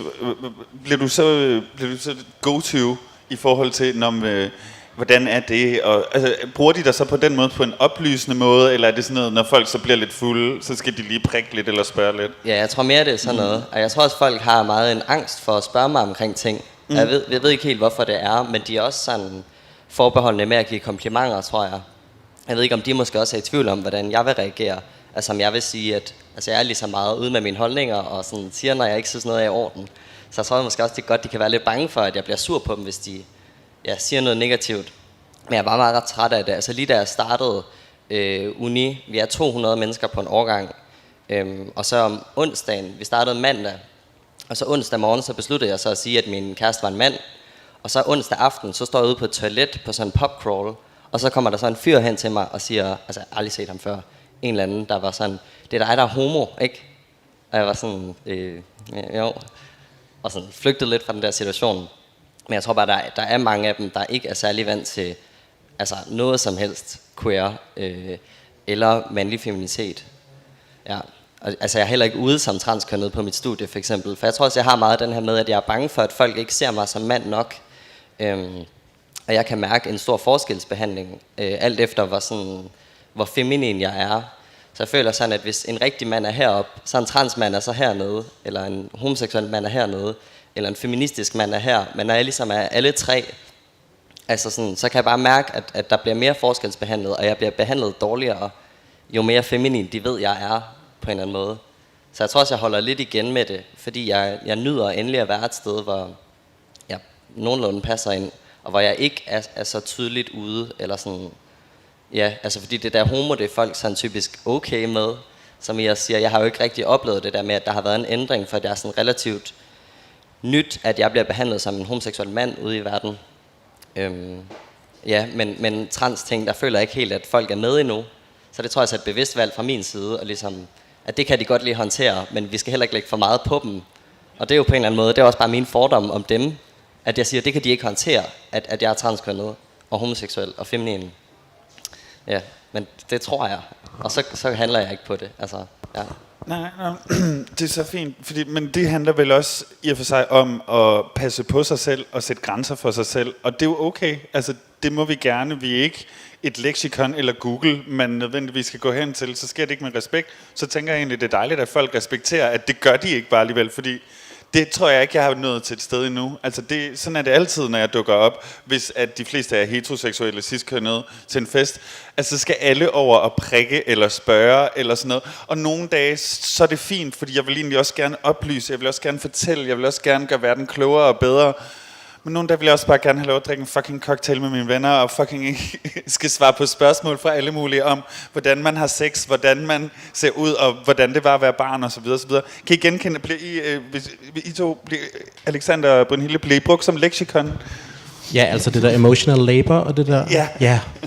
Altså jeg gik på en gang på DTU, hvor det var rædsomt, men jeg gik der, og der var der sådan meget med, at jeg skulle ligesom på en eller anden måde, skulle jeg snakke for alle queers.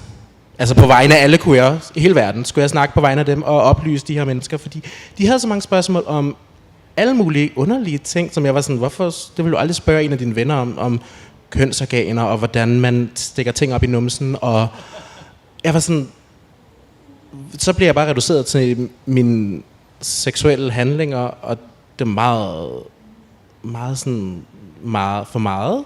Det var grænseoverskridende, så nåede jeg bare til at sige, jeg snakker ikke mere med det her. I må google jer, hvis I ved noget, og hvis I vil gerne vil se det, så Pornhub, og gør det. Jeg skal ikke være jeres leksikon for det, fordi I gider alligevel ikke rigtig at lytte til det, fordi så bliver det alligevel med sådan at svinge rundt med bøsse og sådan noget, og bruge det som et skældsord. Og var sådan, det her. Så book mig til et foredrag, og så kan jeg forberede dem et eller andet, virkelig bare bringe tingene, og så kan vi tage den der, men ikke sådan midt under en eller anden matematikundervisningsteam sidde og besvare spørgsmål. Alexander? Jeg vil også give jer begge to ret. Jeg synes, at der bliver spurgt rigtig meget ind til, hvem vi er. Det er lidt, vores eksistens berettiger på en eller anden måde andre til at stille spørgsmål til, hvem vi er, og også hvordan og hvad vi gør, osv. Det kan være rigtig grænseoverskridende, og jeg kan 100% forstå, og jeg er også nogle gange der, hvor I er, hvor man bare sådan enough is enough. Jeg prøver bare på at eksistere for fuck's sake. Jeg sidder her til samme time som jer. Jeg sidder og prøver at lære noget matematik, og jeg sidder ikke og tænker på pik i røv. Det kan godt være, du gør det, men it's not my thing. Men samtidig synes jeg også, at det er et enormt privilegie at få lov til at informere. Og når det er, at tiden er den rigtige, og netop det her med, at spørgsmålet tit er seksuel karakter, synes jeg er enormt grænseoverskridende, fordi at, som der Brunhilde hun var inde på, så bliver vi reduceret til det. Det, at jeg bøsse, betyder ikke, at det er det eneste, jeg render rundt og tænker på, det er det eneste, jeg gør som bøsse. Så hvordan det er med bedst analsex, og også bare spørgsmål, er du tærende eller giveren, eller et eller andet, hvor sådan en, spørger du den her person herhen, hvordan den person har sex med sin kæreste, hvorfor er det i orden at spørge mig? Der er bare den forskel der, og ja, der er en frustration i det og så videre, men jeg som person bare prøver på at være et sted, hvor det er, i stedet for at reagere med frustration og prøve at lade være med at blive sådan hissig over det, er bare sådan en, det er jo bare det der min hverdag, det bliver bare, det har bare vendt mig til, og så er det fint, okay, here we go again. Slå op på side 1, følg med på PowerPointen, sådan her. Men jeg tænker også det der med, aldrig nogensinde kan starte en samtale med et heteroseksuelt, ciskønnet menneske, om andet end min seksualitet, eller hvordan jeg gør sex, eller om jeg altid har været feminin, om det er et valg, jeg har taget på et tidspunkt at være feminin, og så videre, så videre. Og skal vi finde os i det, tror jeg også, jeg vil spørge. Er det egentlig okay? Fordi jeg tænker, nogle gange kan jeg godt føle det lidt som et overgreb, hvis jeg skal være helt ærlig. Brunhilde? Jeg synes, det kommer jo an på igen settingen. Fordi der var sådan en gang, jeg arbejdede på et bilværksted, hvor der gjorde jeg meget ud af, at vi havde samtalerne, for de havde sindssygt mange spørgsmål, og vi ligesom havde den her educational del af det, og jeg var sådan, det vil gerne dele det med, også fordi vi bare går her og fikser biler, så hvorfor ikke snakke om nogle ting og sådan noget. Og så havde de virkelig mange spørgsmål, og jeg synes, det er rart, at de udviser, for eksempel, på et bilværksted havde sådan forventet, at de nærmest ville jagte mig med højtyve, hvilket de gjorde, de her spørgsmål. Og der var jeg blevet bare så glædeligt overrasket, jeg tænkte, jeg vil gerne dele med jer, jeg vil gerne prøve at gøre jer til bedre mennesker ved at besvare alle jeres spørgsmål, og så det er fint, de bruger forkerte termer og bruger nogle ting, som dybest set er diskriminerende, og det er fint, vi tager de små babystrin, det ligesom kræver, og så flytter vi os sammen, og det synes jeg det kan være rart, men det kommer igen an på settingen, lad være med at gøre det under matematiktimerne, og hvis det hele tiden, når man kommer på uni for at lære noget, der er forskel på, hvilken setting det bare er.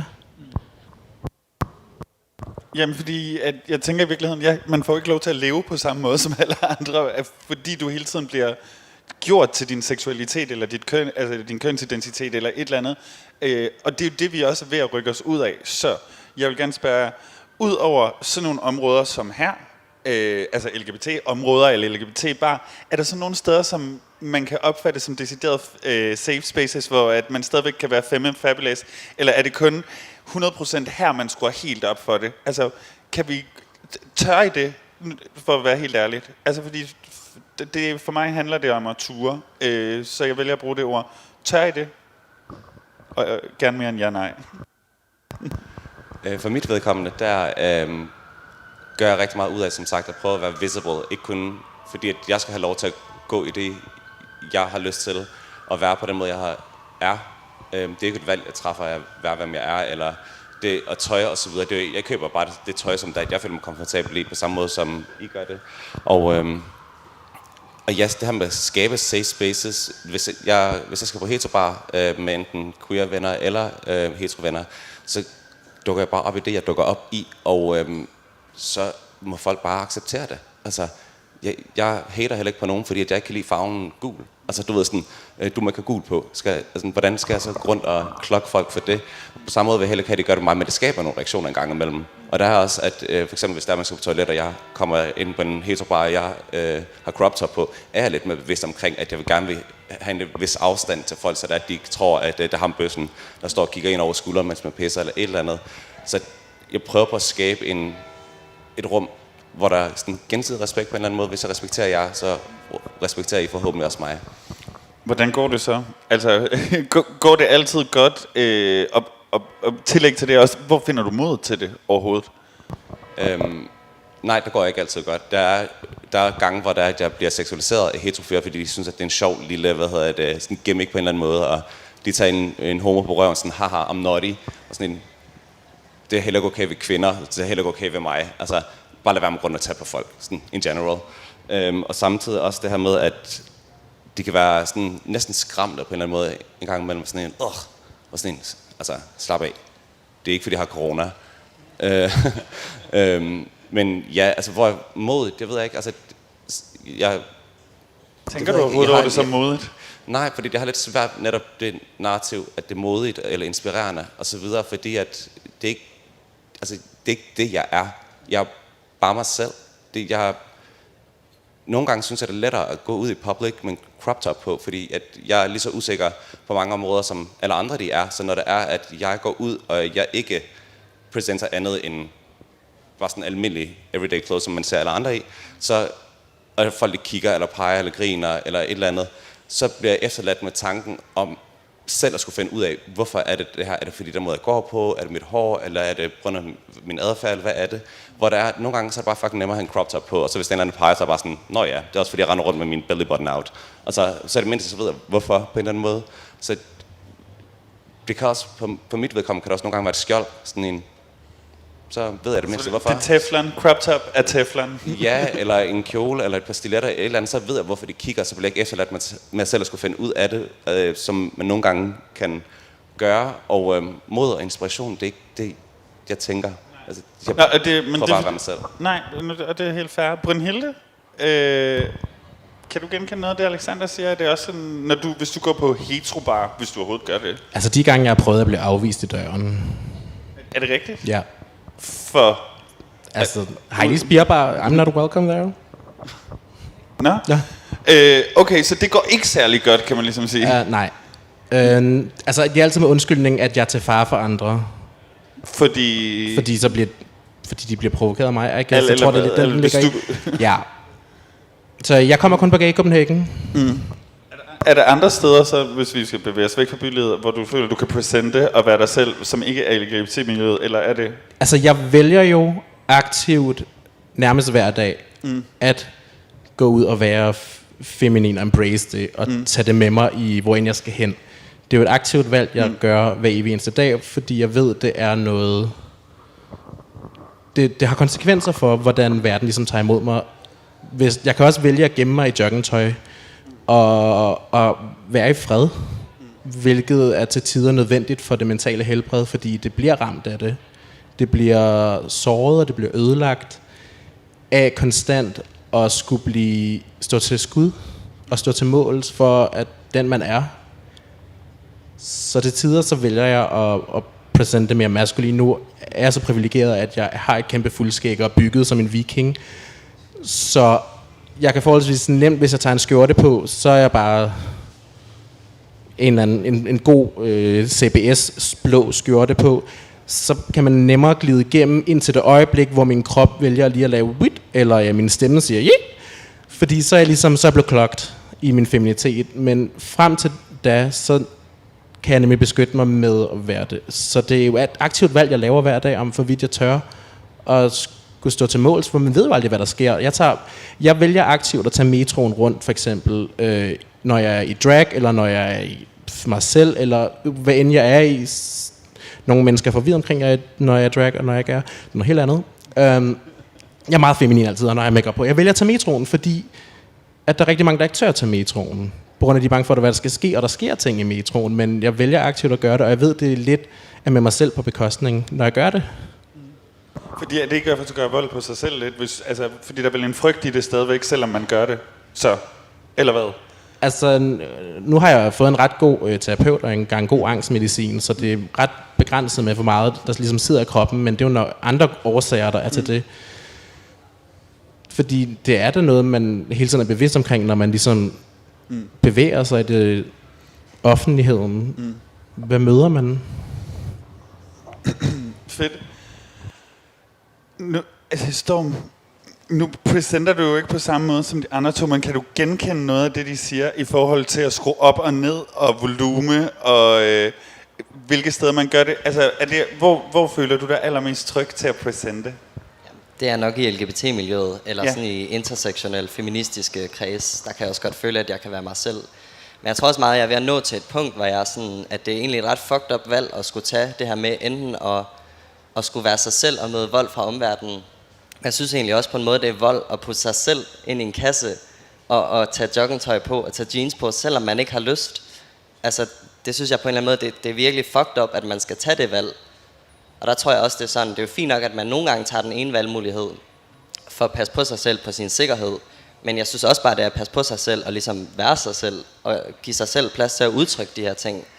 Fordi jeg tror, det er måske endda mere skadeligt at gå og pakke sig selv ind hele tiden og være sådan, jeg skal også bare være lille mus, og jeg må ikke være mig. Altså, så jeg tror også, jeg prøver virkelig at øve mig i at blive bedre til at ikke være så skamfuld eller så angst hele tiden. Det er sådan nogle negative følelser, der hele tiden fylder, men man bliver også bare nødt til at prøve at, selvom det er svært, og jeg selv er virkelig dårlig til det, men at prøve at finde de her positive følelser omkring sin feminitet, omkring at udtrykke den. Både, som vi snakker med udseende, med tøj og sådan noget, men også bare med det, man siger. Og sådan. Ja, jeg synes bare, det er enormt vigtigt. Ja. Altså, er I alle tre enige om, at det der, at man faktisk skal vælge hver dag om, hvor langt man er villig til at gå, fordi man ved også, at det har konsekvenser. Noget af det, som jeg fiskede efter, nu spørger jeg mere direkte, hvad med sådan et sted, nu sagde du var ikke så meget på Instagram mere, eller var det sociale medier generelt, men hvad med sociale medier? Er det, altså, det er jo en udvidelse af virkeligheden, hvor vi også kan præsente, men har en anden afstand, end når vi bare går igennem bybilledet. Kan det give styrke, eller er det ligesom bare at være udenfor? Altså kan det give styrke, at man får likes og gode kommentarer med på vejen, og folk dyrker en, eller altså, man kan jo ligesom præsentere sig, som man vil på sociale medier. Giver mit spørgsmål overhovedet mening? I ser alle tre super forvirrede ud. Du skal huske mikrofonen. Det du spørger lidt efter, det er om den bekræftelse, man måske også kan hikke efter, om man også kan få den via sociale medier, det er nemmere at være sig selv. Altså ligesom dyrke sin persona, eller hvad man kan sige, dyrke sin person, er det jo i virkeligheden. At man får lov til at være mere sig selv, fordi det er lidt mere kontrolleret environment. Ja, okay. Nej, for mit vedkommende så nej. Jeg kan godt forstå, at der er nogen, der gør det, og det er jeg sikker på, at der er en masse mennesker, der gør. Hvilket der ikke ser noget forkert i, hverken den måde, jeg gør det på, eller andre bruger sociale medier på. Men ja, jeg tror, at for nogen er det sundt at have det outlet.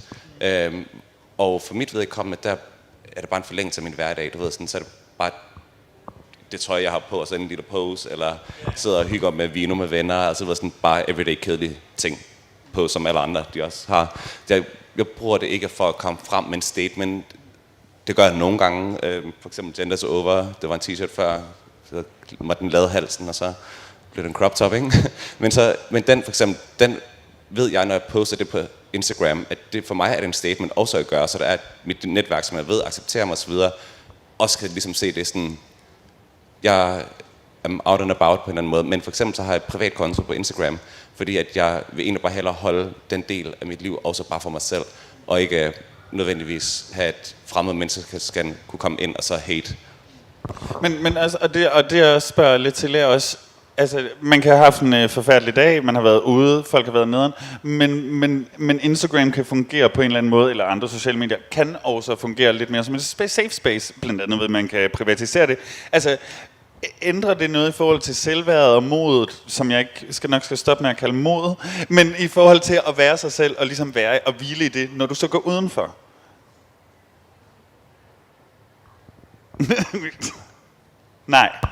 Nej, cool. Brynhilde, Instagram, gør det noget for dig? Altså, kilder det rigtige steder, han har sagt? Altså, man kan jo kuratere sin Instagram på en eller anden måde, til man af de forskellige miljøer, som man ved accepterer en, altså for eksempel plus size communities og queer communities og activist communities osv., hvor der bare er lidt højere til loftet. Men det er ikke noget, jeg prøver sådan til at validere mig selv på en eller anden måde, og men det er alligevel et medie, man kan bruge, som jeg også lidt ville ønske, jeg havde, da jeg var yngre, til netop at kunne finde nogen at spejle sig i. Så man ligesom er sådan, fordi du når bare hele verden på en måde, så du har mulighed for at kunne finde flere og netop spejle dig. Det havde man jo ikke dengang, da vi var yngre, eller da jeg var yngre, nu skal jeg lade være med at sige vi. Da jeg var yngre, der havde jeg jo ikke rigtig muligheden for at kunne, altså den eneste, det havde Ugly Betty, hvor der var en homoseksuel romance i, det var det, jeg havde spejlet mig i. Og så kom Glee, og så var jeg sådan solgt. Det var de 2 referencer, jeg havde, da jeg var ung. Jamen, og det, som jeg egentlig gerne vil hen til, er jo, at det er jo en kontrolleret virkelighed, man har på Instagram. I hvert fald kan man kontrollere den på en anden måde. Og når du går ud på gaden, er det ikke en kontrolleret virkelighed. Du ved ikke, hvad der kommer imod dig. Du ved ikke, hvem du møder. Så det er sådan, at det digitale har givet os en ekstra dimension til virkeligheden. Altså, fordi det er jo også virkeligheden, det der foregår på Insta. Så jeg vil bare ligesom spørge ind til, om det var et sted, man kunne være safe, mere safe, end det at gå på gaden. Storm? Altså jeg tror måske, jeg har brugt sociale medier mere, end jeg gør nu, men jeg tror mere nu, altså i forhold til det der med, du siger med kontrol, altså den tror jeg også lidt, jeg bruger med for eksempel at komme her og kunne mere være sig selv. Jeg tror hellere, jeg vil gøre det i virkeligheden, fordi jeg kan mærke på mig selv, at det giver egentlig ikke mig rigtig det der ekstra skub at lægge noget op online. Så tager jeg stadig ikke uden for min hoveddør. Altså det giver egentlig mere mig at samle en venneflok og tage en tur på G-bar, og ligesom skulle tage hjem sammen med min kæreste i bussen. Altså det giver mig egentlig mere, fordi der har jeg stadig kontrol over situationen, i og med, at jeg bliver væsentligt mindre generet, når vi er mange, end hvis jeg er alene eller sammen med min kæreste. Ikke? Så jeg tror helt sikkert godt, man kan bruge noget af det der, om det så er på sociale medier, eller ved på en anden måde at skabe en kontrol over situationen. Så tror jeg, det er et rigtig godt redskab til at skubbe nogle grænser, ved at du ligesom har noget støtte og noget hjælp og noget... Ja, jeg tror bare ikke, jeg gør det så meget online, men altså, jeg gør det stadig lidt. Altså, men det er nok mere på Facebook, i sådan lukkede grupper, i miljøer, jeg føler mig tryg med, mere end det sådan af Instagram. For jeg tror bare, jeg er lidt... Ja, jeg tror nogle gange, jeg føler lidt, Instagram bliver lidt for meget bare et billede. Ja, jeg føler stadig, der er nogle sådan krav, jeg skal leve op til, når det er bare billeder. Især i forhold til at være transkønnet, men egentlig også i forhold til andre bøsser. Jeg føler, mange bøsser er sådan virkelig sådan høje, muskuløse, seje, og så kan de lige tage noget mascara på, og så er det mega sejt, men det er bare ikke... Altså, jeg har lige nogle ekstra ting, der gør, at jeg bliver... Altså, jeg er ikke så tæt på idealet, og så kan jeg bare lige tage noget makeup på, og så er jeg mega sej. Altså sådan... Ja, så jeg tror hellere, jeg vil skabe den kontrol på en anden måde, men jeg forstår godt, hvordan det kan være en super fed måde at skabe den kontrol på. Brynhilde? Ja, jeg kommer også lige til at tænke på noget andet. Altså, når det kommer til sociale medier, så er der også hele det element af, at Instagram for eksempel jo er kendt, som du nu har nævnt, for at censurere rigtig mange tykke kroppe og feminine kroppe. Så det er jo ikke fordi, at man sådan rigtig får... plus, det er jo også, når du sætter dig selv ud der, så er der også hele chancen for, at man netop får negative kommentarer tilbage, og man får også dødstrusler, og man får også reaktioner, der er negative, på grund af, at man er på sociale medier, så det er ikke fordi, man skaber et safe space, som så. Alexander?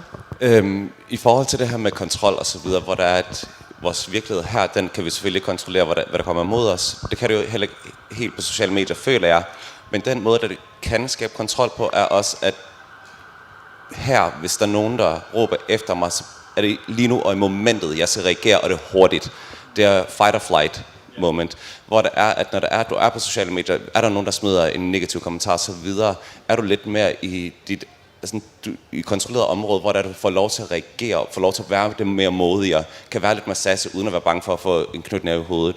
Og man kan lige bruge 5 minutter på egentlig, hvordan er det egentlig, jeg føler. Så på den måde giver sociale medier en større kontrol, ja, synes jeg, på den måde. Ja. Godt. Fordi, jamen så lad os prøve at kigge lidt fremad, fordi hvordan får vi så skabt de her rum? Altså, og det, jeg hader faktisk selv det spørgsmål, fordi det bliver altid sådan, nå, du siger, der er et problem, hvad vil du gøre ved det?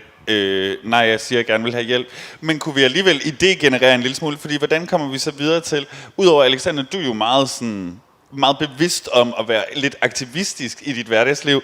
Men er det det, der skal til, at vi skal ofre os den vej igennem som aktivister i vores hverdagsliv? Eller er der noget andet, vi kan gøre sammen, eller whatever, up for grabs på, hvor vi kan gå hen?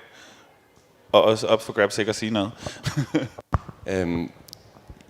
hvordan der vi skaber de her safe spaces og så videre, der er egentlig bare acknowledge each other, tror jeg, og se hinandens skønheder, at når der er, at Brunhilde nævner det her med at være plus size og så videre, at ligesom at lade hende vide, at der hun ser fucking gorgeous ud, altså det der gør hende lækker, det er hendes personlighed, det er ikke kun hendes krop.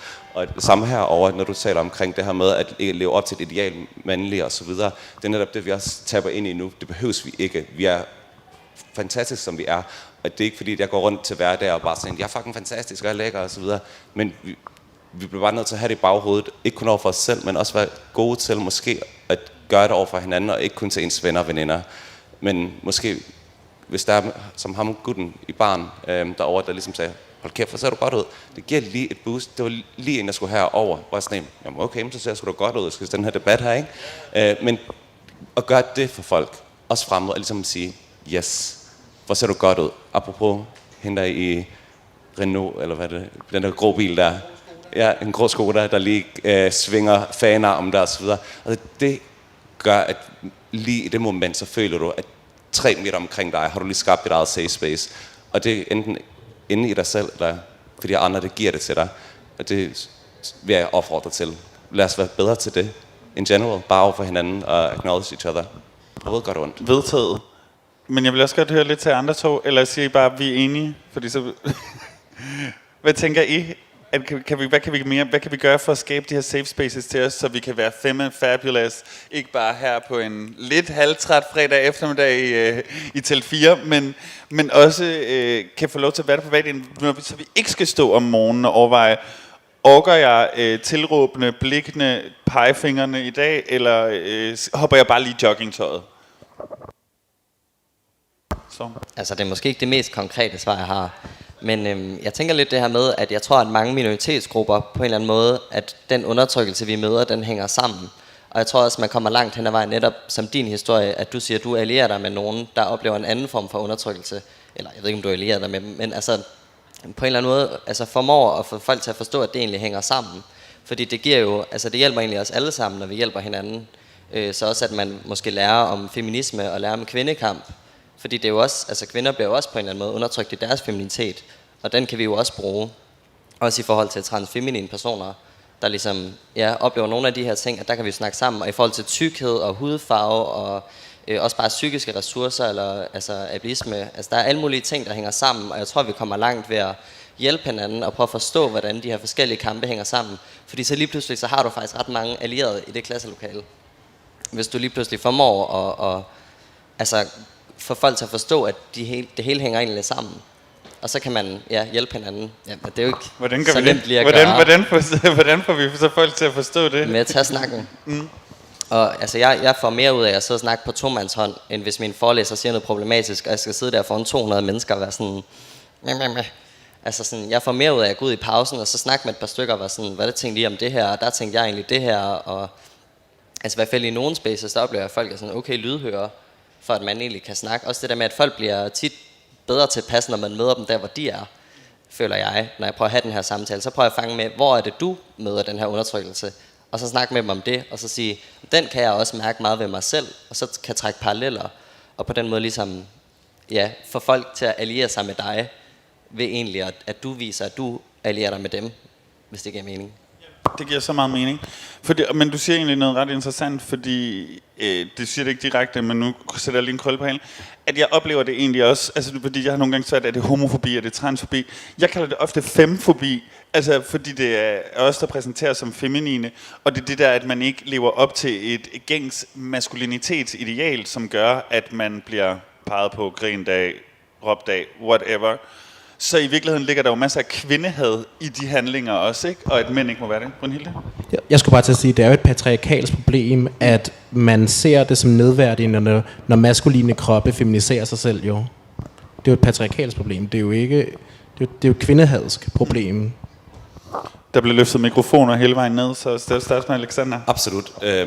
Den måde, jeg ser det på, som også er meget, blev meget også udtrykt i min kultur, er blandt andet også det her med, at det at være maskulin, det bliver sat enormt højt, det værdsættes, at det er, at du er kvinde og opfatter maskulin, det kan man acceptere på en måde, fordi at det er at påtage sig noget, der er stærkt.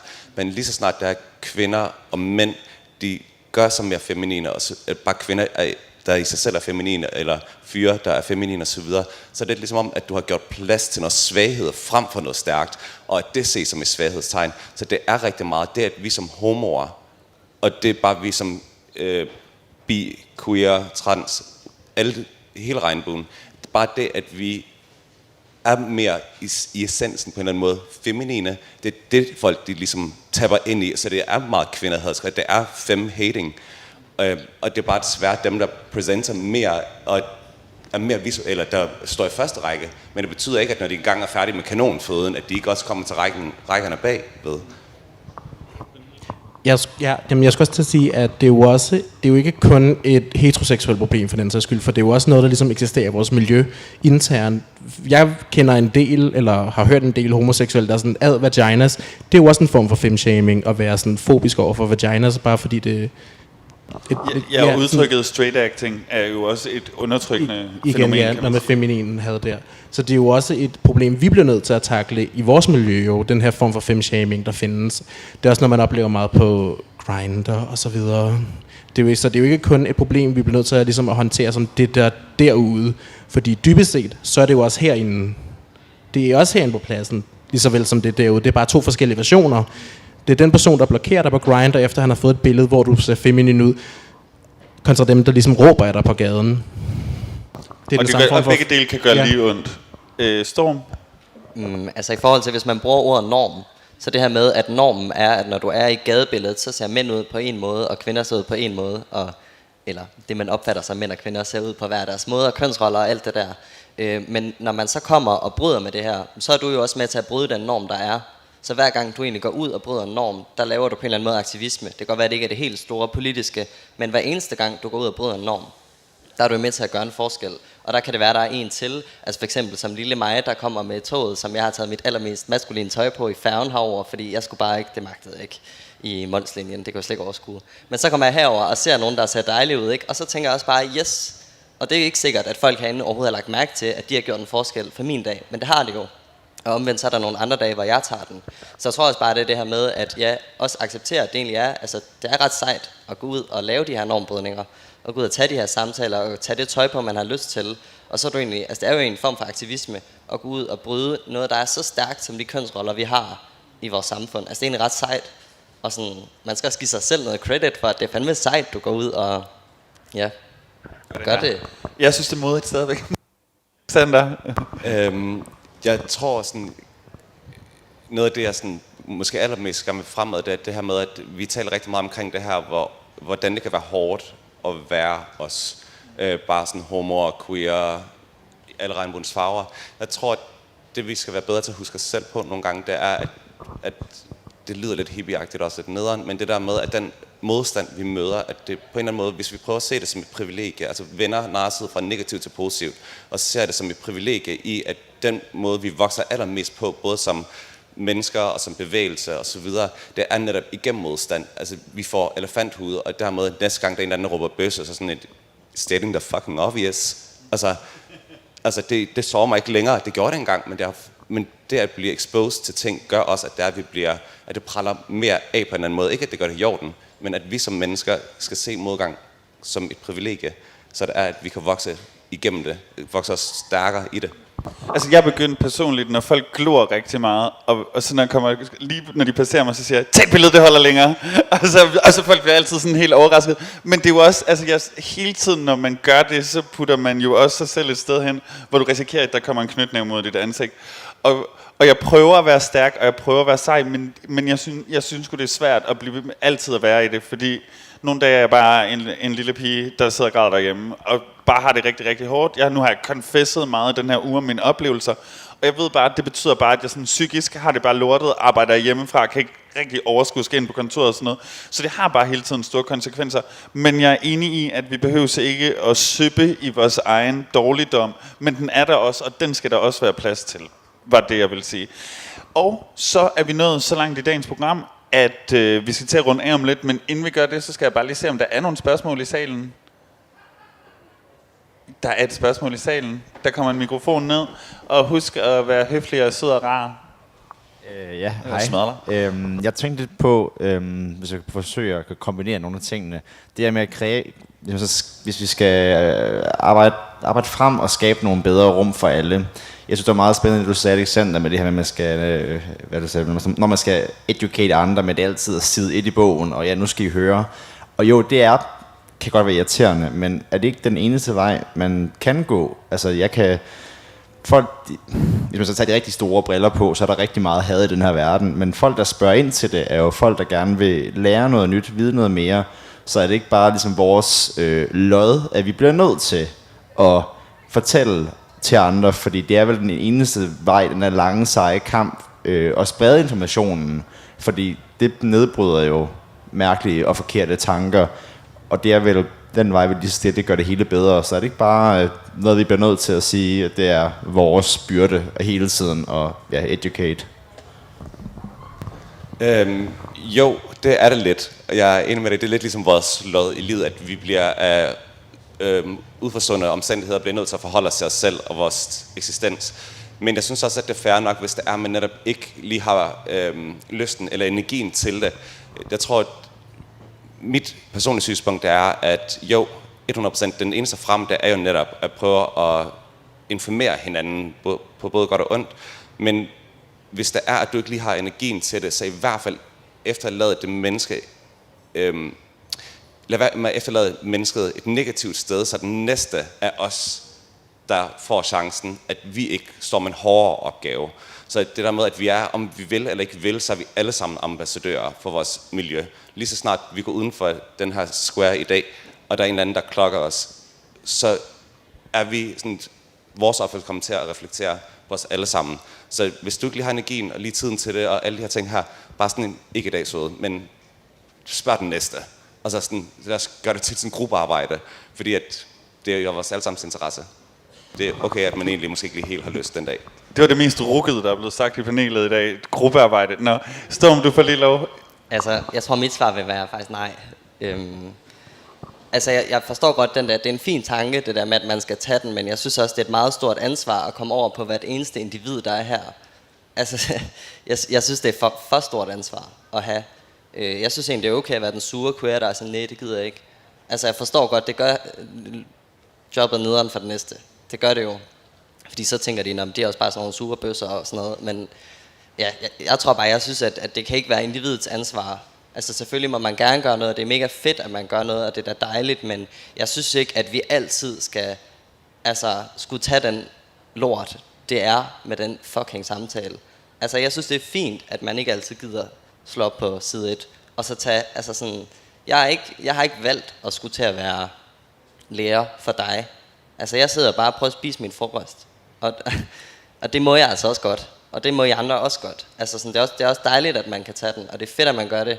Men jeg synes sgu også, at det er fint nok at sige, ja, i dag gider jeg ikke, det sagde du også, men altså sådan, ja, at man må også godt være den sure queer nogle gange, der er sådan, at nej, det skal du simpelthen ikke spørge mig om, og det gider jeg ikke svare på. Altså, fordi det kan jeg i hvert fald godt selv genkende, at jeg synes også, jeg kan også blive sådan sur opad, altså statsagtigt, og have det sådan lidt, altså, jeg skal selv forhindre psykisk og fysisk vold mod mig. Altså, hvordan kan det nogensinde være retfærdigt? Altså, så på den måde føler man ikke anerkendt som en ligeværdig borger med alle andre, fordi det er sådan, det må du selv lige drive en organisation og gå ud og gøre, ikke? Så jeg kan så meget genkende det. Men med det blev det sidste ord. Jeg tog det sidste ord. Det er privilegiet, man har, når man har fået lov til at præsentere. Tak til Brynhilde, Alexander og Storm. Og gå nu ud og nyd jeres fredag, nyd jeres weekend og vær Femme fabulous. Tak for i dag. Mange tak for det. Og rigtig mange tak for det. Bjarke også. Giv også Bjarke en stor hånd. Det næste, der kommer til at ske herinde i teltet, det bliver lidt mere viden om et lille arrangement, der sker næste år. I har måske hørt om det. World Pride'en og Eurogames kommer til København. Så der vil være noget status på det, og det bliver selvfølgelig... der kom den igen. Og det bliver selvfølgelig for dem, der står for kultur, for menneskerettighedsprogrammet og for sportsprogrammet. Der vil komme og svare lidt mere om det og sige, hvor er vi egentlig henne i det, hvad der skal der ske. Så hvis I synes, det er noget, der kunne blive spændende, så kom helt klart ind og hør om det.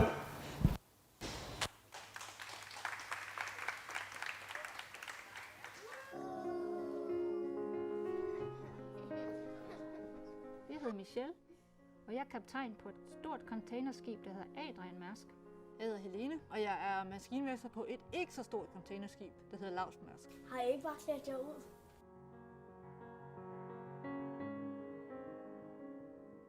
Fire den af. Ledperson. Propelleren. I virkeligheden så drejer den jo rundt.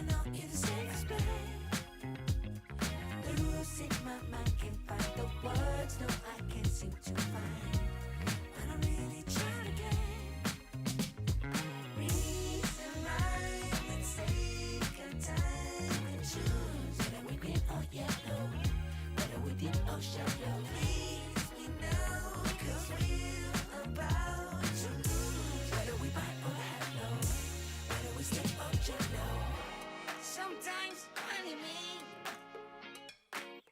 you want a little bit of gasoline. I burned out, so to speak. Come a little closer. Here's some disclosure.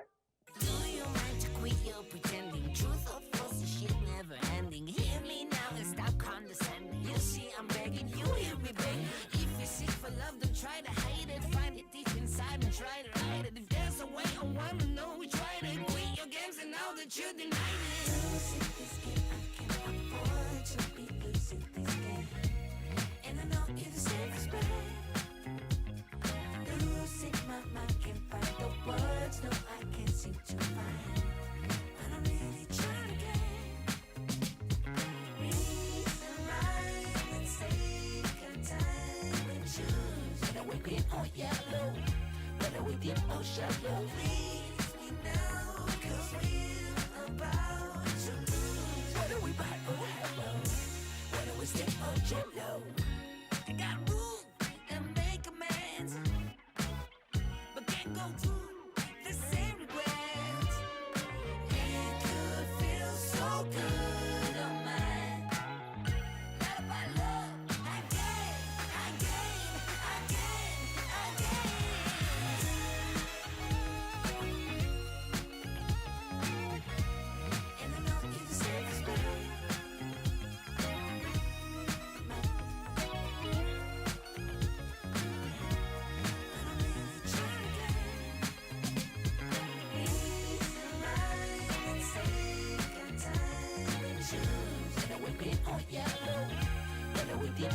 shallow. Please me now, 'cause we're about to lose. Whether we buy or hello. And I know you're the safest bet.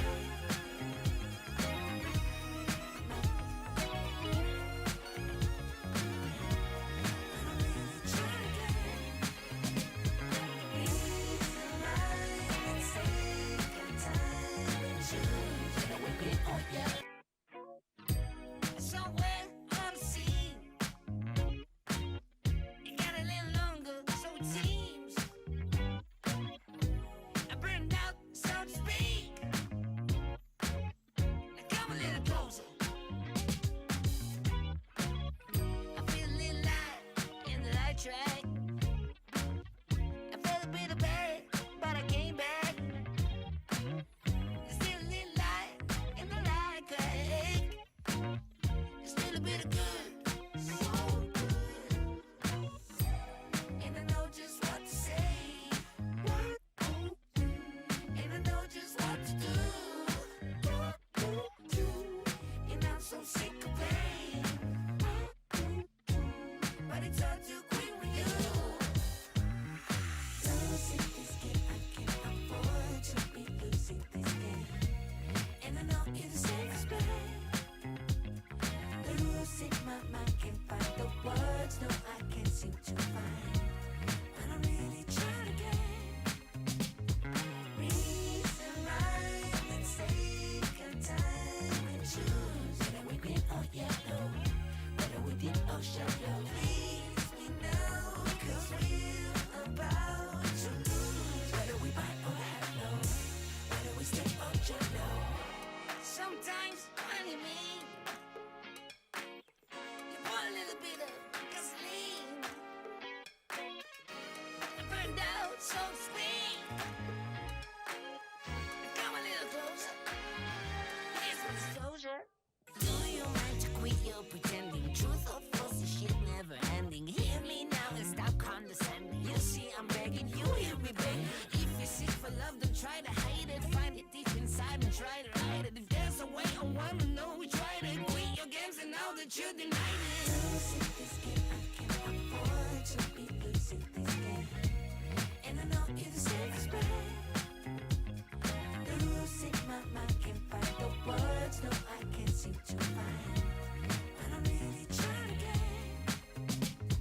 Reason, rhyme, and take a time and choose. Whether we're green or yellow, whether we deep or shallow. Please me now, 'cause we're about to lose. Whether we buy or hello, whether we stay or jello.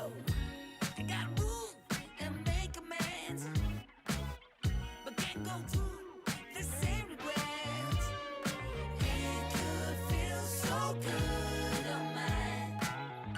Love by love, again, again, again, again.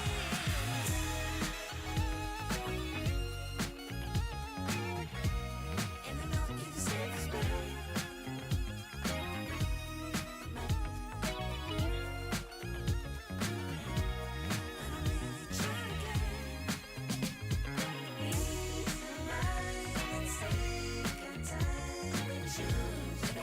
Or yellow, whether we deep or shallow. Please me now, 'cause we're about to lose. Whether we buy or hello, whether we stay or jello.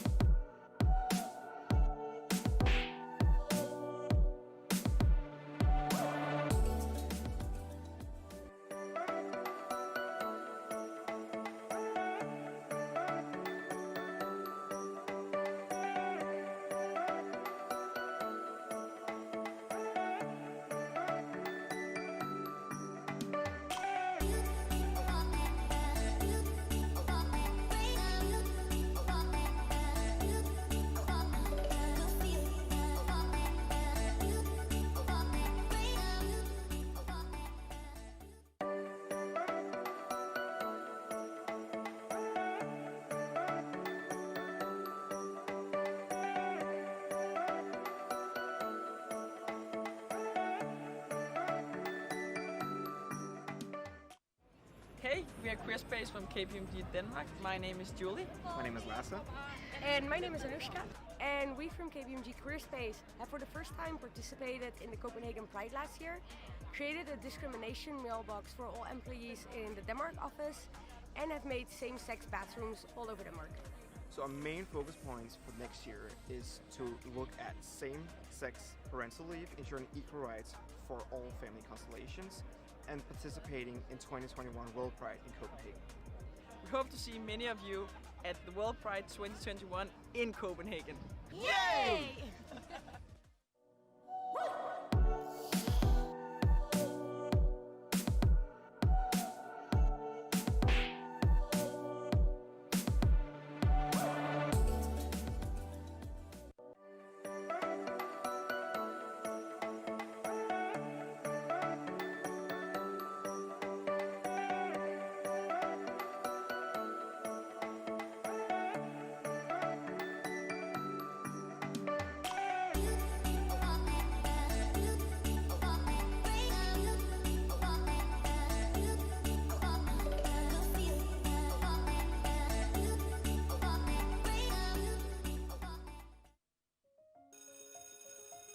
I dag skal vi tegne forskellige jobs.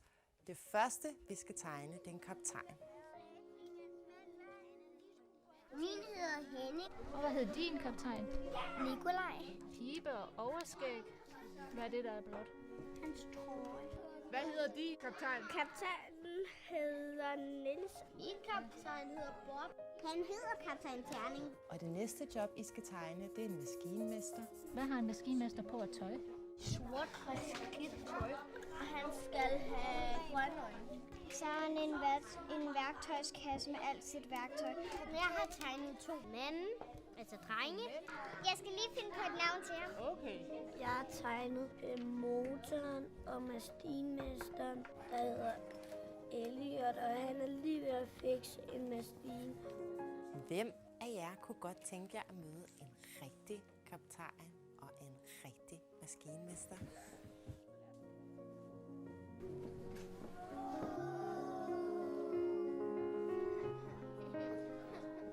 Jeg hedder Michelle, og jeg er kaptajn på et stort containerskib, der hedder Adrian Mærsk. Jeg hedder Helene, og jeg er maskinmester på et ikke så stort containerskib, der hedder Mærsk. Har I ikke bare sat jer ud?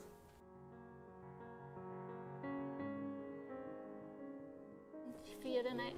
Ledperson. Propelleren. I virkeligheden så drejer den jo rundt.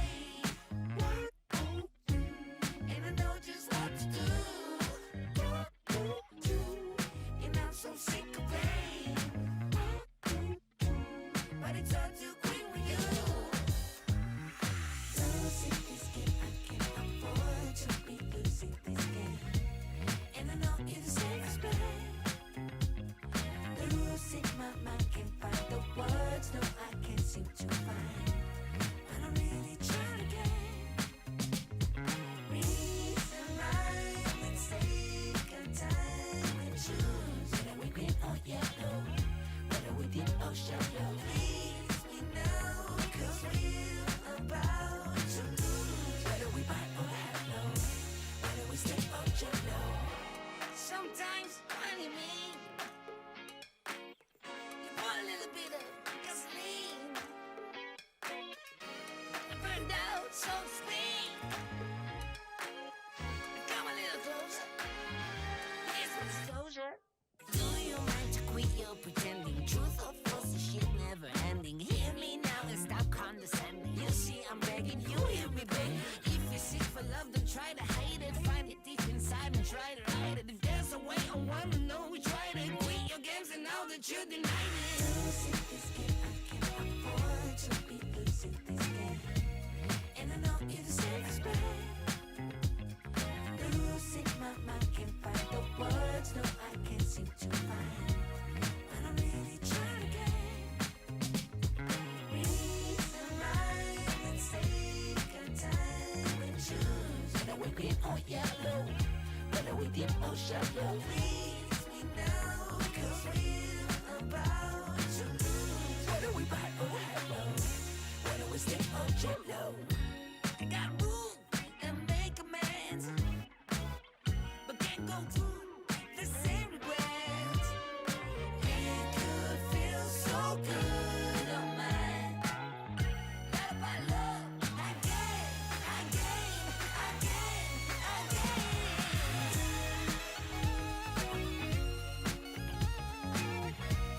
And I know you deserve respect.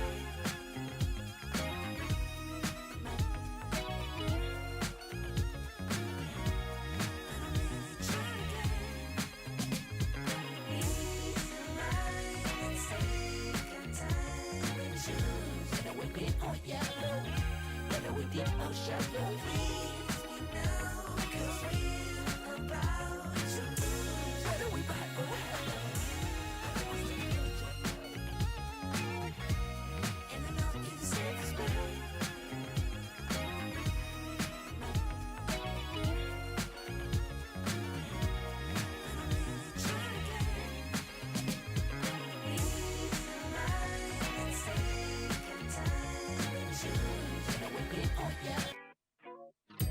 Somewhere on the sea, it got a little longer, so it seems. I burned out, so to speak. Now come a little closer. I feel a little light in the light track. I felt a bit of bad, but I came back. There's still a little light in the light crack. There's still a bit of good, so good. And I know just what to say. And I know just what to do. And I'm so sick of pain. But it's all too quick with you. Losing this game, I can't afford to be losing this game. And I know you deserve respect. Losing my mind, can't find the words. No, I can't seem to find. But I'm really trying to get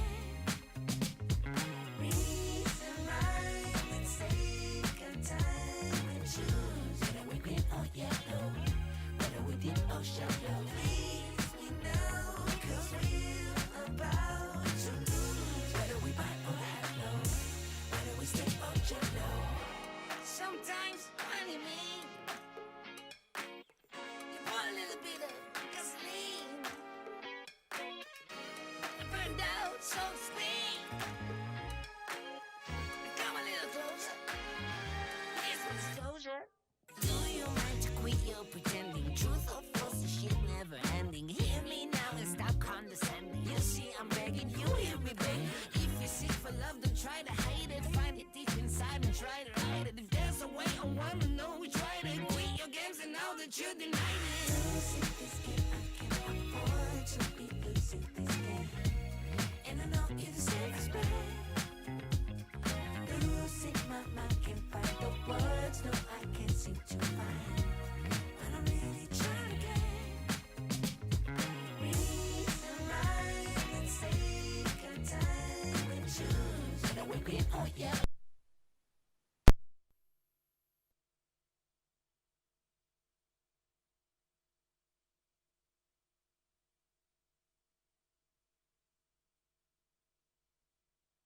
make amends, but can't go through the same regrets. It could feel so good on mine. Not about love, again.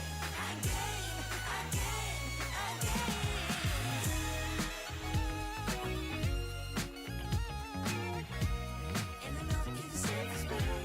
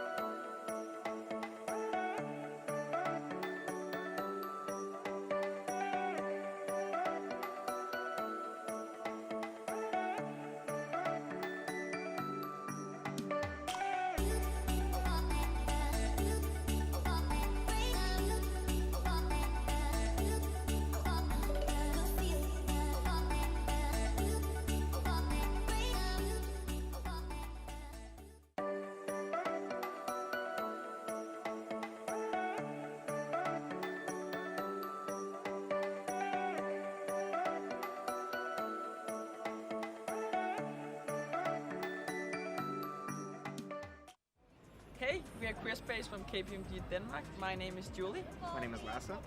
And my name is Anushka. And we from KPMG Queer Space have for the first time participated in the Copenhagen Pride last year, created a discrimination mailbox for all employees in the Denmark office, and have made same-sex bathrooms all over Denmark.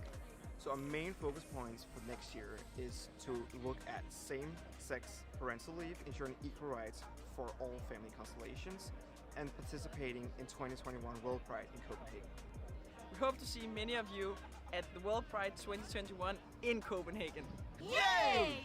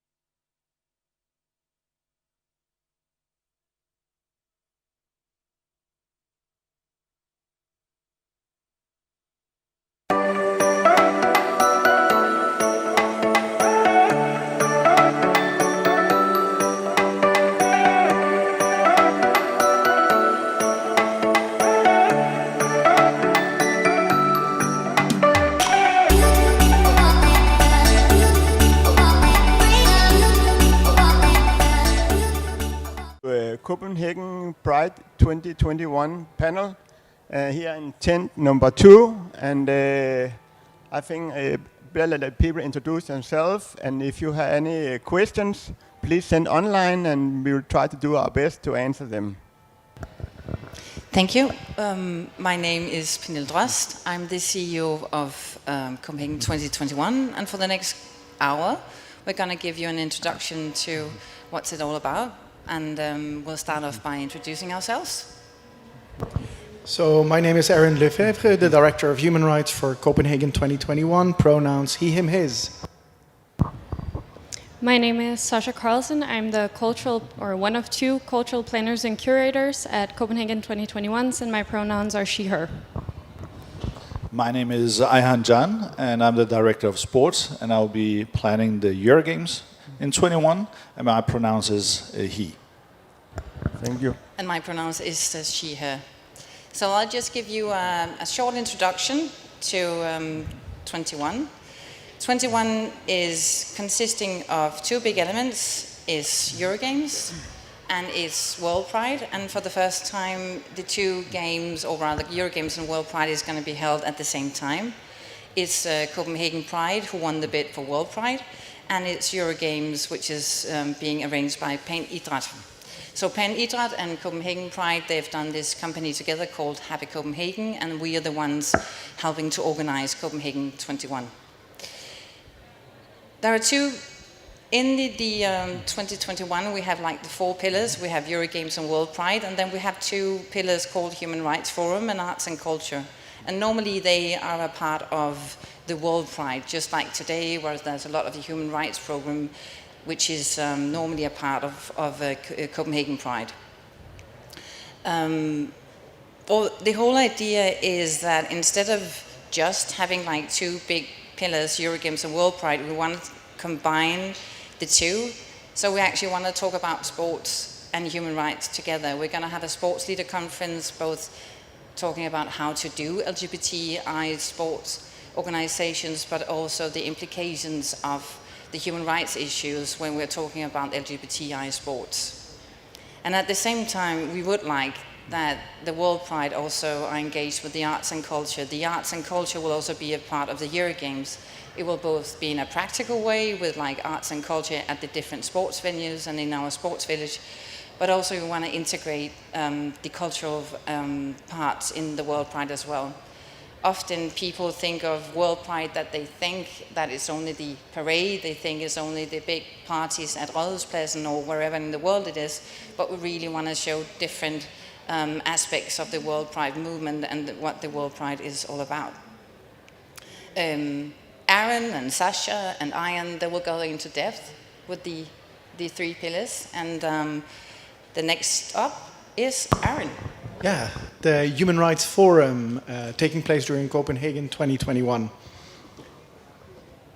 So over the course of 5 days, we will organize 5 different events talking about human rights in the LGBTI community. And together with an international advisory board existing out of 15 international advisors and 10 governing board members coming from both Copenhagen and Malmö, we decided on 10 topics which will be the focus for the Human Rights Forum at large, also to bring a little bit more specifics into everything we're doing.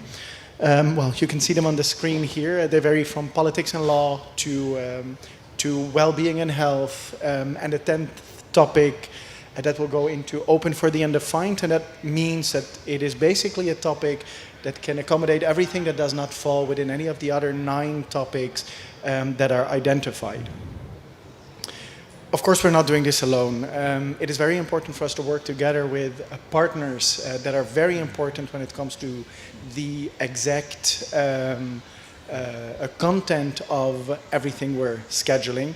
And as you can also see on the sheets, at this point we have 12 partners. We expect to have about 15 to 17 by next year. And they vary from Amnesty International to Free Muse, very engaged with arts and culture, Workplace Pride when it comes to diversity and inclusion at the workplace, Rainbow Railroad for LGBT refugees, but also Parliamentarians for Global Action when it comes to parliamentarians and Athlete Ally, speaking about sports and inclusion. Now a little bit more about the Human Rights Forum itself. As I said, we will have 5 events over the course of 5 days, taking place from the 16th to the 20th of August 2021. And we're opening on the Monday with the human rights official opening at the United Nations City, collaborating with the United Nations Population Fund, where we will organize an afternoon talking about the Sustainable Development Goals and the rights of our community, of the LGBTI community. And we're going to assess how the Sustainable Development Goals are actually strengthening inclusion for the community. We will open the day with a fair at the United Nations City here in Copenhagen, where the different agencies of the United Nations will present their work. And after that, we will have different panels and opening speeches going into more depth. Different people already confirmed, for instance, Dr. Natalia Kanem, the director of the UNFPA, but also our Minister of Development, Rasmus Prehn. And we're very hopeful that the Crown Princess, as our patron, will be there. And that's, of course, something I would say we're very proud of as Copenhagen 2021. I'm also looking at my colleagues here because, of course, she's our patron. Then the Human Rights Conference, I would say one of the most important events over the course of the 5 days, from Tuesday the 17th till Thursday the 19th of August. We expect about 2,000 people for the first day. That is the opening day, a plenary day with different opening speeches. For instance, the Prime Minister, but also the High Commissioner on Human Rights of the United Nations, Michelle Bachelet, and we're confirming other high-level speakers. After that, we're going to go into different plenary sessions on, for instance, decriminalization, conversion therapy, political cooperation, in order to make sure that we discuss the very essential and basic rights of our community focused on a world level. So of course we can talk about things like same-sex marriage, but that would be very privileged because in most of the countries, in for instance Africa, people can still go to prison for being part of the community or even get the capital punishment, which is still on the books in 12 countries. Now, the Wednesday and the Thursday will be breakout sessions. That means that they're smaller sessions focused on different topics along the lines of the 10 topics you've just seen in the introduction. And there we will have about 80 hours of different sessions that can be visited by 1,200 participants. And again, the external partners, the executive partners are extremely important in setting the agenda there, making sure we have impactful sessions that can actually sustain and have a certain output. Then the Global Interparliamentary Plenary Assembly. We want to reach as many people as possible in all the events we're organizing. And of course, the political aspect is extremely important in this respect as well. And especially parliamentarians that can actually change the law should also be instructed, should have the opportunity to meet each other and also learn, I would say. So we will have 220 parliamentarians from all over the world present at Christiansborg Palace here in Copenhagen, where we will organize an event especially for parliamentarians. How can they cooperate more on an international level? How can they make their voice heard and help our community all over the world? And as I said, 220 parliamentarians with a focus on the Global South. So we're going to make sure through the collaboration with executive partners that there is at least 60 parliamentarians coming from either Africa, Asia, South America, or Oceania. And this is also organized in collaboration with the parliament here in Copenhagen, in Denmark. Then the Immigrations, Border and Refugees Summit, a focus event taking place on the Friday as well. This will take place in Malmö, and this will purely focus on the rights of the LGBTI refugee community all over the world. So again, it's an international event. It is not only focused on Denmark or Sweden, but we thought it would be a very important event to schedule because we also have to be self-critical. Of course, I mean, Denmark and Sweden are by far not the worst places in the world to live in, but there's still a lot of work to do. And I think that is also something when it comes to the national level, or at least the regional level, something we really want to show. There is still a lot of work. It doesn't end with the legislation in the books that is at least more inclusive. We have to keep on fighting, and we see in many countries that it's actually going the wrong way. I mean, examples, Poland, Turkey, Russia. So there is a lot to talk about. Now, this event will, again, solely focus on the rights of refugees, a full day in Malmö on this topic. And then the one-on-one democracy from Monday the 16th till Friday the 20th of August. It's a Folkemøde setup, sorry for the pronunciation, I'm not Danish, so it sounds a little bit weird when I say it. We will, at the square in front of Øksnehelle, where the conference will take place, have different civil society organization tents, 2 big debate tents, a stage where we will invite the public at large to come in, to learn, to be educated, to engage with our community, but also a little bit the broader community when it comes to inclusion, because of course the LGBTI community is one of the communities that is often being discriminated against. We also have to search for collaborations with other parts of humanity that feel discriminated, that are part of the minority. And it's very important to show that that a fight for equality is not just a fight of the LGBTI community, but is a fight of all of us. So that is something we're going to do at the One-on-One Democracy Festival. There will be sessions like this you see here, but there will also be the opportunity to really meet the different organizations that are working with inclusion on an international, but also on a national level. And of course, very important, we're organizing a very big event. I mean, a lot of money goes into the organization of something like this. But we also have to make sure there's an impact, there's sustainability, and there's output. Because otherwise the money could have spent in a different way. I mean, we want to make a difference in the world. We want to make sure that governments align their agendas. We want to make sure that the European Union, the United Nations, but also our own government here in Christiansborg or the Swedish government in Stockholm is going to actually change legislation, is going to listen to us, and is moving their agenda forward. For that reason, we are in the early stages of working on a declaration, which will be an official declaration, which will be signed by different government officials, parliamentarians, directors of multinational companies, but also important activists, people working for civil society organizations, in which we will set out different goals for the next 10 years in order to move our agenda forward. Now, of course, we're not doing this in our office ourselves. We will engage with some of the executive partners, but also people we're working with from the European Union, the United Nations, the government here, in order to really set up a declaration that can be signed by all these different people we just mentioned in order to move our agenda forward.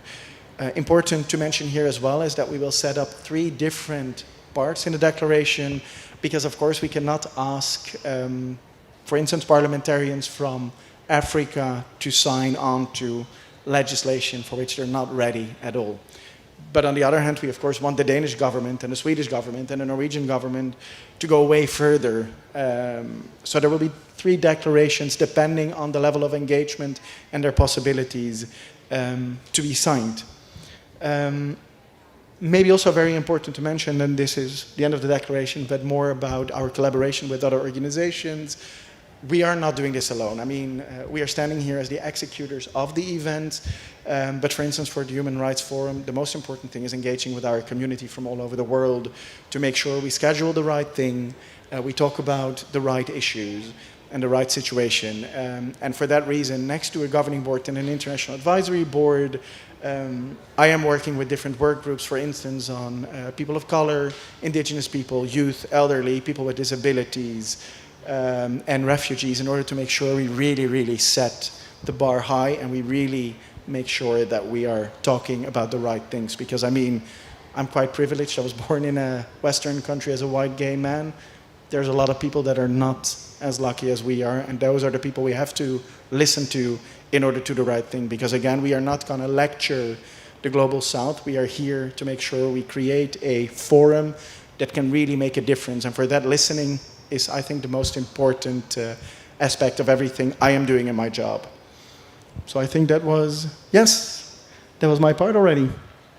Sasha?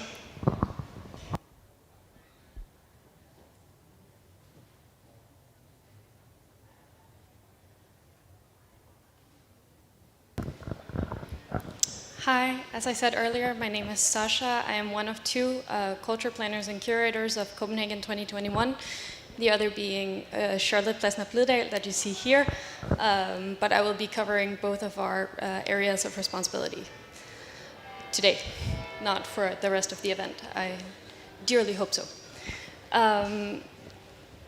Charlotte is responsible for all of our external culture collaborations, which means with museums, with art halls, with galleries, with theaters, with cultural centers all around Copenhagen and Greater Copenhagen. I'm responsible for planning and programming our own thematic squares that will be activated during the event next year as an addition to what we are used to experiencing here, where we're standing right now, Rådhuspladsen, which next year will be transformed into World Pride Square. Those are the 4 squares you see here: Arcadia, Fluids, Rainbow Children, and COA. And I'll give you a little introduction to what each of those thematic squares is all about. But before, I can just mention that everything we are doing ourselves is free and accessible. And the idea behind the locations of each venue is that they are situated close together to ensure that if you're interested in programming at 2 or more venues, that you can actually move between them without it being a big hassle. That is also one of the beautiful things about this event being in Copenhagen, aside from the beautiful LGBTI history that is in all of Denmark. It's also a very small city, and a city that is very well structured with public transport. So the first venue I'll tell you about is Arcadia. It will be situated in Rådhushaven, right behind where you're sitting right now. It is inspired by the god Pan and his dwelling in Greek mythology, which was this very idyllic vision of nature. So usually I would describe it as the Garden of Eden if it were less biblical, binary, and if we're going to let the alliteration go further on, a bit less boring. In here we will have calm talks, we will have performative sessions that are longer in duration and a very welcoming, loungy vibe. There'll be a soundscape in there that will be activated when there isn't programming on the stages. So it's a space that is always moving and has a sensuous and welcoming ambiance to it. I'll tell you a little bit about one of the projects that we're working on for there, and it is on the bottom, the middle picture. This is an industrial fragrance diffuser. We are working together with the artist duo called Young Girl Reading Group, which is a Polish-Lithuanian writer and artist duo that will be presenting the work Body AI. It's a scent, and they describe it themselves as a non-place scent, which means that it's a scent that doesn't have a signifier of geographical location, of class, of gender. The idea behind it all is that next summer will be quite the summer in Copenhagen, now that Grand Depart has been moved, but still it will be very, very full, especially due to the lack of fullness of this summer. So really giving the opportunity for having a place to withdraw, to ponder, to meditate, to have that serenity in what will, without a doubt, be a very, very festive week in Copenhagen, or 10 days. The next space that we will be activating is called COA. COA stands for Center of Attention and will be our area that focuses on youth. So that means 17 and down to a soft lower border, but 12 to 13-year-olds. The whole idea behind COA is to create a sense of being at home or at a Danish folk high school. So even if you don't, you feel like you could take your shoes off. So there will be house parents present at COA through the entire duration of the event. And the idea behind this is to create this feeling of hominess, of repetitiveness that is also there in your home, and a feeling of safety. We'll be activating the entire tower of, oh, I didn't say where this will be. It will be in Huset KBH. Sorry. And we'll be activating the entire tower of that, which means we have 5 stages or 5 rooms there.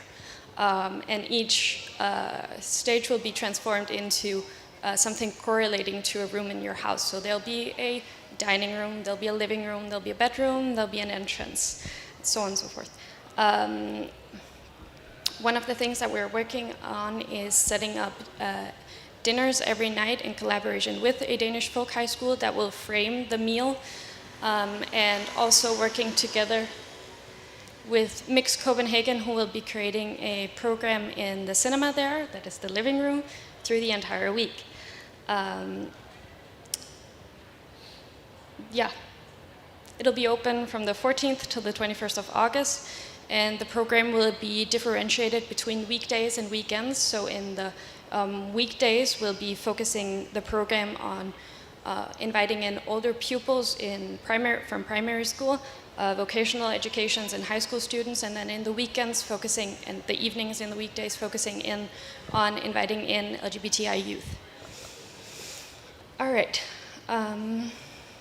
The next space that we will be activating is called Fluids. This will be located at Gammel Strand Torv, which has been kind of an enigma in Copenhagen for the last plus 10 years because of the metro building, but is slowly opening up again. This will be the main party stage aside from World Pride Square, and we will here give place and give space to the fluidity that exists within gender identity, gender expression, sexuality, and within people themselves. We will have live acts here, DJ sets, performance and visual arts, talks, readings, and the like. And all of this will be presented by women, by non-binary, genderqueer, gender non-conforming folks. The reason for it being placed at Gammel Strand Torv is because Gammel Strand Torv does have quite a rich history of not conforming to any given time's standards and ideals. It was a place where women in Denmark became independent salespeople by selling fish along the canal. And that is also commemorated by a statue down there on the square now. But it was also where the modern art institution Kunstforeningen Gammel Strand is located at now, was once the location for Natalia Sale's girls' school. Fluids will be open from the 13th till the 21st of August. And then I will give you the last of our 4 thematic squares that we'll be activating in addition to World Pride Square is Rainbow Children at Blocks. As the title suggests, this will be placed at Blocks down in Bryghuspladsen. And the reasoning for this is that not only does this space already do a lot of programming for children, for childcare institutions, and for families, they also even have a playground already established there and a ball cage. So actually activating the space makes a lot of sense. The childcare institutions that are nearby use it every single day of the week, as is. It will be a place where we focus in on creating like a very, very playful and loving place to play with the idea of binarity, of pronouns, and really tap into the fact that one of the beautiful things about children is that they don't have the same set ideas of how people are and should be, as unfortunately society instills in us. We will be collaborating with the artist collective De Seneste, who every year, amongst other things, create the children's area at the Heartland Festival under the name Hjerteland, which is also where the 2 bottom pictures are from. One of the projects that we have in the pipeline for this place is an architecture run for children and for families that will, and it is, you can walk it, it is not timed, but that will take children and their families through some of the nearby interesting and quintessentially like Copenhagen-esque buildings, and also tell the LGBTI story that is attached to some of those. And this will be open from the 14th till the 20th of August. I'll get a move on, but a project that we are right now applying for funding for is together with the artist duo, the The Overheard, they are two composers, sound researchers and sound artists who have, amongst other things, created a project in 2017 called Secrets Build Bridges, where you called into a automated answering machine, told your secret, and then it was composed into sound. So that means the rhythm that you talk in, your pauses, your tone, all of this becomes sound. For next year, we are trying to create an installation over at Nytorv, where you will walk into a white cube, you can tell your own coming out story, and then when you come out, 20 seconds later, it will play over the carillons of Vor Frelser and Helligåndskirkens.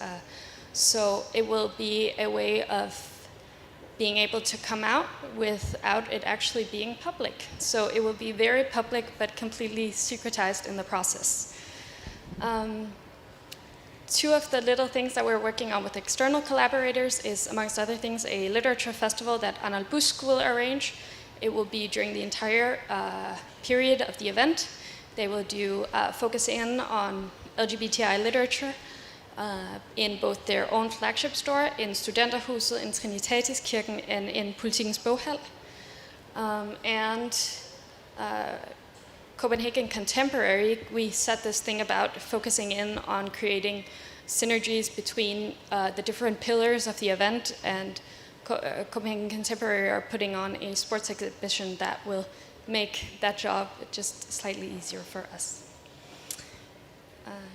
I think that was all I had to say. I'll give the word to Ayhan.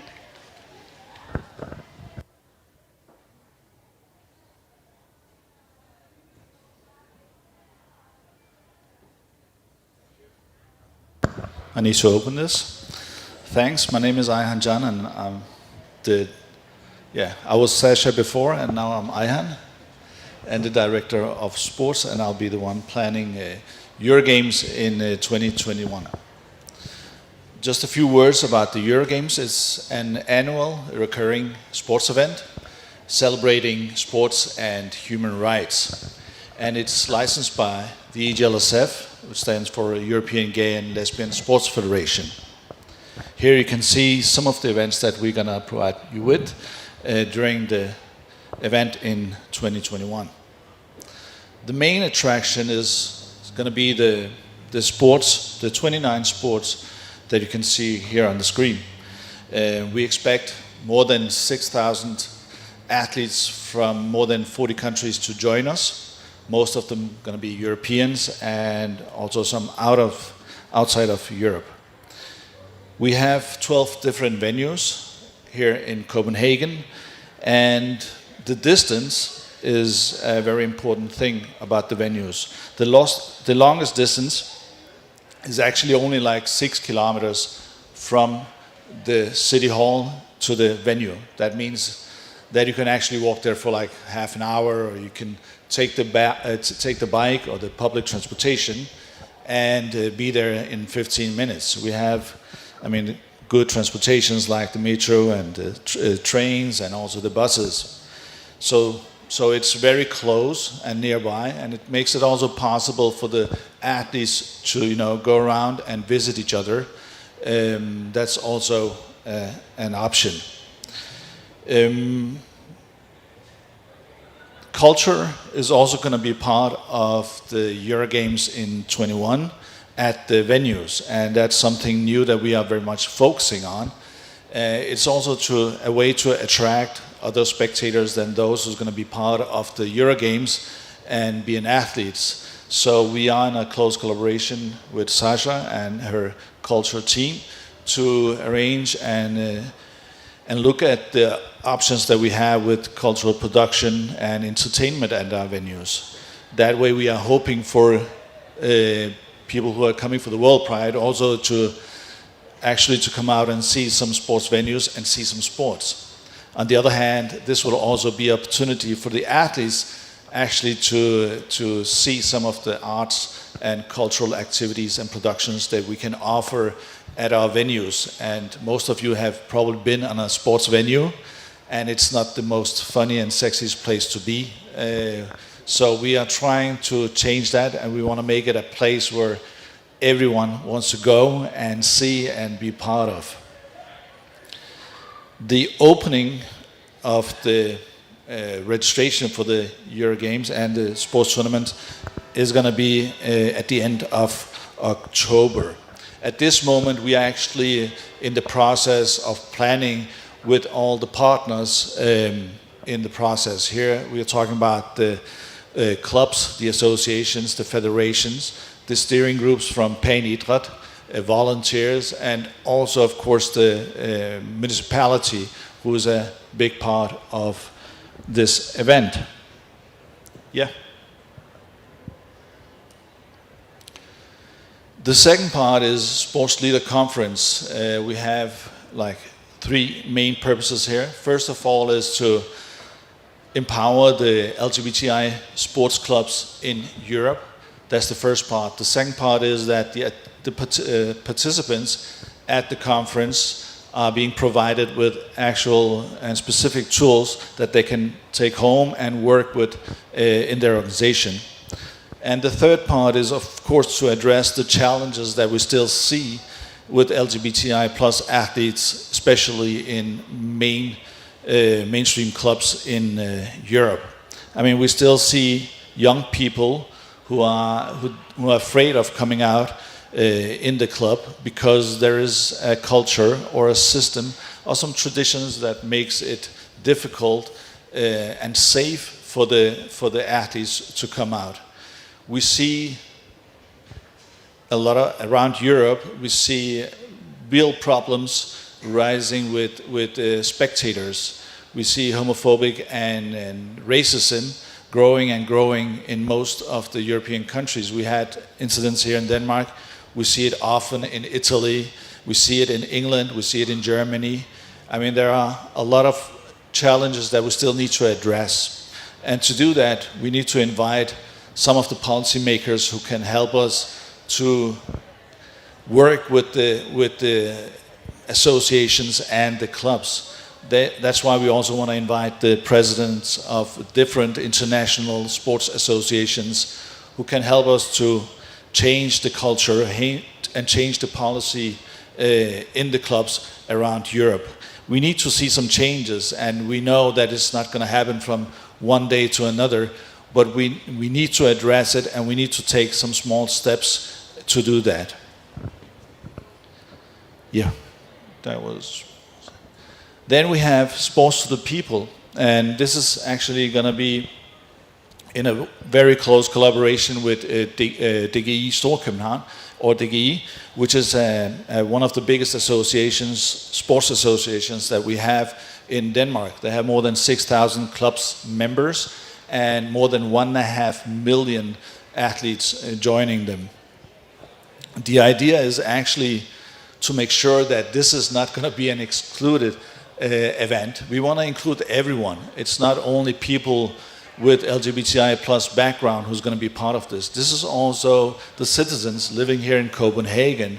This is also the people who could be interested in sports or in human rights. So that's why we're going to offer 50 sports activities from the 14th to the 20th of August all around the city. It can be down by the harbor, it will be here in the city, it will be at the parks, and it will be all kind of sports, everything from morning yoga to running in the evening, and perhaps we're also going to be able to do some of the more fun stuff like drag race and some of those sports. Yeah, that's also a sport.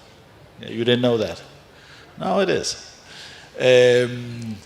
So that's going to be a part of it, and we will try to include about 35-40 smaller associations, local associations, sports associations, to help us to plan and execute some of the sports. At the same time, it's also very important for us that we can talk to these associations about diversity, about LGBTI plus rights, so that it's not only going to be a club or an association coming doing the stuff and just leaving again. We need to address the challenges and maybe also helping these associations with some of the challenges that they have in their own club or associations. and to be more inclusive overall. So that's going to be one of the legacies also with the associations in Copenhagen. This sports village is going to be located at Islands Brygge. This is going to be the place where the athletes can meet, talk about their competition, be angry about the referee, and at the same time enjoy entertainment and actually also do sports. So this is going to be the place, I guess, if the weather is good, be the place that everyone is going to go to. We're going to have different kind of sports there. We're going to have probably yoga, we're going to have beach volley, we're going to have boxercise. I mean, we're going to do the combination of, like I said, sports and entertainment at the sports village. It's going to be open from the 17th till the 20th of August. Then we have the opening and the closing ceremony.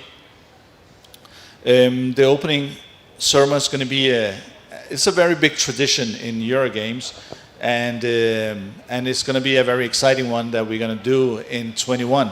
We're going to start at the Sports Village, where we're going to divide people and the athletes into nationalities, and from there we're going to walk and cross the Lille Lange Bridge, Lille Lange Bro, that's in Danish of course, and go up of Vestervoldgade and Voldgade. That sounded really bad. I mean, Vestervoldgade, of course.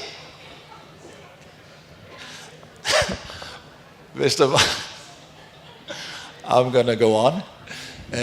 I was just trying to pronounce it if you're not Danish, of course. Vestervoldgade, and come up here to the City Hall, where they will be presented to everyone. And afterwards, and we're going to have some speeches, of course, and do the introduction, and have some of the formalities here, and we're going to also have the show. But we're going to follow up with some sports activities, and we're going to actually do a running event when all the athletes have arrived here. We're going to start a running event from the sports village and run all the way the same route up to the City Hall. And it's actually 1 mile, and we're going to call it probably the proudest mile in the world. We expect all 10,000 to 10,000 people to participate in the opening ceremony. It's going to be amazing, and it's probably going to be the first time that you'll see an opening of a Eurogames like this. It was actually very important for us when we were starting to do the planning to think about how we were going to present this. And we were actually we all very fast agreed on that we didn't want to put it away. I mean, we needed it to be very visible. We needed to be more creative and inclusive also. So that's why we didn't do it in a venue, in a big venue like Østerbro Stadion, because that was also an option. But we wanted to show the people that it's going to be part of the Copenhagen 2021, and it's going to be an amazing opening and a different opening than they're used to. So that's why we chose the walk, and that's also something new, that you have a walk where you go through the city, and that's going to be amazing. So I hope you will join us there. At the end we have the closing ceremony. This is probably also going to be the first time that Eurogames participants are going to be part of such an amazing and big event, because they're going to be part of the Pride and the March that we're going to do on the 21st of August. We expect about 75,000 people to join into the march, and we're going to be there with all the athletes, and of course also we have also invited our partners and those we're going to collaborate with. That means all the sports associations, the municipality, the volunteers. They're going to join us there. Here we're going to divide the athletes into sports instead of their nationalities, because it's also very important to show the unity across sports than only divide people into nationalities. So we're going to have almost 10,000 athletes with their partners and also those we are collaborating with to go into the march. And we're going to end up here at the City Hall. I'm not sure how many people we're going to be. I've heard the numbers. It's like more than 500,000 to 750,000 people. So that's going to be a couple of people here on City Hall. It always reminds me about 1992 when we won the European Championship, and that was an amazing view that we're here, and I'm thinking it's going to be something like that. And we're going to hand over also, of course, the Euro Games trophy, because it's going to go to Nijmegen in Holland. Was it really, what is the right way to pronounce it? Nice try. And the right way? Nijmegen. I think that was very close. Nijmegen. That was good? Thank you. And we're going to hand over the trophy and let them have it next year, in 2022. So that's my part, actually. Yeah, that was for me. I think one thing we can say to round this off is that the only way to make this work is that we need a lot of volunteers. The whole heart and soul of the project, and which is our hashtag, is You Are Include, and all that we're working for is that everybody can take place in this event for 10 days, and both be from the community, both be allies, both be civil society that normally don't engage in this. So apart from the really, really hard-working volunteers that are already on board from the Copenhagen Pride and Penn Idræt, we really want volunteers, and you can go to our website, and we invite you to be there. Some can be what we call a super volunteer, and you can just volunteer for taking a shift at one of the sports events. And also it can be a good idea or a good way to get into some of the areas you haven't tried before. Actually, there's going to be bridge and chess at Sports Village, like one of the sports. That could be a nice thing to do. But also there's just like, it's everything from from standing here at night and all be at the Sports Village. So please just at the website, we will update everything and spread the word and have your workplace be on board as well. Yeah. Are you finished? Yes. Okay, I would like to say thanks for this amazing meetings, and I hope everybody had enjoyed it. And see you for the next time. If you have any question, please feel free to come out and say something now. Anybody? Er der nogen spørgsmål? In English or Danish? English is fine. Okay, no, I had to. You can't. Sorry, you can't hold the microphone due to coronavirus. No, sit down. I'm sorry. You can speak now. Okay, my name is Jens. Thank you very much for the presentations. I'm completely blown away by the scope of activities, and I don't envy you the task of coordinating and making sure that all this will happen with great success. It's a real huge thing, so congratulations so far. My questions is related to the human rights agenda and the issue of education, and I would like to know whether you have involved UNESCO, which is in the UN family, the first agency to promote focus on homophobic and transphobic bullying in education, and developing policy papers and having governments sign up to actually act in relation to this. I didn't hear that, I didn't see it on your slide, but I would encourage you to involve them and have strong focus on the issue of education, or to make sure that we shape the minds of the youngsters in terms of diversity and inclusion for everybody. If you need to, I have contacts in UNESCO you could address. Thank you very much. Thank you for this very relevant question. No, yeah, it's a very important question.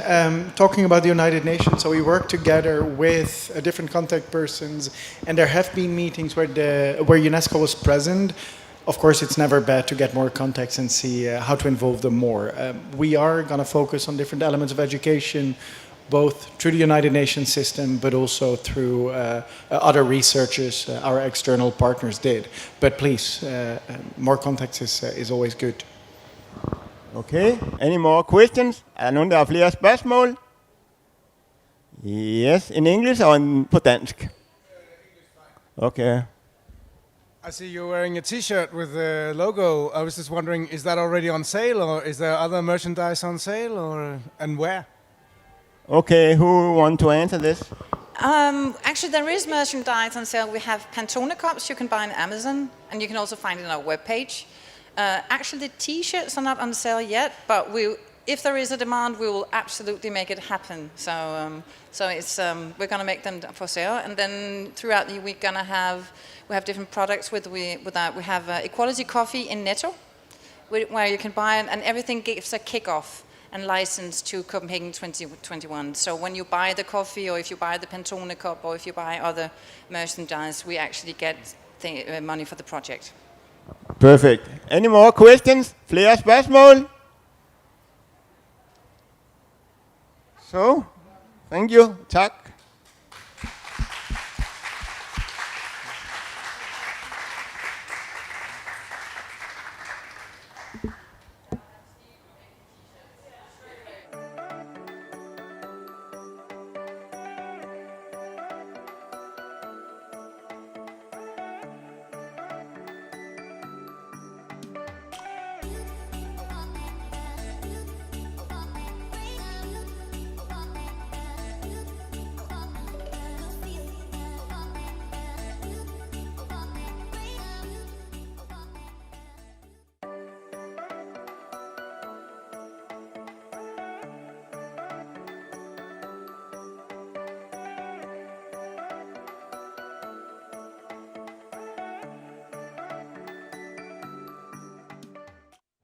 Hey, we are Queer Space from KPMG Denmark. My name is Julie. My name is Lasse.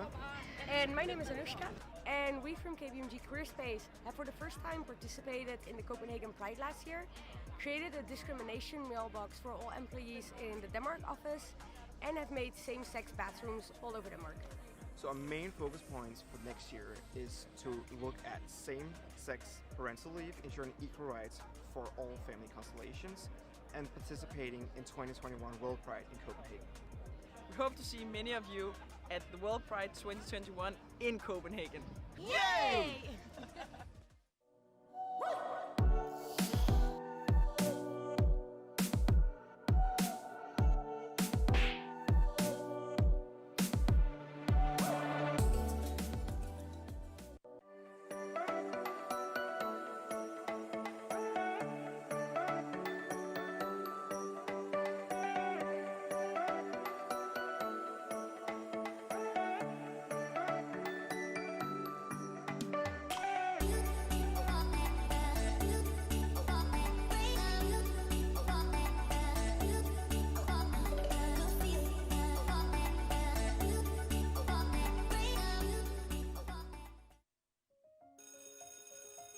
I dag skal vi tegne forskellige jobs. Det første, vi skal tegne, det er en kaptajn.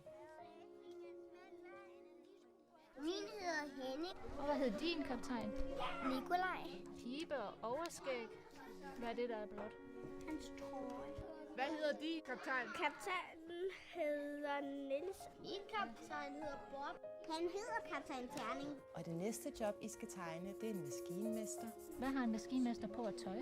Sort og skidt tøj. Og han skal have grønne øjne. Så har han en værktøjskasse med alt sit værktøj. Jeg har tegnet 2 mænd, altså drenge. Jeg skal lige finde på et navn til ham. Okay. Jeg har tegnet motoren og maskinmesteren, der hedder Elliot, og han er lige ved at fikse en maskine. Hvem af jer kunne godt tænke jer at møde en rigtig kaptajn og en rigtig maskinmester?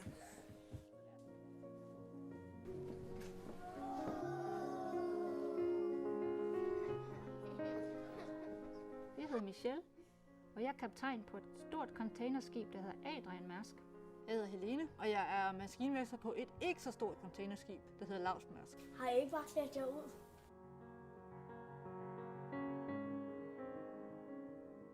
Fyr den af. Medperson. Propelleren. I virkeligheden så drejer den jo rundt.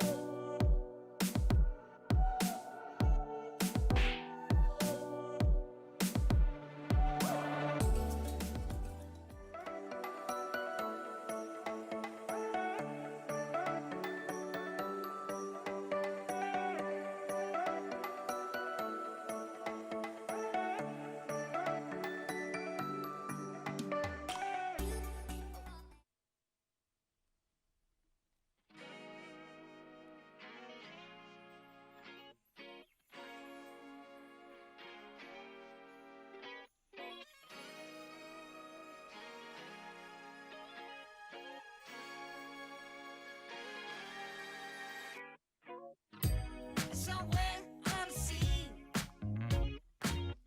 it got a little longer, so it seems. I burned out, so to speak. Now come a little closer.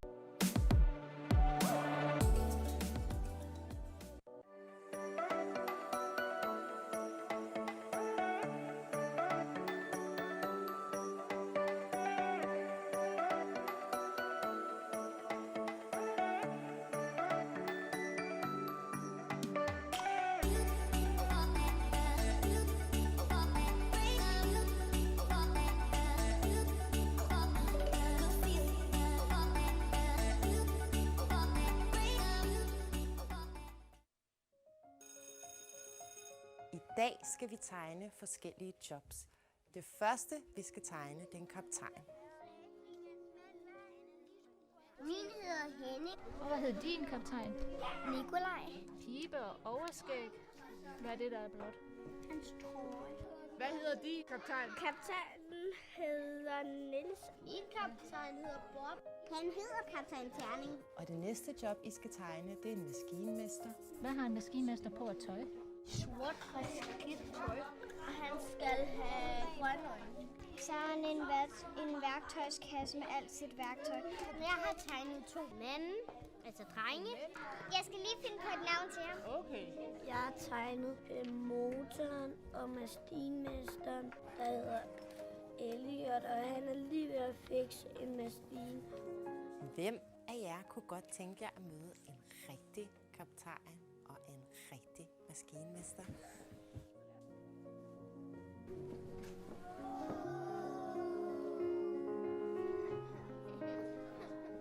Jeg hedder Michelle, og jeg er kaptajn på et stort containerskib, der hedder Adrian Mærsk. Jeg hedder Helene, og jeg er maskinmester på et ikke så stort containerskib, der hedder Lavsmærsk. Har I ikke bare klædt jer ud?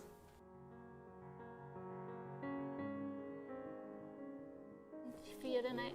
Medperson. Propelleren. I virkeligheden så drejer den jo rundt.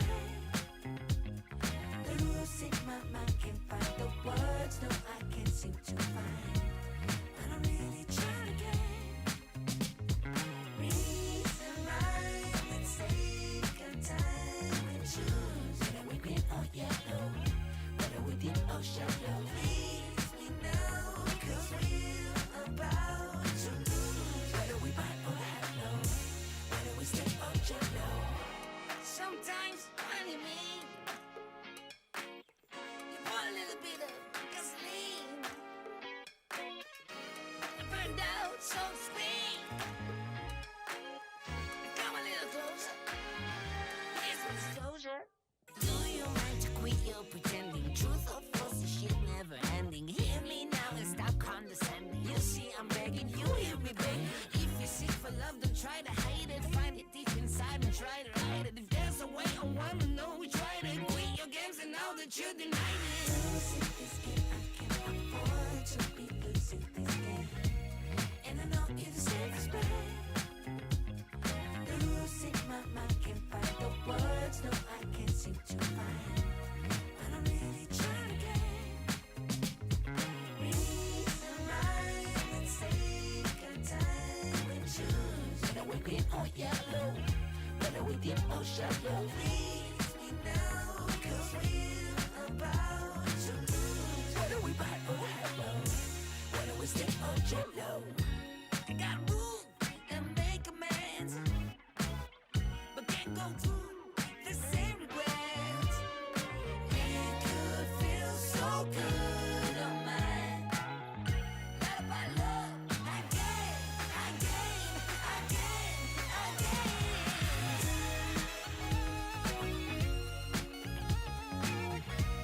And I know you deserve respect.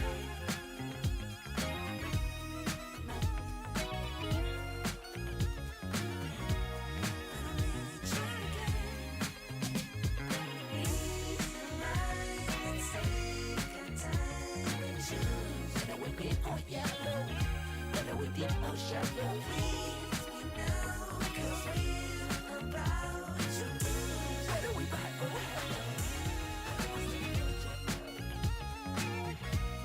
and I know you deserve respect.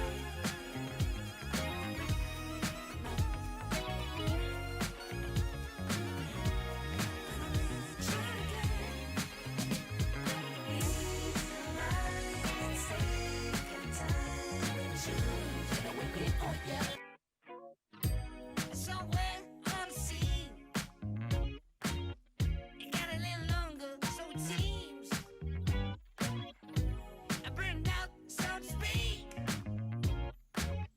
Now come a little closer. I feel a little light in the light track. I felt a bit of bad, but I came back. There's still a little light in the light track. Still a bit of good, so good. And I know just what to say. And I know just what to do. And I'm so sick of pain. But it's all too quick with you. Losing this game, I can't afford to be losing this game. And I know you deserve respect. Losing my mind, can't find the words. No, I can't seem to find. But I'm really trying to get reason, rhyme, and take our time and choose. Whether we're green or yellow, whether we deep or shallow. Please me now, 'cause we're about to lose. Whether we buy or hello, whether we stay or jello. Sometimes when you mean, you pour a little bit of gasoline. I burned out, so to speak. Come a little closer. Here's some disclosure. Do you mind to quit your pretending? Truth or false, this shit never ending. Hear me now and stop condescending. You see, I'm begging, you hear me begging. If you're sick for love, don't try to hide it. Find it deep inside and try to hide it. If there's a way, I wanna know we tried it. Quit your games and now that you denied it. Losing this game, I can't afford to be losing this game. And I know you deserve respect. Losing my mind, can't find the words. No, I can't seem to find. But I'm really trying to get reason, rhyme, and take our time and choose. Whether we're green or yellow, whether we deep or shallow. Please me now, 'cause we're about to lose. Whether we buy or hello, whether we stick or jello. I gotta move and make amends, but can't go through the same.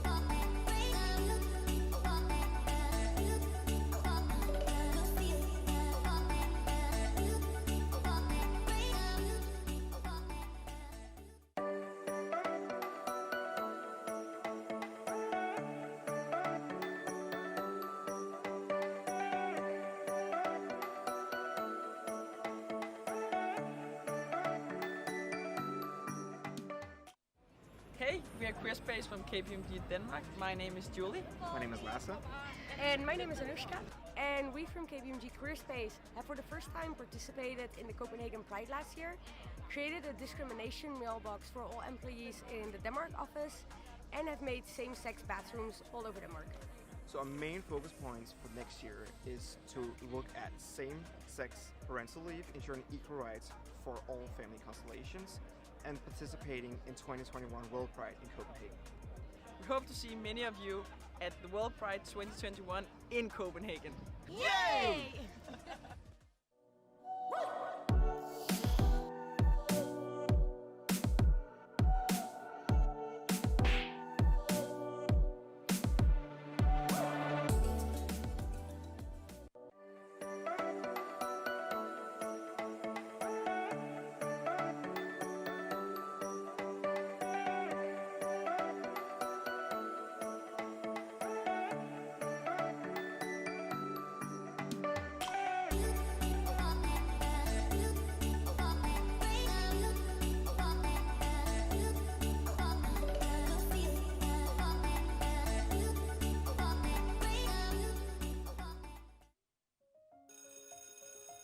I dag skal vi tegne forskellige jobs.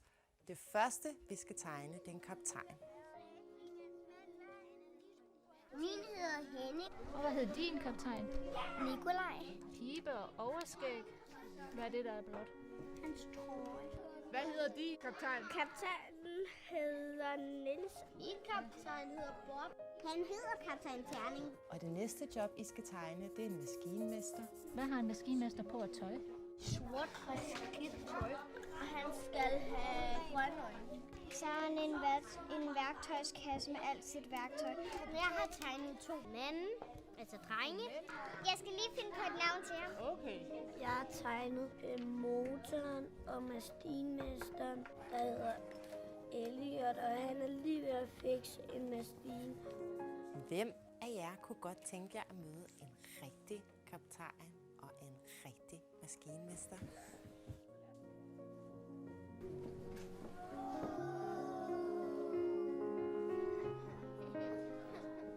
Jeg hedder Michelle, og jeg er kaptajn på et stort containerskib, der hedder Adrian Mærsk.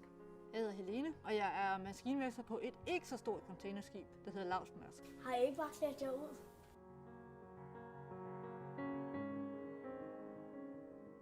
Fire den af. Ledperson. Propelleren. I virkeligheden så drejer den jo rundt.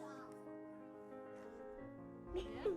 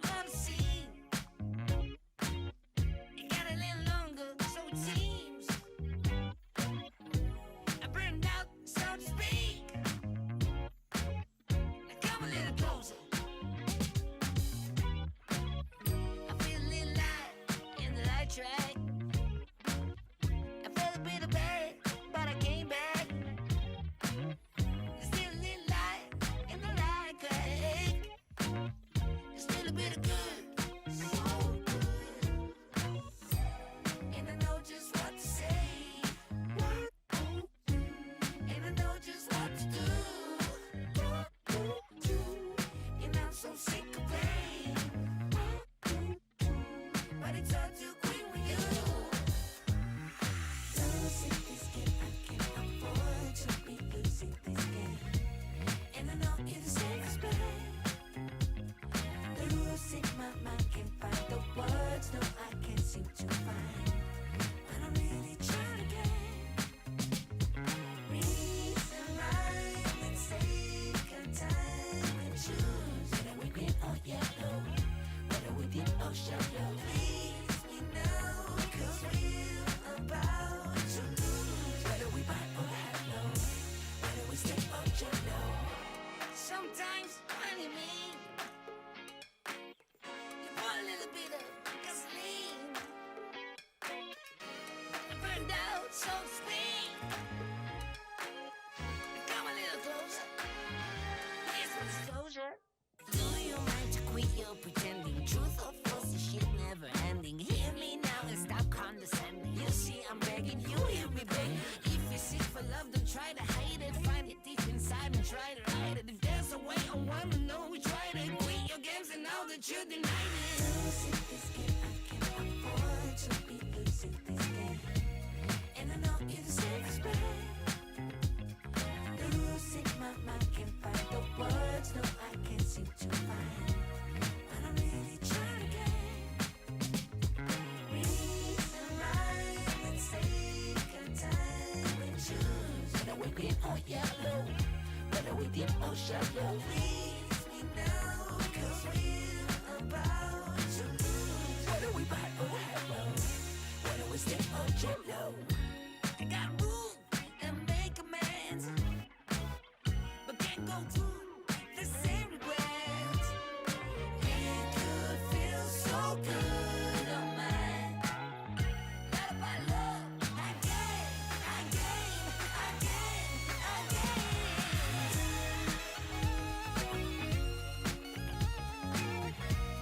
And I know you're the safest bet.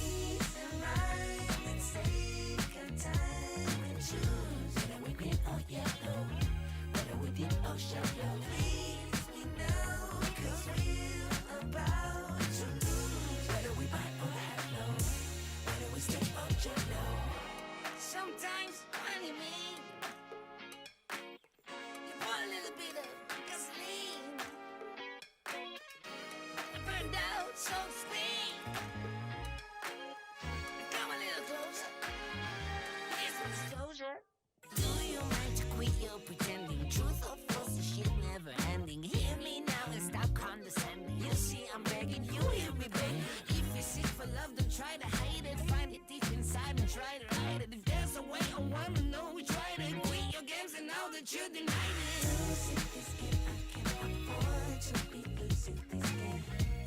And I know you deserve respect. Losing my mind, can't find the words, no, I can't seem to find. But I'm really trying to get reason right and take our time and choose. Whether we're green or yellow, whether we deep or shallow. Please me now, cause we're about to lose. Whether we buy or hello, whether we step or jello. I got room and make amends, but can't go through the same regrets. It could feel so good on mine. Not about love, again.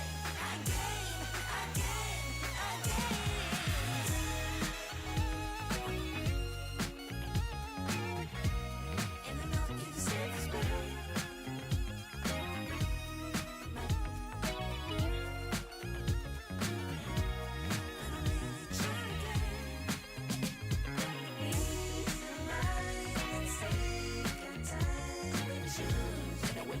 Yellow, whether we deep or shallow. Please me now, cause we're about to lose. Whether we buy or hello, whether we step or jello.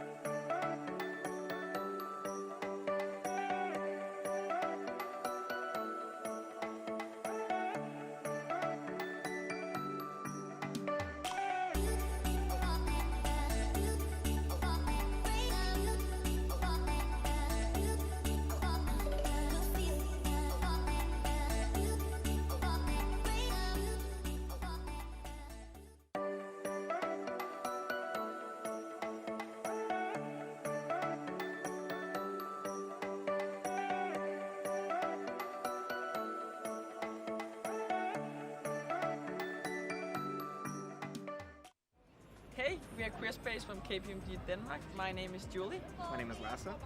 And my name is Anushka.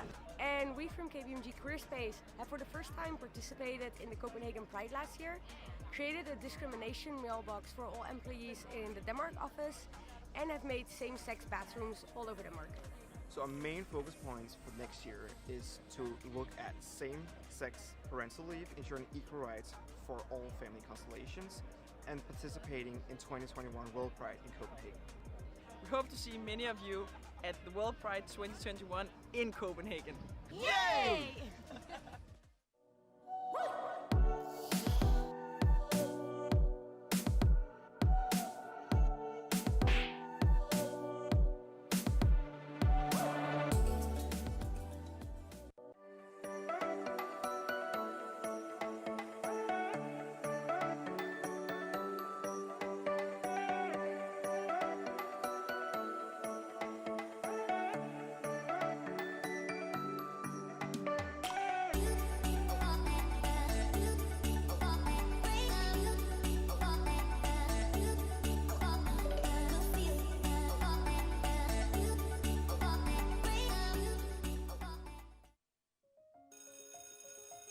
I dag skal vi tegne forskellige jobs. Det første, vi skal tegne, det er en kaptajn. Min hedder Henning. Og hvad hed din kaptajn? Nikolaj. Pibe og overskæg. Hvad er det, der er blot? Hans trøje. Hvad hedder din kaptajn? Kaptajnen hedder Niels. Min kaptajn hedder Bob. Han hedder kaptajn Terning. Og det næste job, I skal tegne, det er en maskinmester. Hvad har en maskinmester på at tøj? Sort og skidt tøj. Og han skal have grønne øjne. Så har han en værktøjskasse med alt sit værktøj. Jeg har tegnet 2 mænd, altså drenge. Jeg skal lige finde på et navn til ham. Okay. Jeg har tegnet motoren og maskinmesteren, der hedder Elliot, og han er lige ved at fikse en maskine. Hvem af jer kunne godt tænke jer at møde en rigtig kaptajn og en rigtig maskinmester?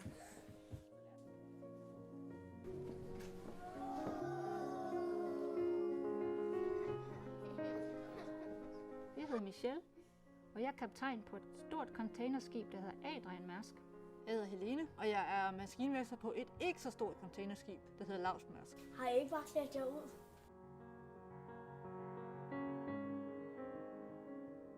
De fire den af. Ledperson. Propelleren. I virkeligheden så drejer den jo rundt.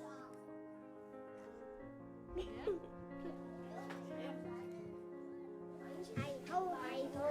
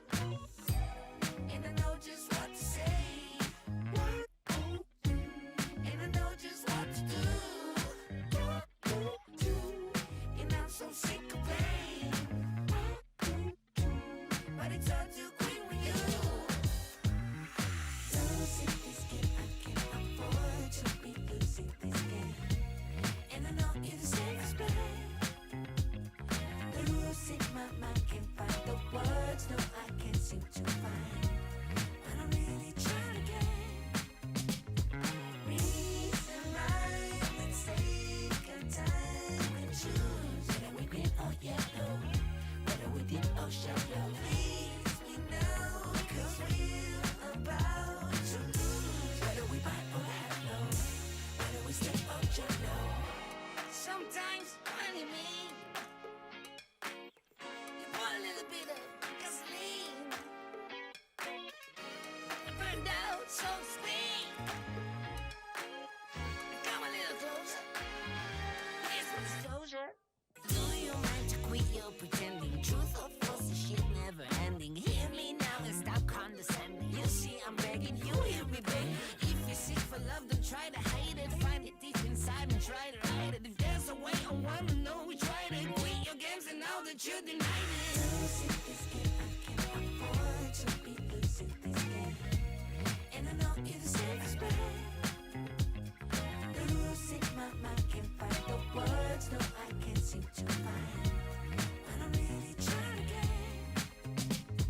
Reason, rhyme, and take a time and choose. Whether we green or yellow, whether we deep or shallow. Please me now, cause we're about to lose. Whether we buy or hello, whether we stay or jello.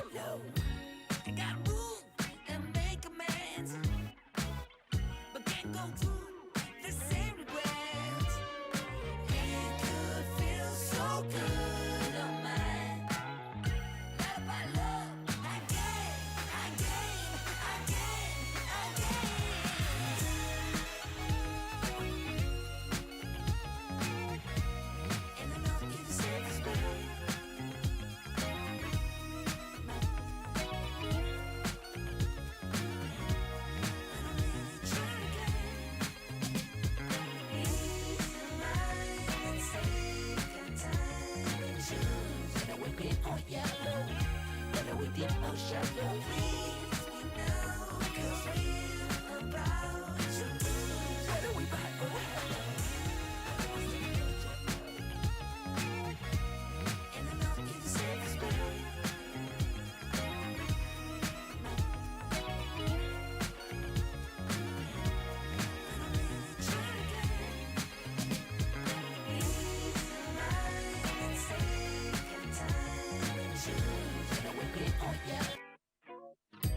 Somewhere on the sea,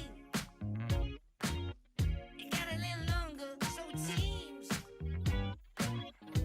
I burned out, so to speak. Now come a little closer. I feel a little light in the light track. I felt a bit of bad, but I came back. There's still a little light in the light track. Still a bit of good, so good. And I know just what to say. And I know just what to do. And I'm so sick of pain. But it's all too quick with you. Losing this game, I can't afford to be losing this game. And I know you're the safest bet. Losing my mind, can't find the words, no I can't seem to find. But I'm really trying again. Reason, rhyme, and take a time and choose. Whether we green or yellow, whether we deep or shallow. Please me now, 'cause we're about to lose. Whether we buy or hello, whether we stay or jello. Sometimes funny me. You put a little bit of gasoline. I burned out, so to speak. Come a little closer. Here's some disclosure. Do you mind to quit your pretending? Truth or false, the shit never ending. Hear me now and stop condescending. You see, I'm begging, you hear me begging. If you're sick for love, don't try to hide it. Find it deep inside and try to hide it. If there's a way, I wanna know which way to quit your games and now that you denied it. Losing this game, I can't afford to be losing this game. And I know you're the safest bet. Losing my mind, can't find the words, no I can't seem to find. But I'm really trying again. Reason, rhyme, and take a time and choose. Whether we're green or yellow, whether we deep or shallow. Please me now, 'cause we're about to lose. Whether we buy or hello, whether we stay or jello. I got room and make amends, but can't go through the same regrets.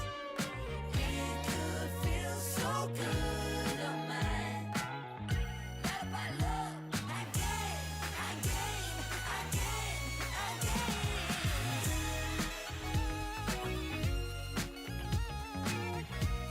And I know you're the safest bet.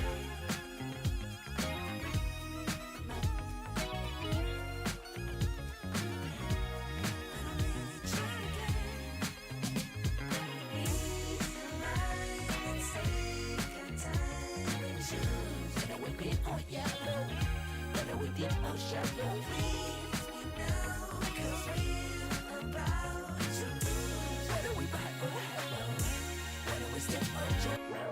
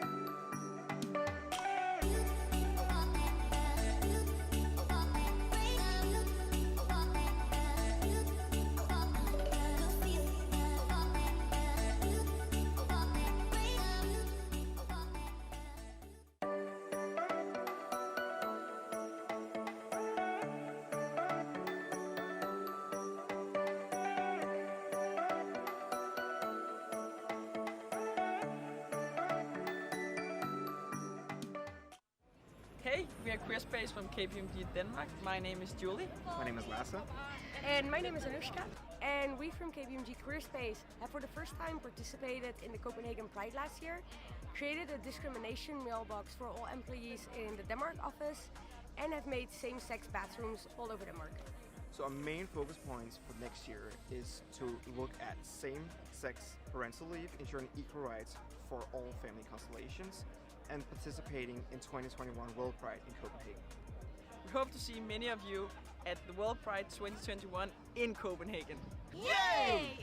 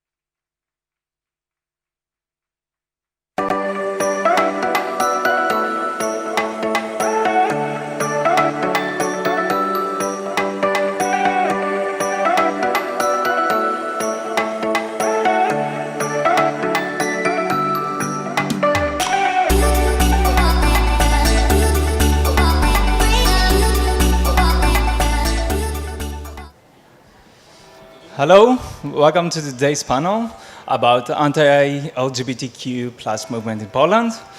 Welcome to everyone on our tent and everyone online. If you have any questions at any time, feel free to pass them over. And now I'll present to you our moderator of the event. Good evening, everyone. My name is Julia Maciocha. I'm the president of Warsaw Pride. And I was asked, and I will try to moderate today's event. I will do my best, let's hope. So my name is Julia, she, her, and today with me are my 4 excellent guests. Kasia. Hello, I'm Kasia Malinowska, she, her. I'm a social psychologist from the University of Warsaw, Poland, but I'm also an activist trying to combine the two as best as I can. Hello everybody, my name is Mateusz Gęćba and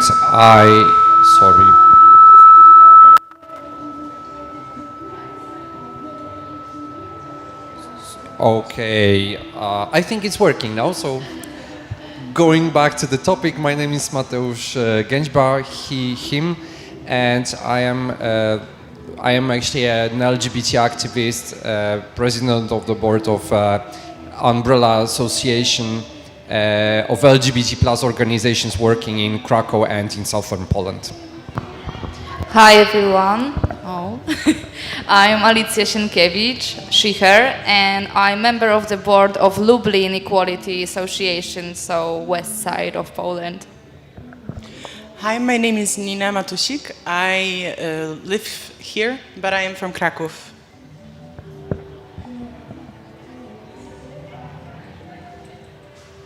I would like to start by saying that what's important at the very beginning is to say that there is no recognition of LGBTQ people in Poland. So we have no hate crime law, we have no equal marriages.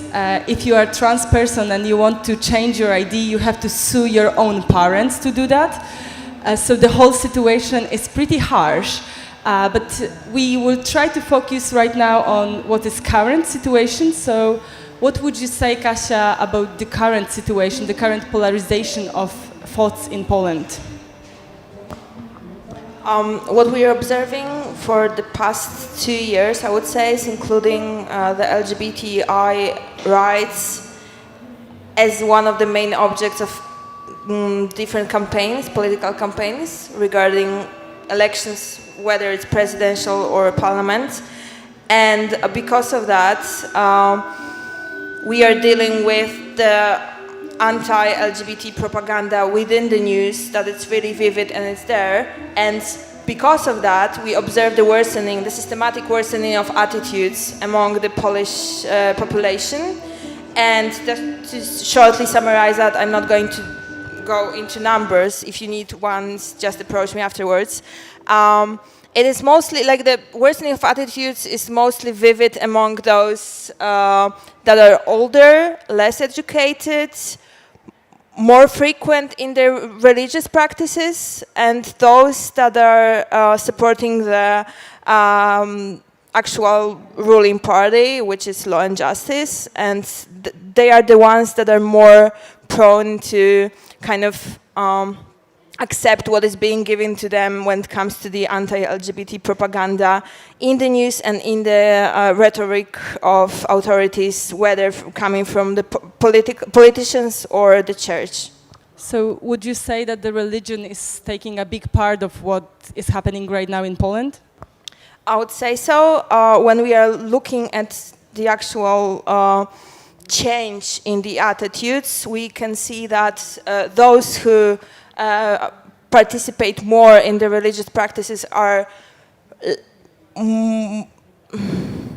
less reluctant to engage with LGBTI people in Poland, but also the attitude, they are more prejudiced towards LGBTI people. And on the other hand, those who declare themselves atheists or non-believers or not engaging in the practices, we can see a little but still improvement in their attitudes as kind of a, I would say, counter. There is an assumption that this is the, because of the church being really strong anti-LGBT, if you are an anti-church person, you would probably support LGBT more partially because you are supporting the LGBTI community, but also just being against the church, and that needs to be taken into account. What about the humanization of LGBTQ people? Where it started, how it's being proceeded in Poland? It's hard to actually pinpoint the starting point, as it usually is, but these phrases that were unacceptable in the public discourse, they are most vivid and widespread now. And when we are asking about, and this is the blatant question, but this is how we asked about that, on which evolutionary level you perceive LGBTI people are, and we can see the change towards perceiving LGBTI community as less human than it was before.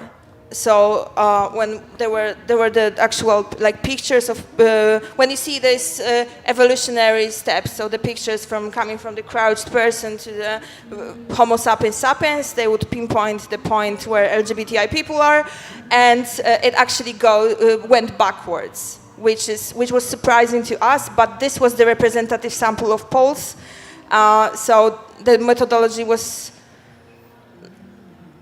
as strong that it made us really like terrified to how it's going to progress later on. Yes, so Kasia has a lot of numbers. If you're interested, you can approach her after the panel. But what we get from abroad is like the most interesting point right now is LGBTQ free zones, which were introduced in Poland a few months ago. So I will ask Maciej, what actually is an LGBTQ free zone in Poland? Well, we are technically talking about the resolutions taken by the councils of the local communities. In Poland, we've got, I would say, 3 levels of the local government. There are communities, counties, and regions. And each of them has a council, so this council can vote resolutions, right? That's nothing, let's say, unbelievable. It works in very similar way in many different countries. So these councils started to vote resolutions according to which the territory of a county, region, or community is a zone free from, and here we go, LGBT ideology, right? Which is, you know, very surprising. So what exactly LGBT ideology is? The funny thing is that, let's say, predominant majority of the deputies who voted these resolutions, they have absolutely no idea, right? This is a bit scary. Well, not a bit, this is simply scary. What is actually also important is that from constitutional point of view and from the point of view of European law, this is absolutely not acceptable. These resolutions are unconstitutional, and these resolutions breach the treaties which established European Union. So let's say logically we can say, so why don't you challenge them? Why don't you go to the courts, right? And the problem is that, of course, we keep trying to go to the courts, but in the courts, let's say a legal issue appears. What is this issue? Let's say a natural way to go is to go to so-called administrative court, right? So the court which is controlling the public administration. And many, not all, but many courts say something like this. Okay, as you see, we are administrative courts, so give us administrative case. What are you talking about? Ideology? Ideology, it's not administration, right? And under, let's say, the grounds that this has nothing in common with administration, they reject such such challenges, right? But it's not the case in every single court. Happily, we managed to get some cases to the administrative courts which actually cancelled these resolutions. but the courts work in, let's say, 2 levels. So there is also Supreme Court of Administration, which is supposed to decide if such a resolution can be cancelled or not, and we are still waiting for the Supreme Court of Administration to decide in such a case. Okay, but what's the actual legal consequences of such a zone? You know, if you think about it, for let's say in short term, there are no legal consequences, right? Because it's a simple declaration, right? But you have to ask yourself, so what for was that voted if there are no consequences, right? They are wasting their own time, right? The answer is no, they are not wasting their own time. Declarations issued by such councils have really important, let's say, consequences. For example, for all organizations working in the region or working in a county. Why? Because you know that, for example, as a small association in the village ABC, you will not apply for public funding, right? Because they say, we don't support this type of activity, right?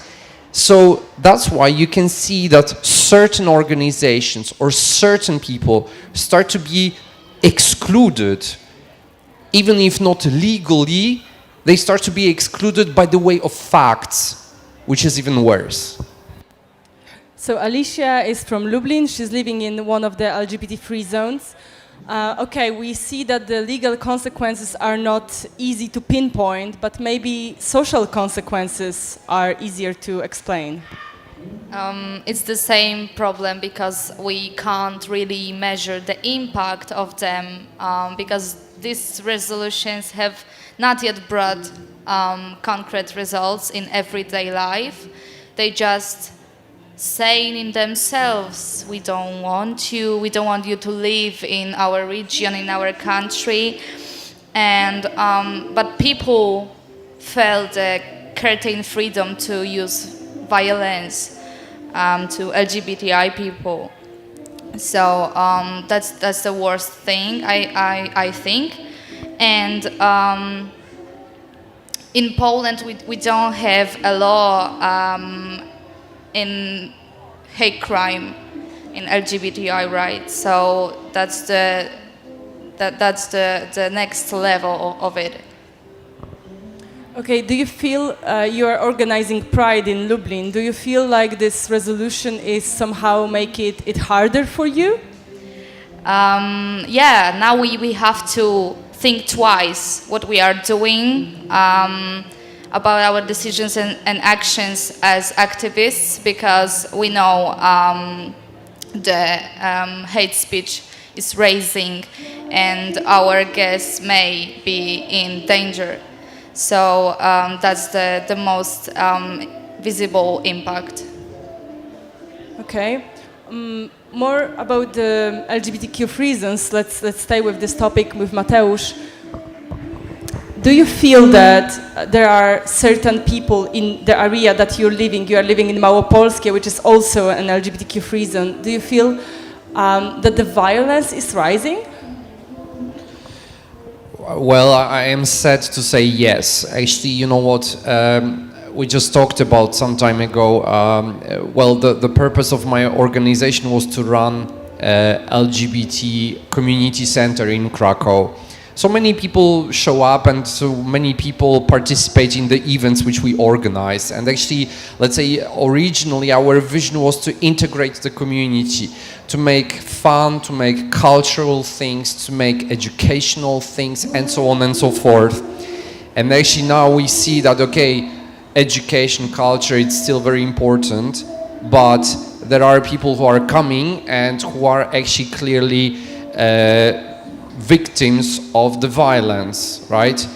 The violence which is on many different levels. The worst case, which actually we personally had to deal with, was the case of a person living in a very small village who had a conflict with the neighbors, right? Originally, this conflict had absolutely nothing in common with sexual orientation. It was just the conflict of, let's say, the borders of properties, right? This person won, let's say, the case, and then the neighbors got to know that this person was gay, so imagine they started to use that as an excuse for really mass aggression towards this person, right? Which clearly shows that orientation, sexual identity can be used as a simple excuse, an excuse for violence, right? Alicia, would you say it's easy to be an activist in Lublin? It's easy to live in Lublin? It's motivating me, to be honest. Now I think it's an addiction because, you know, the adrenaline and the whole thing.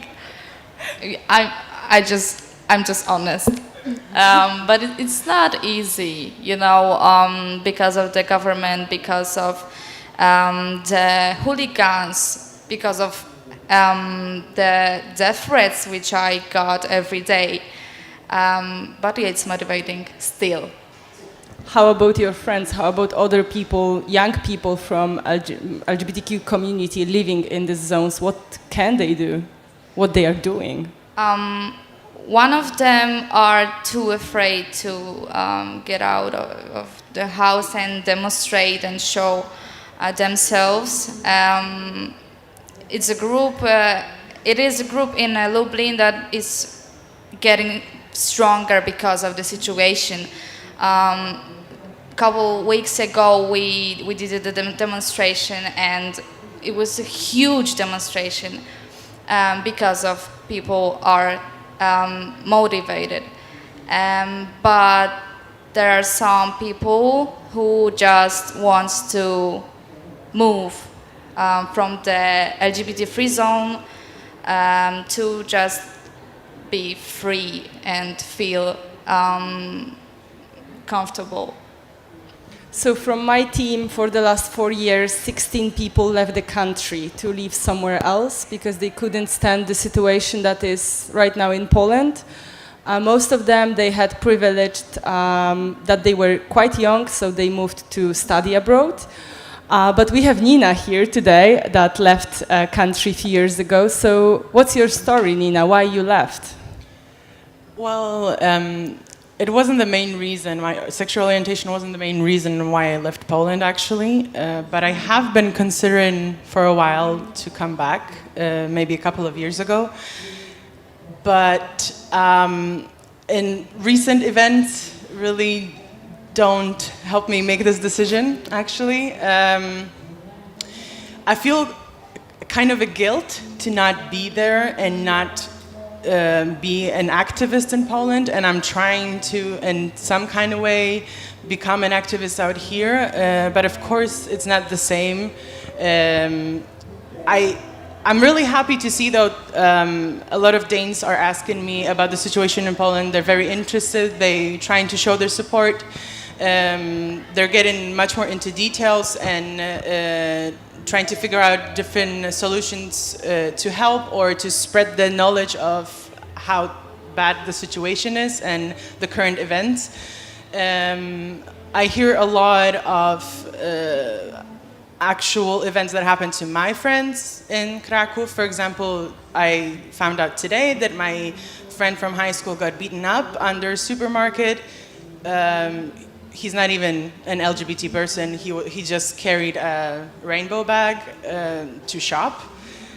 So situations like that happen to people I know and for no reason, really. And that makes me very, very upset. And yeah, and a little bit upset to the point that I don't know if it's the right way to stay here or to come back and try to help out, do something about it back at home.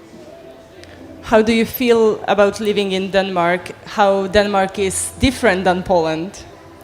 Extremely. I don't think Danes even know how lucky they are and how privileged they are. I'm not afraid at all to come out to new people I meet. I'm not afraid to admit my sexual orientation or that I'm in a relationship with the same gender.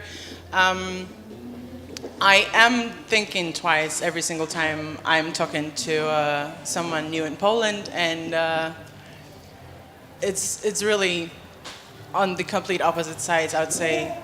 I don't know. That way. Do you feel that even outside of the country you can actually contribute to the activism? I know you're struggling with feelings, but we have only one life, and it's our choice that we decided to stay in Poland and fight there. But of course there is still a part of the fight that can be do abroad, I think. So do you feel like Polish community, especially in Denmark, can become a part of a movement supporting what is happening right now in Poland? Absolutely. I personally think that it's very important to stand up for ourselves, even though we don't live in Poland. But there is a huge Polish LGBT community here, and each time there is a big event happening in Poland, there are protests under Polish embassy, and I feel like we have the possibility to make it even more visible and also involve maybe Danes or people who are interested in helping out and spreading the awareness and doing something good for Polish community here and of course in Poland. Great. And Alicia and Mateusz, if you would have to say what's the most, in your opinion, important factor that is pushing back our society, our rights in Poland right now? That we are not even surprised. We got used to it so much that it's terrifying. Mateusz? I think the fear, because you know what, this is not just a Polish case, this is the case of many different countries. Many people who are in charge or who want to be in charge, they use fear as some sort of fuel, right? They create an enemy, and this enemy, first of all, has to be comfortable. What does this mean? First of all, has to be unknown enough. Second of all, has to be weak enough. And third of all, has to be persistent enough. What does this mean? This enemy cannot stop existing, because if it stops existing, then the defender starts to be useless, right? So I think this is the reason, the fear, which is, to be honest with you, in most of the cases artificial. And this is very important that before LGBTQ people became the first enemy in our country, there were refugees. But they are not ticking the points that Mateusz actually made a few seconds ago. So we actually didn't have any refugees in Poland. And people start to see that we have no refugees in Poland. So they had to search for another enemy. Kasia, do you have an opinion? What's the worst thing for us right now? I would say, repeating after my colleagues, dehumanizing language that is used, ideology, not people, being hard to capture, and operating on fear, but also the fact that we are saying, I was approached by some friends, activists from other countries after recent events in Poland, and they were like, hey, are you okay? What's up with you? And I was like, yes, I mean, I'm safe at home, and that's like, I'm happy because I'm safe at home for now. So we are getting used to the fact that we are being offended, that we are being beaten, that we need to take precautions all the time. And I think the problem is that when authorities and people that are admired by a lot of people are at ease with using language like we are the rainbow flag, we are the ideology, we are not people, we are ideology, and treating us as this movement, the mass, the gender conspiracy that is there. So it's, I would say fear, I would say dehumanization, and I would say those in power using it against people that are maybe less educated and less privileged to be able to critically think about what they are being given in the news, for example, or in the national television that is now completely anti-LGBT. Thank you, guys. So it was like a little bit of general legal situation. But I would like to ask you about maybe psychological situation, well-being. So, Alicia, how are you dealing with getting a death threats? We are close friends, so everyday death threats. How are you dealing with the situation? When it started to happen last year, I was just okay. I get it. I reported this to the police, and they do nothing with it. So, yeah, just second time I didn't report it, but it happened. The most dangerous situation for me.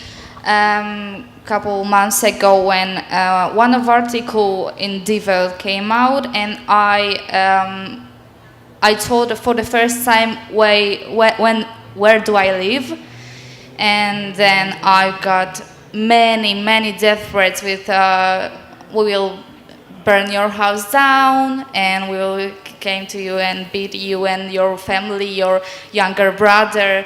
Some of them just Google my family, my school. They knew my some of song contest even when where I do be a contestant, and that was the worst moment in my activism life. But I knew that I can't report it because police will do nothing with it. So that's sad. I was actually expecting that you would say the most threatening time was when there was a bomb on your march. Do you want to elaborate on that? Yeah, I got used to it. I just forgot. I'm honest, really. Yeah, it was last year in my equality march. We found out, like after the whole Pride, that there were a couple which came with a handmade bomb to our event. Police, they in arrest right now, but for a year. So they actually can do the same thing this year. That's the most interesting thing in Polish law. Mateusz, would you like to say how are you as an activist, but also your organization, how are you dealing with hate speech, but also well-being of you as the people that are on the front line? You know what? First of all, I have to confess I'm not such a very mature activist as you are, right? Because nah, didn't get any. Sorry. Well, the only situation which was really frightening, but it turned out that nothing really happened, was when we opened the community center in Krakow. And actually, of course, before opening, we installed the alarm system. So the party was really good. We closed the center, and the next day everything was okay. And actually, the phone, my mobile phone rang. It was like 2 a.m., something like this. And first of all, I just, this was just a simple reaction, I just rejected, right? But it kept ringing, and it turned out that this was the security agency who was calling me because there was the alarm in the community center. So I took a car, I drove to this community center, and I said to myself, listen, I'm just simply stupid. What am I going to do there alone just in front of this community center. What's going to happen? Are they going to do something to me? And then it turned out that actually simply nothing happened because the alarm system wasn't really working properly. And this was just a false alarm, right? So honestly, in comparison with those girls, I'm very immature, and let's keep the things like this, right? I mean, I do enjoy it, not to receive any death threats. Kasia, you are working with a psychologist background, so what would you say about the psychological well-being of our community? It's bad, and I should stop it at that because nothing is going to summarize it. So for the past 2 years, we don't really have time to rest in a sense of peace of mind, I would say, right? So because they're using us and the rhetoric, everyone in Poland now has an opinion on LGBTI rights. And it is usually a bad opinion. And also it is worth mentioning that even if we have a lot of people within the community or around the community creating the support systems, those are mostly still bigger cities. So those in the villages are left alone. It became quite better paradoxically during COVID because the online counseling became a thing and we practiced a bit. But also when it comes to children's psychiatry and, the funding of healthcare in Poland is really low, but for psychiatry is almost non-existent. So it's hard for the whole youth, and I think for those that are particularly vulnerable, so LGBTI youth, it's even worse. And when we are talking depression, suicidal thoughts, we are talking the numbers that are terrifying and are I think 60%. In Poland, 70% of LGBTQ youth is having suicidal thoughts. Comparing it to heteronormative youth, it's only 12%. So the difference is huge. And even for my organization, just the last year, 3 people left the organization because of the depression and just the situation that they couldn't stand. But I think that the particular community that is the most vulnerable are trans people. And unfortunately, today we are not having trans activists from Poland with us, but maybe Kasia, you would elaborate more about the current situation of trans youth or trans people in general in Poland. Okay, so starting from the middle, because it's easier for me. When we are talking the doctors that are friendly when it comes to the surgery, and we are saying 3 names in Poland or 4 names that all the communities know. So there are 4 doctors that are, they are going to ask for a lot of money, but they will be friendly and accepting, and they actually understand the issue. When it comes to the legal gender recognition, the gender is assigned at birth by doctors, and it's everywhere later on in every ID. We have an extremely gendered language. We don't have an obvious translation of they, them pronoun. And if you want to go through the legal gender recognition, you need to sue your parents, which was mentioned before by Julia a bit. But this is actually a good thing that we can do that. It's a hole in the law that we can use to do that. So actually you need to kind of accuse your parents of assigning a wrong gender at your birth, even if it was the doctor doing that. So if your parents are going through the struggle of having a trans child and they are accepting, right, they need to stand across you in the court, right? Even if they are testifying according to what you are saying, they still need to be on the opposite side. If they are not accepting, they can make your life hell by providing the evidence that it's always there, right? Even if they were dressing you as a Cinderella and you were a trans man, they have a proof that you were dancing to Let It Go, and they made you do that, but again, they have a proof of that, right? So they would probably use it. The other thing is something that for me as a psychologist is particularly painful, is something called a real life test. So before going through the legal gender recognition, you need to prove that you can live according to your gender without the documents for this gender, right? So you need to prove that in Poland, which is a strongly homophobic, transphobic country, you can live as a trans person, openly trans person.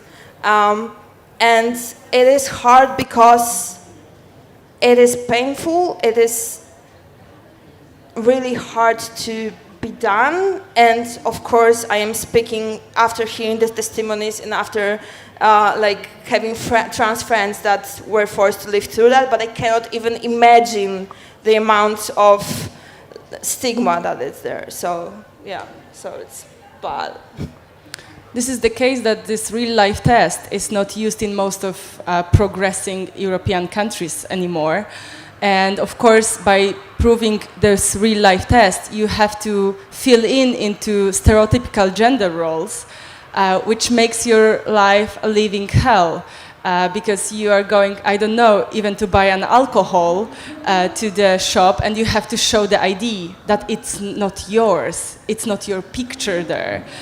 So there are a lot of situations that are challenging, and for my friends, for example, the most painful thing is that they are afraid to vote. Because in the voting poll, you have to show the ID that is not showing you do not look like this. If you are on hormones, your voice has changed. So simply people that are working at these polls are not believing you that you are this person, so they are not letting you vote. That's why a lot of people are not even trying to do that, because they are scared of the whole stigma that is happening there. But we were quite, let's say, saying bad things about Poland, so I will be trying to be positive. On my everyday basis, I'm not a positive person, but today I will try for you. So the movement, the LGBTQ movement in Poland is the magnificent thing. In 2017, we had 7 marches, so 7 cities were marching. In 2019, 30 of them. So the rise is huge. A lot of local communities are collecting, gathering themselves. They are doing marches without any funding. Someone has a sound equipment, someone has a car, someone has a print machine, and they are just like collectively working on something. And this is the most beautiful thing, because we cannot change people's minds if they are not seeing us. And how can we be visible is by marches. So the movement is getting stronger and stronger. Right now, this year, we were supposed to have 4 cities more. Of course, due to COVID, we are not having it.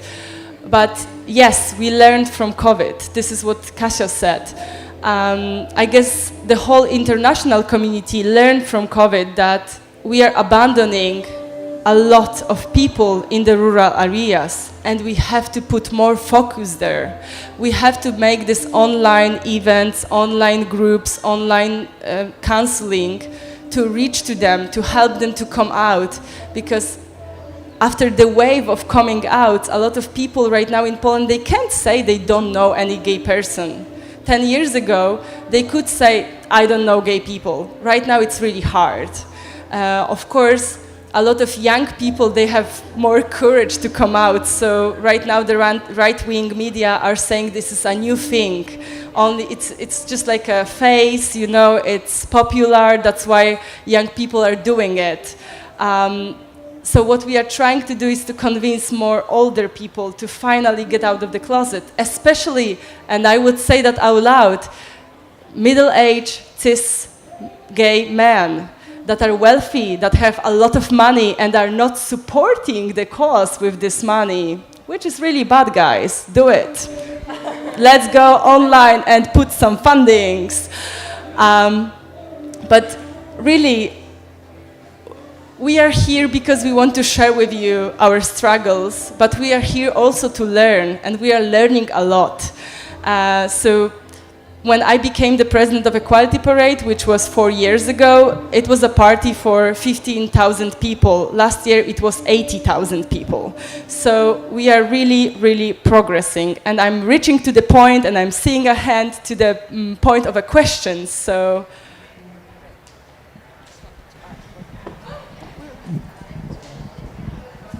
No, yeah. Can I toss this in these times? A couple of years back, I met a young Polish couple in Madrid, where a couple of my friends, Russian refugees, gay refugees, are living now, and they were quite well educated. Well, they were have just finished their high school and were going to university from a pretty well-off family, and we discussed this about human rights, also gay rights in Poland. And I was pretty surprised that they said, can we please develop ourselves, find our own way, please? EU, don't fuck too or interfere too much in our society. And I was surprised about that. And they were aware of the challenges, but do you feel this, that the Polish society in general, or like these young couple, want to have this struggle internally? So who is supporting you in Poland? And how can we foreigners support you without a big group of Polish being said, oh no, this is like Russia interfering us, now it's EU interfering with us?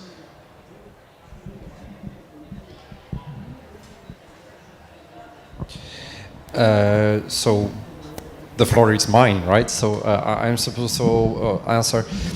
You know what? It's not easy to answer this. First of all, it's true. Like every single nation, every single country has to live their lives and do their homework, right? And this is something what we will not avoid and grow up, right?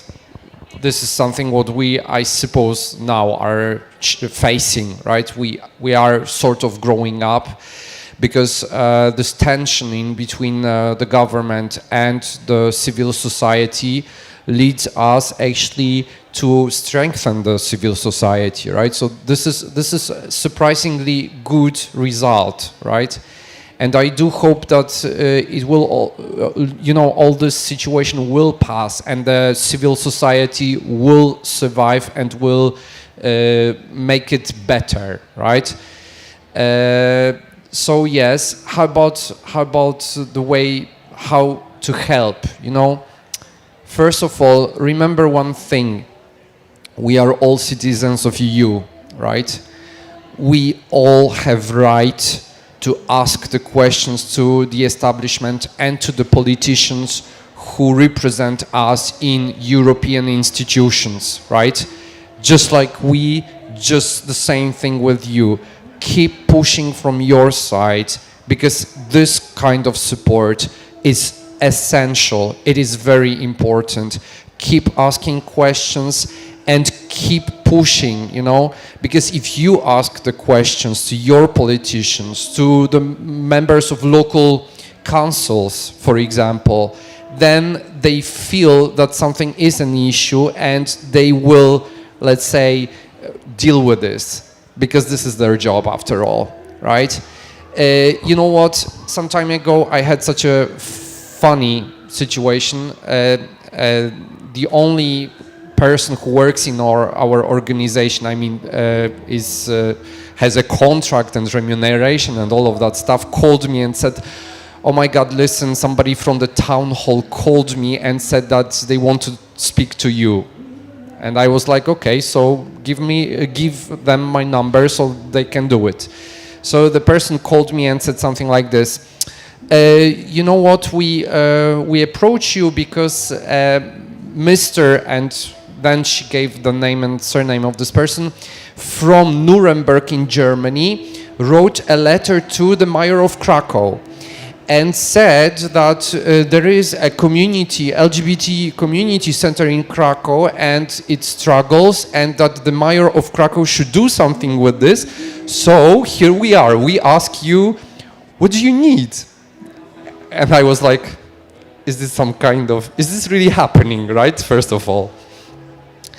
And then actually it turned out, yes, it really happened, and we got certain support thanks to such a letter, you know? Very simple situation.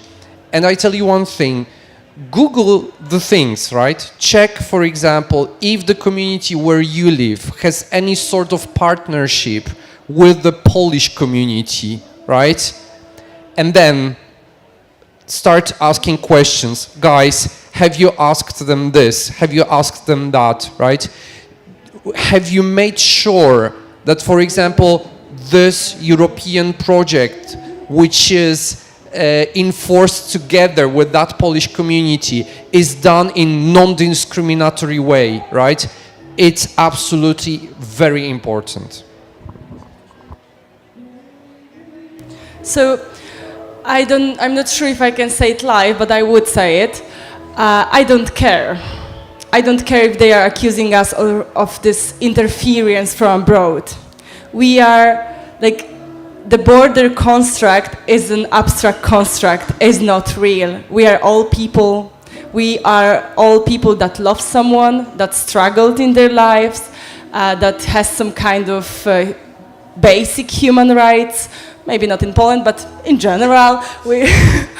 But the case is that if no one is asking, then there is not going to be anything happening. This is what Mateusz said. But also, the pressure from abroad is sometimes much more important than the pressure from inside. So what is happening, especially on the universities? There are students protesting against the university. University should be a Nazi-free zone. And the director of one of the universities let Nazis to get a room within the university, and nothing is happening. But then the director of another university from abroad is writing, why are you giving Nazis the room? And finally, you know, like a miracle, in 1 second they have no room. So sometimes pressure from abroad it's sad, but it's more heard than what is happening in Poland. In Poland, we are just a bunch of queers. It doesn't matter. But if your mayor, if your ambassador, if your scientists are asking questions, they have the authority that we don't have yet. We'll have it someday. Yeah, I would like going back to the data, which is really raw, but it works when it comes to advocacy and litigation. Like the graphs, they really work. What I would like to say is that there is one thing that works for most of the prejudice, and this is contact. And I am the last one to pushing queer people to go out of the bubbles. But if you have the strength, if you have the resources, go and talk to the people that may not be the obvious obvious choices for friends. And I'm not talking like strongly anti-homophobic people. I'm talking people that would, without critical approach, listen to what is said in the media and grasp this idea of LGBT ideology. Because what we found out is that those who are living in Poland for the past 2 years that have some relationships with LGBTI people, there are more resistance to this anti-LGBT propaganda. Those who consider them friends are becoming more and more involved. So again, do not push yourselves, but if you can, push yourselves. Do we have any other question? Yeah. Yes, I have just a thought about social media and its influence on our movement, our visibility, but also on bad ideology. And what is your impression in Poland? Do you have the impression that social media has contributed to spreading hate speech against LGBTI? Since 2017, I have been reading the newspapers, and my impression is that geopolitics has shifted, and government from China, Russia, Turkey are trying to, kind of visibility against the West, and it seems that they are also using social media to divide our societies by creating fake accounts. Do you have the impression that there has been a fake account on social media that had spreaded hate speech in Poland? It's not only about the hate speech, but also misinformation. So, for example, like misinformation, but also leaking information. We have fake accounts seeming like they are pro-LGBT, adding friends within the community and then gathering information. This is one thing. The other thing is the discourse that is shared. So, for example, we have one story about, oh, I know this gay man, it's usually a gay man, I know this gay man who just wants to live a normal life, and he despises drug, and he despises all the gender things. He just wants to, pay taxes and be a good citizen. So we have that as one of the shared discourses that is kind of repeated by a lot of accounts. So apparently now all of them have a friend like that, right? But also, if we are talking hate speech, I think that we are all getting more and more used to the fact of seeing slurs all the time, and because of that, nobody has the strength to react and report every single slur in the social media, and we don't really have the good. I think many of us reported that to Facebook, and Facebook said, sorry, there is no violation. And I was like, yeah, there is, but they don't really care, so. Nina? I just wanted to say that I'm not sure if Danes realize that, but offensive words and different expressions that are dehumanizing people are already present in official media, in television, which is like official national channels. So it's not only through social media. You don't have to actually dig deeper. It's present in official Polish media. I would say that social media might be one of the worst things that actually has happened for the equality. Because I will tell you a short story, because I know we have one more question. In 2004, when Belgium was introducing equal partnerships, there were no Facebook. So they put an ad in a newspaper saying, oh, from today we have an equal partnerships, and no one said anything. Right now, when we are living in these Facebook bubbles, when the right-wing politicians and medias are taking on Twitter, we have huge disinformation. We, of course, have bots, but as Nina said, we don't have to look that deep. It's in our public television finances, but also by our queer taxes. So it is present in Poland especially. We had a question somewhere? Yep. And there. First of all, I would say thank you for being so brave and sitting here today. It's so amazing, and I'm being so touched by all your stories. I am the spokesperson of the LGBT+ youth organization here in Denmark, and I would like to hear how children and young people in Poland are feeling about all this, and how they have been behaved at the schools, and how your organization by the youth and their children, and how you support them. I'm so sorry, it's me again, technology. Answering your question. Wrap it up. Okay, so it's like this. if we talk about the assistance to the youngsters who are under the age of 18, it's a very difficult thing, and it always requires the consent of the legal guardian, so usually the parents, right? And it is very, very complicated to do anything if the legal if the legal guardian doesn't agree on it, right? So it's a big struggle, not only for us, but for any kind of organization. Also the organizations who, for example, fight against domestic violence, right? It's exactly the same issue. If we talk about the people who are, let's say, at the age of 18 and a bit more, I can see that, first of all, they are much more active than we used to be at their age, which is really good. And they ask questions.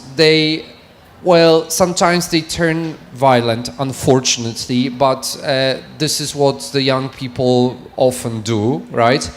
But you know what? I strongly admire their courage. I didn't have such a courage being at their age. And you know what? I think that if they keep doing like this, it's gonna be better eventually. I do hope so, at least. Okay, Kasia? I just want to say, coming to children and youth, I'm working with youth and children, and when it comes, we don't have sex education, we have preparation to living in a family, and we're talking traditional family, no sex before marriage, no preparation towards actual, having sex. So joining this part and joining the fact that we are strongly associated with pedophiles, it is really hard to do anything when it comes to educating and taking care of those within schools. Of course, we are trying to do that the best we can, and we see the movement from the youth itself, which is great, but of course, it is harder when it is so difficult to approach them without being accused of harassment or, harassment or destroying the family. So, and here it comes me.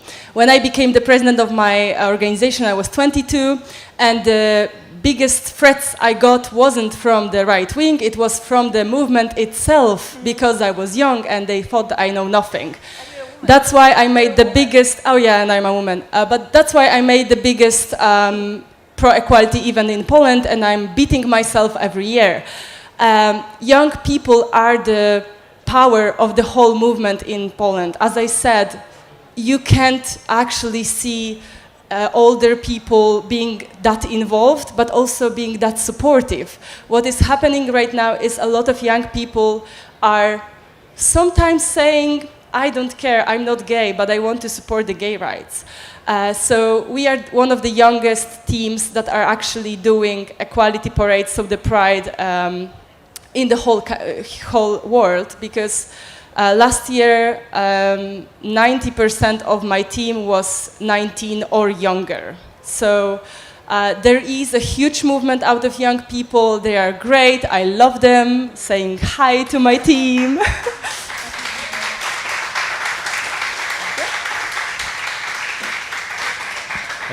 Hi, my name is Vala, and I want to say thank you for bringing this topic to the Pride program, and thank you for sharing your stories. I left Poland a couple of years ago because of the radical changes, and I want to say it out loud because I feel like it has not been really stated to everyone who is in this tent and also watching online. The situation in Poland is fucking severe. It's on fire. There is a police brutality in demonstrations. There was a non-binary activist arrested by the police. The Ministry of Defense, the president of the country, and politicians of major ruling party are using a lot of power in order to persecute people who have nothing to do with any crime violence. So I'm saying this because I feel like we touched a lot of topics, but it's a fucking severe situation, and I'm thankful that you are guys here and you are sane yet living in this awful country. And I want to say also, like, what do you think in case of Margot? And if you can also elaborate a little bit more on these recent incidents in Warsaw, with particularly her. What is happening right now, and how we from abroad push the politicians, and which politicians you think we should push in order to help her get the case going in a proper way? We will be honest with you. We were discussing this. We don't have 6 hours, and I think 6 hours wouldn't be sufficient to explain this situation. What I wanted to say is that if you want to help, if you want to support, Google, and I can spell it out for you, Stop Bzdurom, which is like stop as in English, and then BZDUROM. Margot, a non-binary activist, was arrested, and they are the part of the organization. So just, you know, how to, we don't want to speak in the name of the organization, which is not here. But also we have no time, that's why we're wrapping it up. But what's the most important thing I think right now is, of course, the measures that are being used against LGBTQ community are not okay, proportional to the things that are happening. But the most important thing, Margot is a non-binary person. She prefers to use the she, hers pronouns. And due to COVID, which is actually, again, saving our situation, she's in isolation for 2 weeks before coming to the jail. And the Commissioner for Human Rights, Adam Bodnar, is on this case, and we actually has cases from Strasbourg already with non-binary or trans activists before, that it's illegal to host you in a jail that is not same as your assigned gender. And we've heard from Margot, she says she's fine. And she says, keep on fighting. So we are going to keep on fighting, I think. I just wanted to add one more thing. Maybe not about Margot, because, well, my perspective is pretty far. But just to the people like you are, keep being connected with the community. Don't abandon us. I mean, we stay in Poland, but the fact that you are, and that you keep talking, and that you keep supporting us is very important. Very, very important. So keep staying connected with the community. And translating the news, because sometimes we have no time to translate things to English or even to Danish if you are speaking that language. Last words from Alicia. Do you want to add something? Nina? No? Everyone, thank you so much. We are staying here. You can approach us. Thank you, everyone.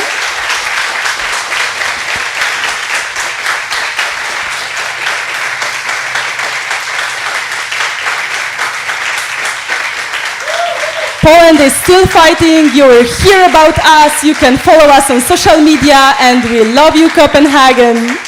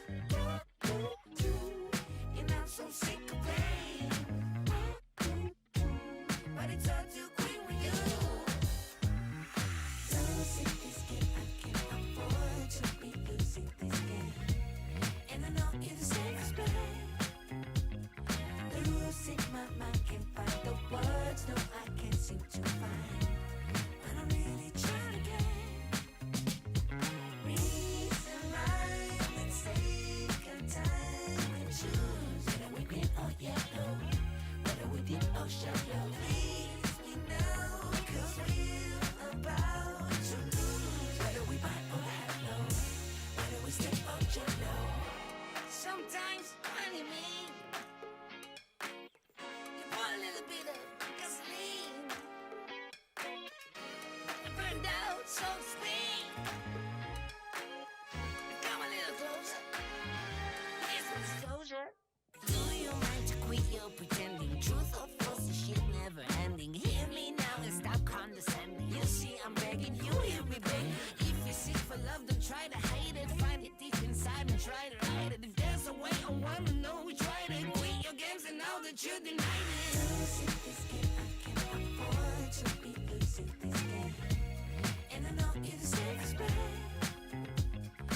Losing my mind, can't find the words, no I can't seem to find. But I'm really trying to get reason right and take our time and choose. Whether we green or yellow, whether we deep or shallow. Please me now, 'cause we're about to lose. Whether we buy or hello, whether we stay or jello. I got room and make amends, but can't go through the same regrets. It could feel so good on mine. Not about love, again.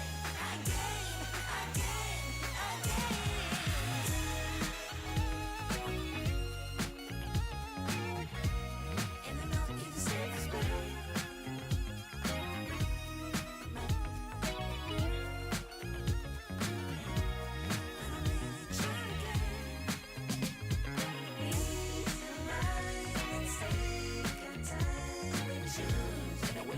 Yellow, whether we deep or shallow. Please me now, 'cause we're about to lose. Whether we buy or hello, and I know it's self-respect.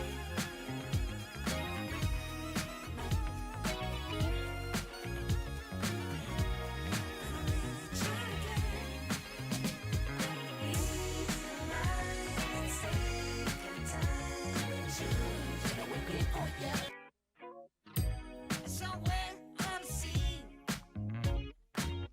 it got a little longer, so it seems. I burned out, so to speak. Now come a little closer. I feel a little light in the light track. I felt a bit of bad, but I came back. There's still a little light in the light track. There's still a bit of good, so good. And I know just what to say. And I know just what to do. And I'm so sick of pain. But it's all too quick with you. Losing this game, I can't afford to be losing this game. And I know it's self-respect. Losing my mind, can't find the words, no I can't seem to find. But I'm really trying to get reason right. Let's take our time and choose. Whether we green or yellow, whether we deep or shallow. Please me now, 'cause we're about to lose. Whether we buy or hello, whether we stay or jello. Sometimes when you mean, you want a little bit of gasoline. I burned out, so to speak. Come a little closer. Here's some disclosure. Do you mind to quit your pretending? Truth or false, the shit never ending. Hear me now and stop condescending. You see I'm begging, you hear me begging. If you're sick for love, don't try to hide it. Find it deep inside and try to hide it. If there's a way, I wanna know we tried it. Quit your games and now that you denied it. Losing this game, I can't afford to be losing this game. And I know it's self-respect. Losing my mind, can't find the words, no I can't seem to find. But I'm really trying to get reason right. Let's take our time and choose.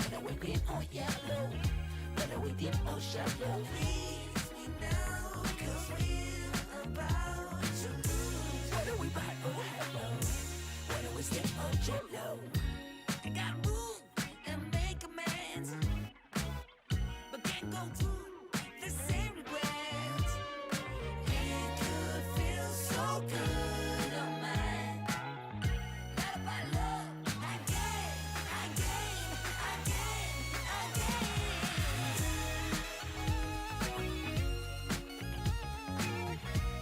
And I know you deserve this better.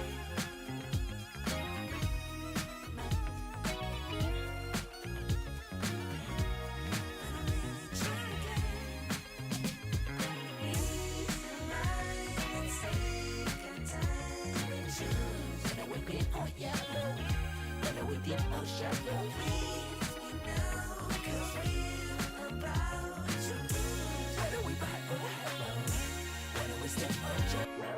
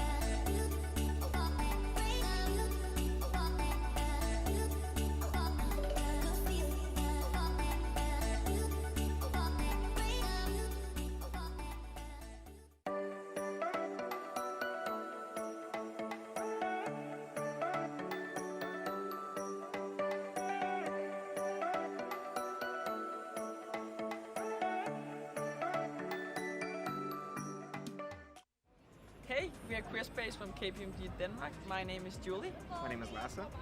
And my name is Anushka. And we from KPMG Career Space have for the first time participated in the Copenhagen Pride last year, created a discrimination mailbox for all employees in the Denmark office, and have made same-sex bathrooms all over Denmark. So our main focus points for next year is to look at same-sex parental leave, ensuring equal rights for all family constellations, and participating in 2021 World Pride in Copenhagen. We hope to see many of you at the World Pride 2021 in Copenhagen. Yay!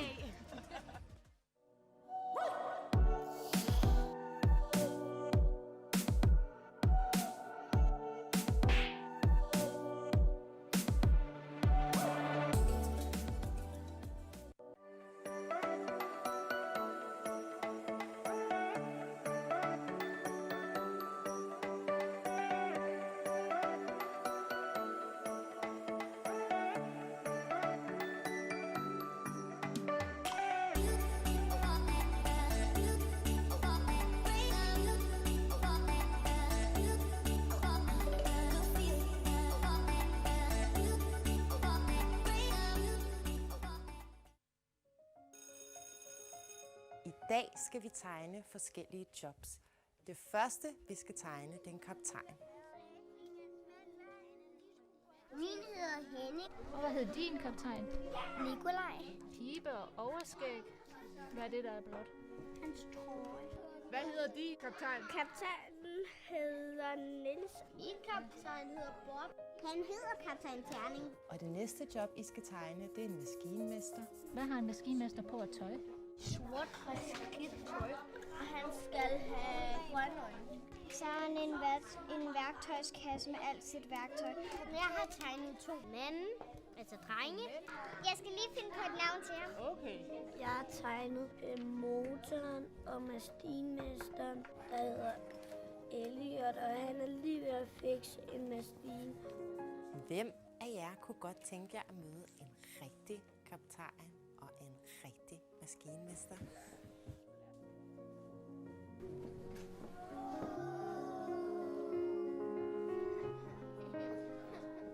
Jeg hedder Michelle, og jeg er kaptajn på et stort containerskib, der hedder Adrian Mærsk.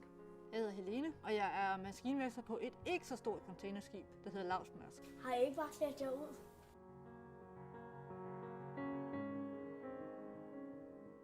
Fyre den af. Ledperson. Propelleren. I virkeligheden så drejer den jo rundt.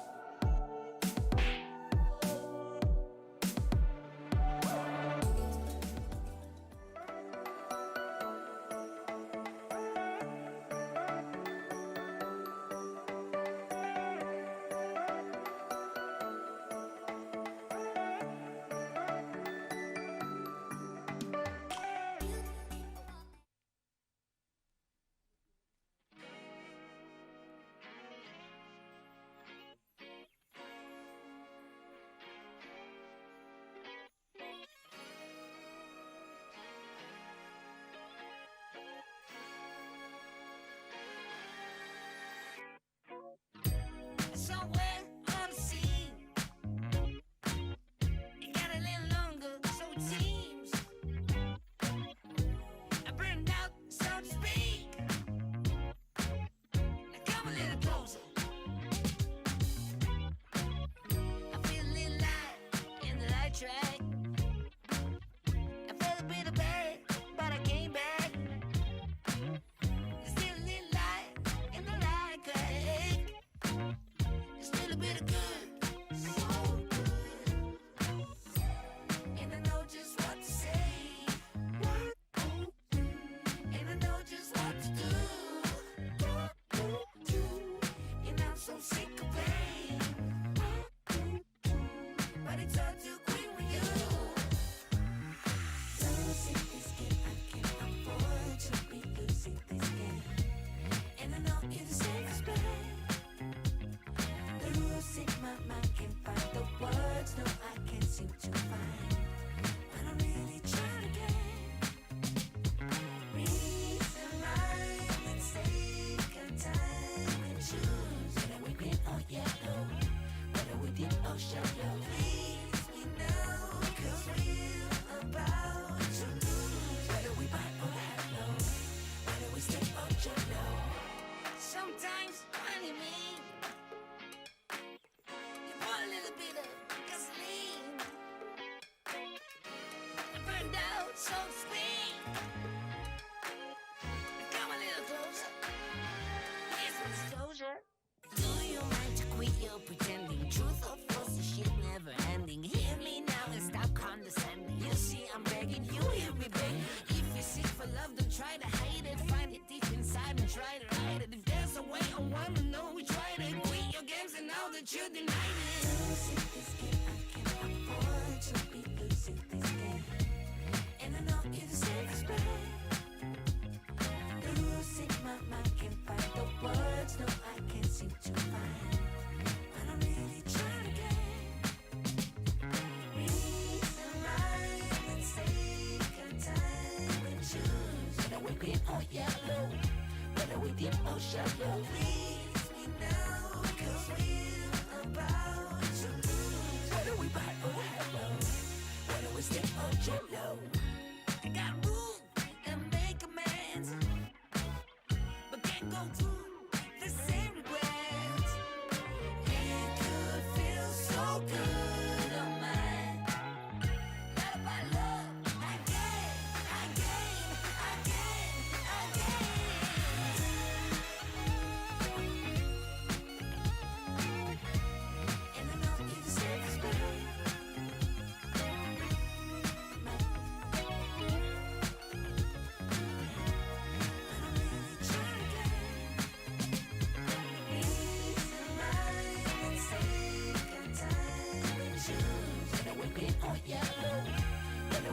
or shallow. Please me now, 'cause we're about to lose. Whether we fight or hello.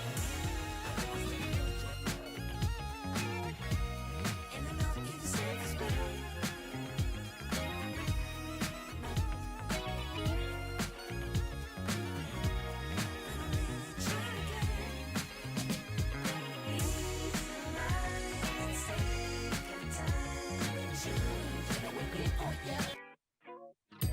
Somewhere on the sea,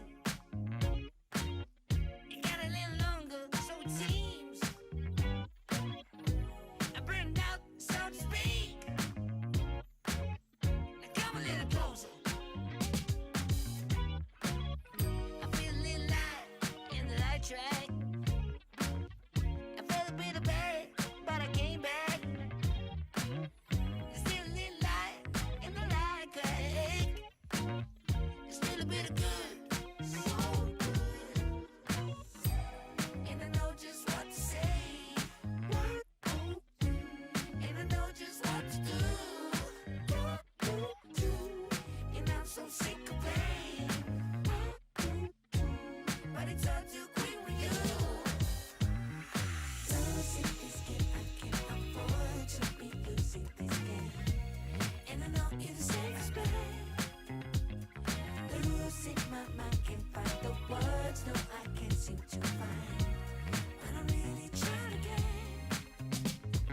reason, rhyme, and take our time and choose. Whether we green or yellow, whether we deep or shallow. Please me now, 'cause we're about to lose. Whether we bite or hello, whether we stay or jello. Sometimes when you mean, you pour a little bit of gasoline. I burned out, so to speak. Now come a little closer. Here's some disclosure. Do you mind to quit your pretending? Truth or false, this shit never ending. Hear me now and stop condescending. You see, I'm begging, you hear me begging. If you're sick for love, don't try to hide it. Find it deep inside and try to hide it. If there's a way, I wanna know we tried it. Quit your games and now that you denied it. Losing this game, I can't afford to be losing this game.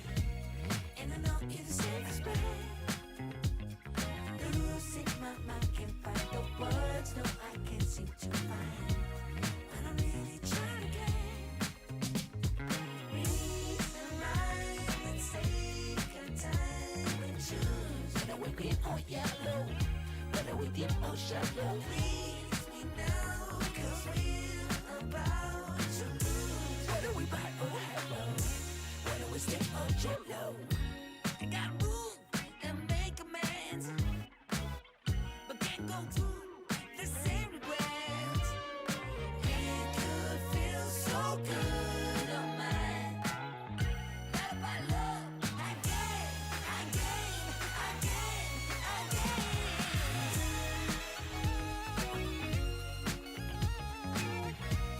And I know you're the safest bet.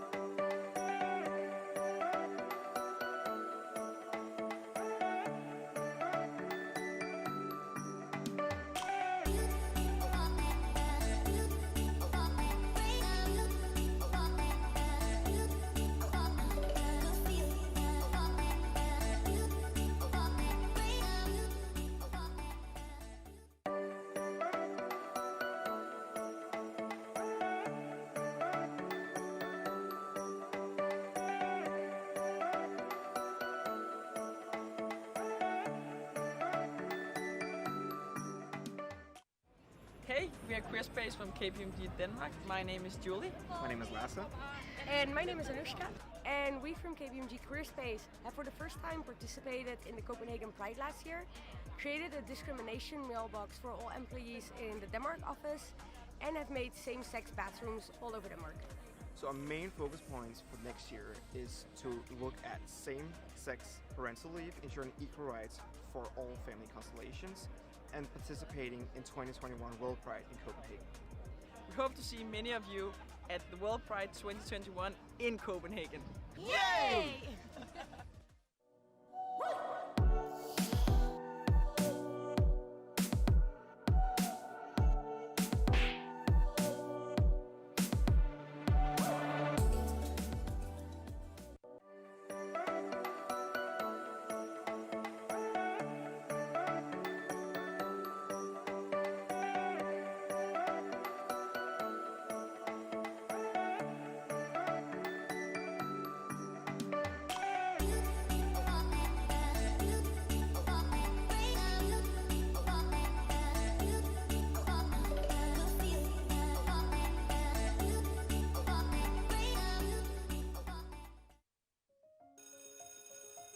I dag skal vi tegne forskellige jobs.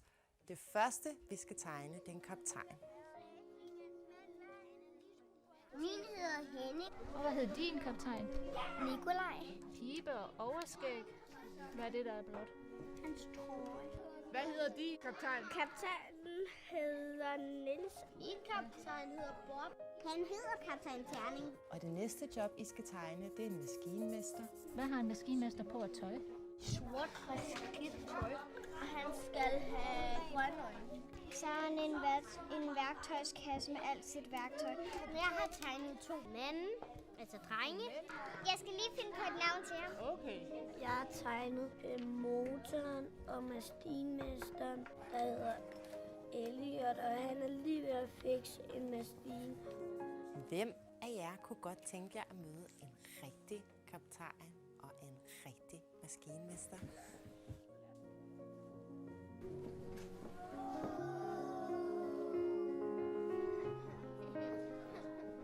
Jeg hedder Michelle, og jeg er kaptajn på et stort containerskib, der hedder Adrian Mærsk. Jeg hedder Helene, og jeg er maskinmester på et ikke så stort containerskib, der hedder Mærsk. Har I ikke bare sat jer ud?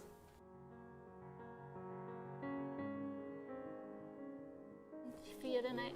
Ledperson. Propelleren. I virkeligheden så drejer den jo rundt.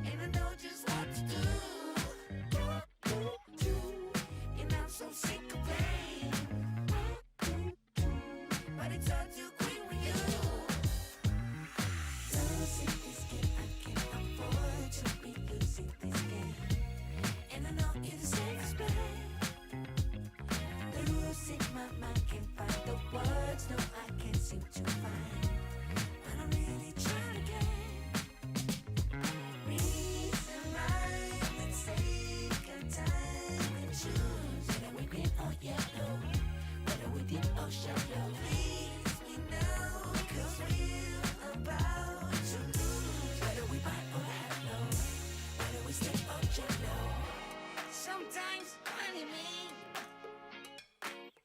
you want a little bit of gasoline.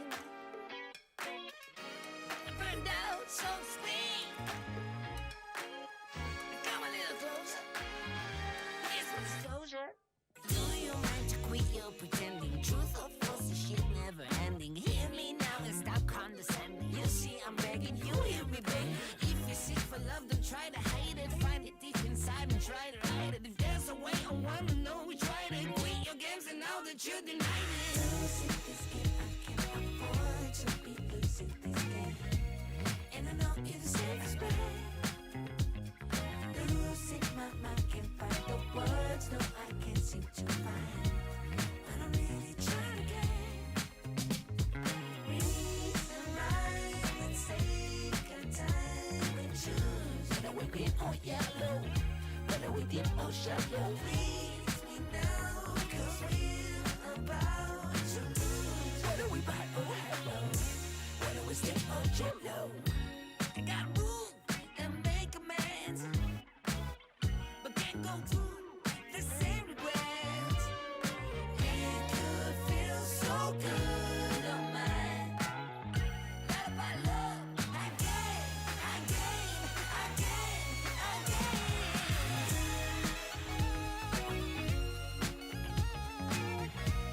And I know you're the safest bet.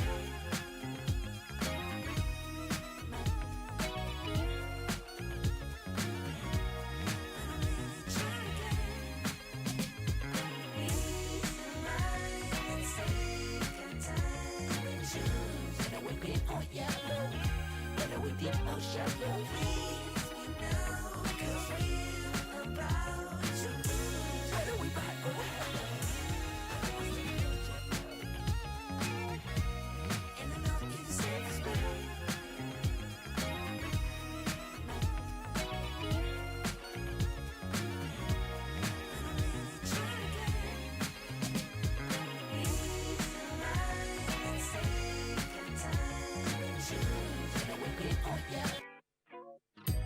Somewhere on the scene, it got a little longer, so it seems. I burned out, so to speak. Now come a little closer. I feel a little light in the light track. I felt a bit of bad, but I came back.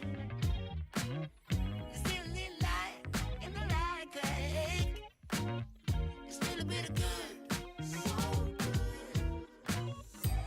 And I know just what to say. And I know just what to do. And I'm so sick of pain. But it's all too quick with you. Losing this game, I can't afford to be losing this game. And I know you're the safest bet. Losing my mind, can't find the words, no, I can't seem to find. But I'm really trying again. Reason, rhyme, and take our time and choose. Whether we green or yellow, whether we deep or shallow. Please me now, cause we're about to lose. Whether we buy or hello, whether we stay or jello. Sometimes when you mean, you want a little bit of gasoline. I burned out, so to speak. Come a little closer. Here's some disclosure. Do you mind to quit your pretending? Truth or false, this shit never ending. Hear me now and stop condescending. You see, I'm begging, you hear me beg. If you're sick for love, don't try to hide it. Find it deep inside and try to hide it. If there's a way, I wanna know we tried it. Quit your games and now that you denied it. Losing this game, I can't afford to be losing this game. And I know you're the safest bet. Losing my mind, can't find the words, no, I can't seem to find. But I'm really trying again. Reason, rhyme, and take our time and choose. Whether we're green or yellow, whether we deep or shallow. Please me now, cause we're about to lose. Whether we buy or hello, we step on jet low? I gotta move and make amends, but can't go through the same regrets. It could feel so good on mine. Not about love, again.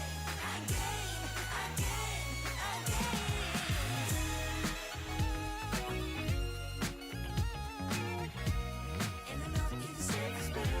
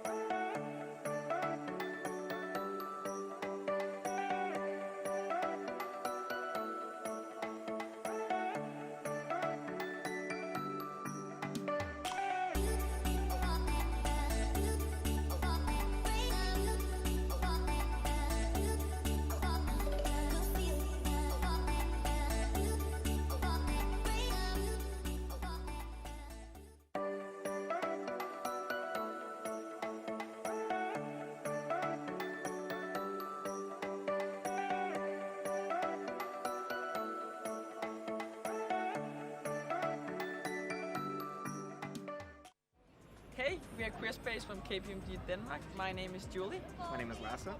And my name is Anushka.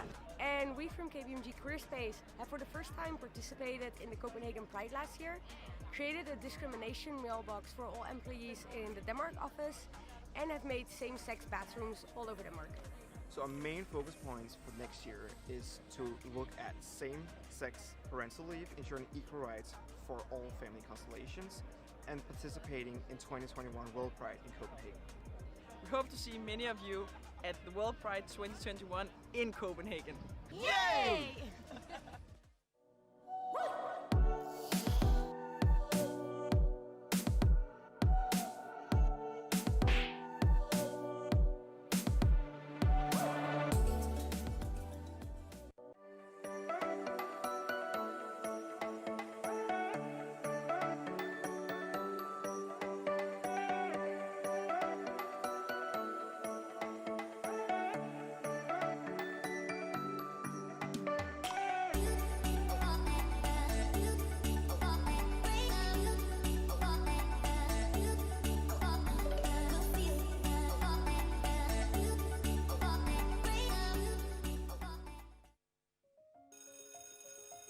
I dag skal vi tegne forskellige jobs. Det første, vi skal tegne, det er en kaptajn. Min hedder Henning. Og hvad hedder din kaptajn? Nikolaj. Pibe og overskæg. Hvad er det, der er blot? Hans trøje. Hvad hedder din kaptajn? Kaptajnen hedder Niels. Min kaptajn hedder Bob. Han hedder kaptajn Terning. Og det næste job, I skal tegne, det er en maskinmester. Hvad har en maskinmester på at tøj? Sort og skidt tøj. Og han skal have grønne øjne. Så er han en værktøjskasse med alt sit værktøj. Jeg har tegnet 2 mænd, altså drenge. Jeg skal lige finde på et navn til ham. Okay. Jeg har tegnet motoren og maskinmesteren, der hedder Elliot, og han er lige ved at fikse en maskine. Hvem af jer kunne godt tænke jer at møde en rigtig kaptajn og en rigtig maskinmester?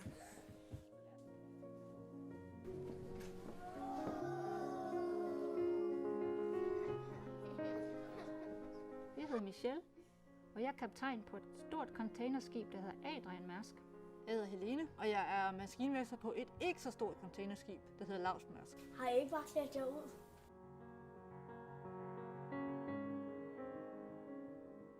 Fyre den af. Person. Propelleren. I virkeligheden så drejer drejer den jo rundt.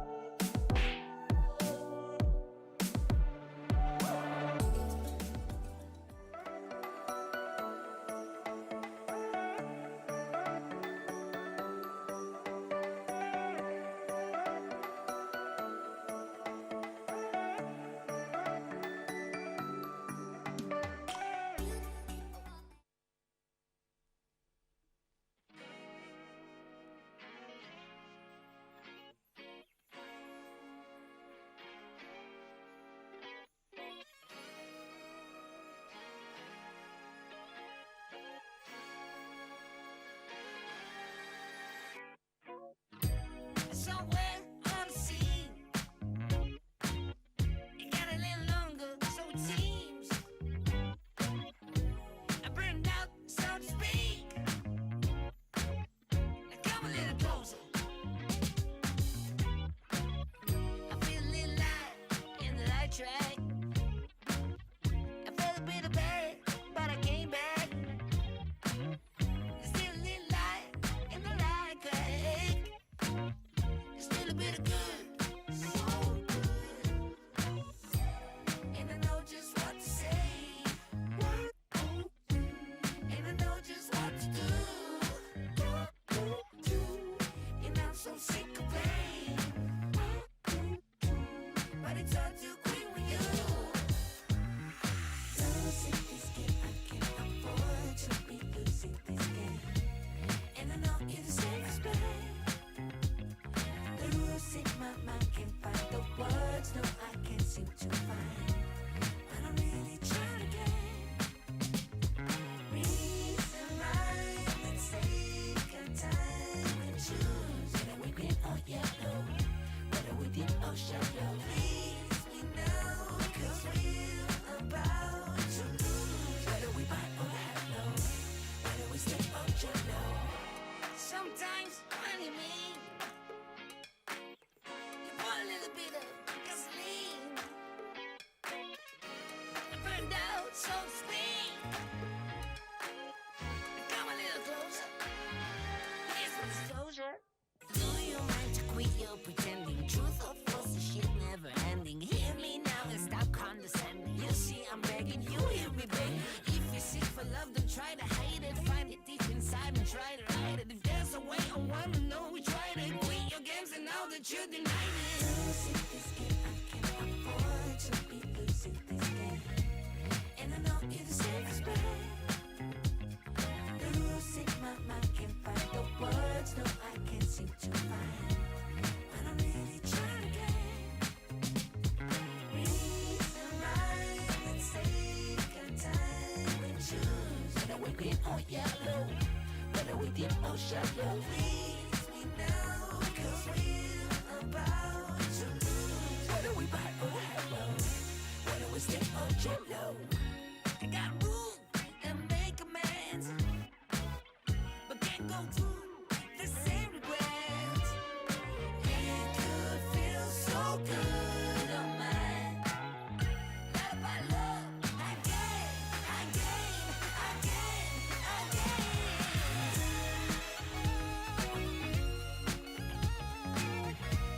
And I know you're the same as me.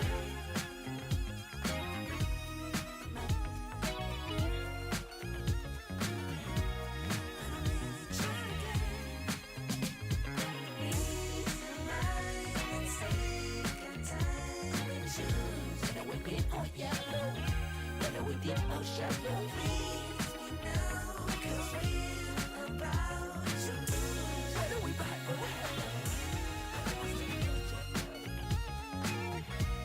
And I know you're the safest way.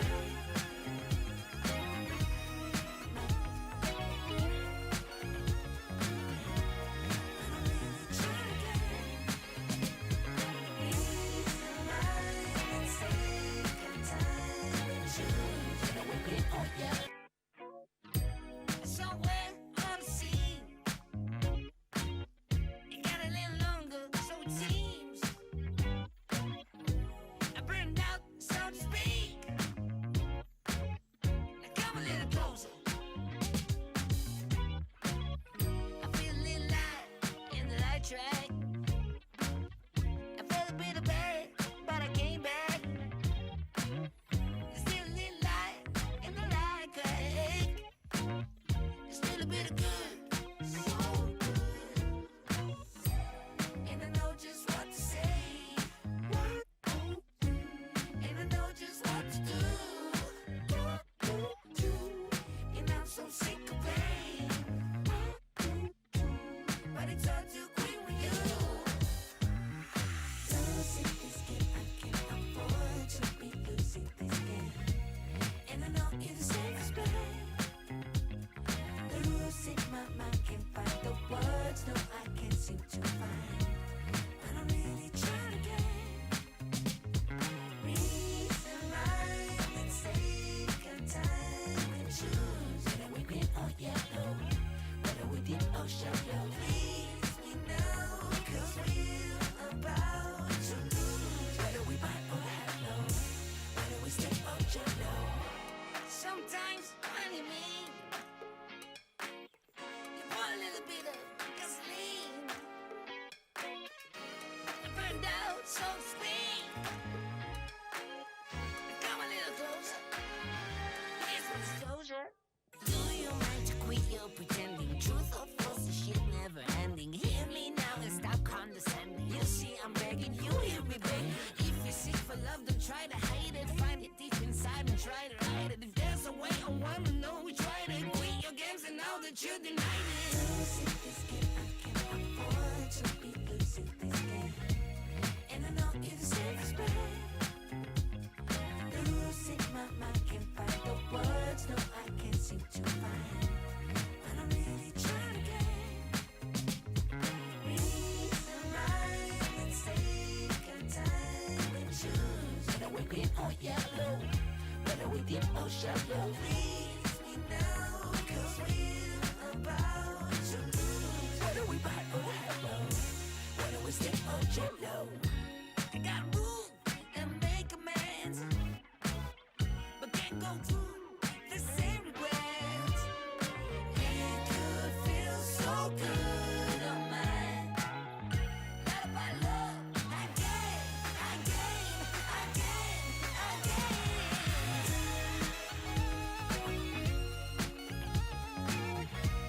And I know you're the safest bet.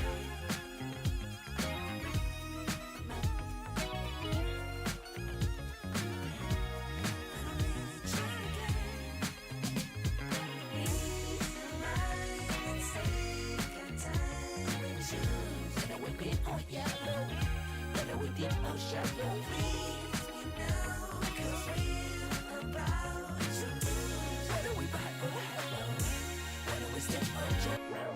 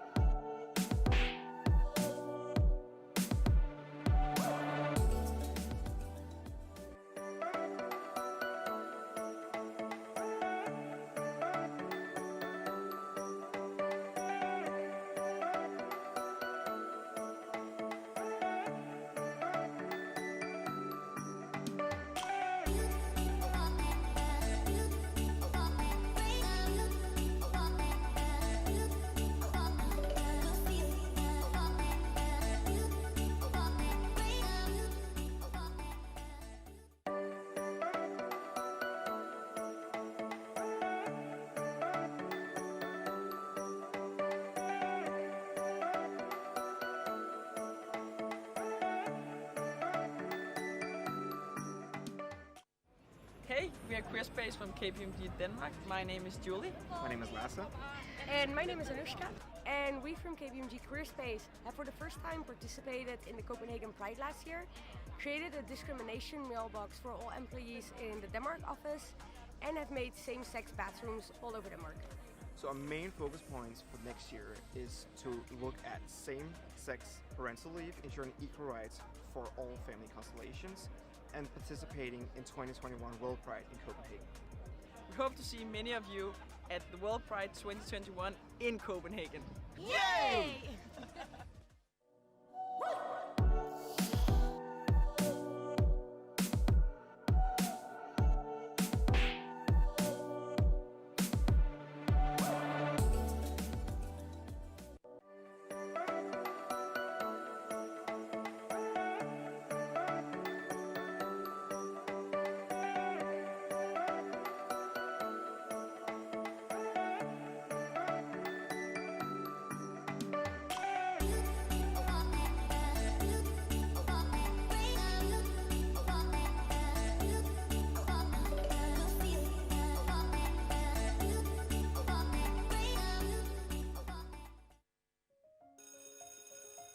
I dag skal vi tegne forskellige jobs. Det første, vi skal tegne, det er en kaptajn. Min hedder Henning. Og hvad hedder din kaptajn? Nikolaj. Pibe og overskæg. Hvad er det, der er blot? Hans trøje. Hvad hedder din kaptajn? Kaptajnen hedder Niels. Min kaptajn hedder Bob. Han hedder kaptajn Terning. Og det næste job, I skal tegne, det er en maskinmester. Hvad har en maskinmester på af tøj? Sort og skidt tøj. Og han skal have grønne øjne. Så har han en værktøjskasse med alt sit værktøj. Jeg har tegnet 2 mænd, altså drenge. Jeg skal lige finde på et navn til ham. Okay. Jeg har tegnet motoren og maskinmesteren, der hedder Elliot, og han er lige ved at fikse en maskine. Hvem af jer kunne godt tænke jer at møde en rigtig kaptajn og en rigtig maskinmester?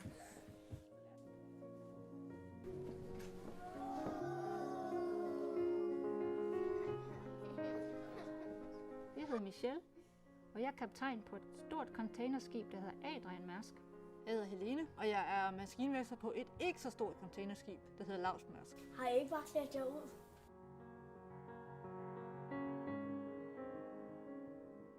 Fyrer den af. Ledperson. Det er propelleren. I virkeligheden så drejer den jo rundt. Ja. Hej, hej.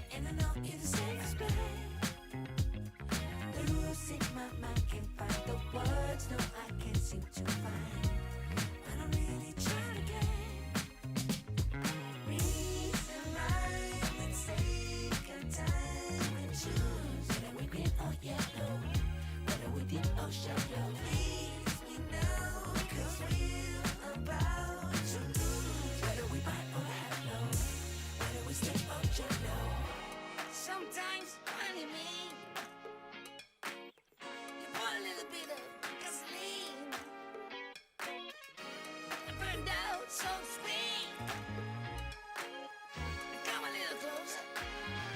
Here's some disclosure. Do you mind to quit your pretending? Truth or false, this shit never ending. Hear me now and stop condescending. You see, I'm begging you, hear me beg. If you seek for love, don't try to hide it. Find it deep inside and try to hide it. If there's a way, I wanna know. We try to quit your games and now that you denied it. Losing this game, I can't afford to be losing this game. And I know you're the safest bet. Losing my mind, can't find the words. No, I can't seem to find. But I'm really trying again.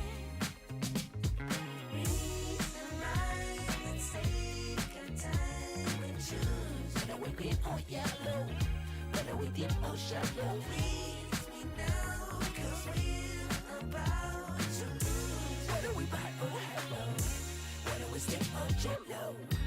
I got room and make amends, but can't go through the same regrets.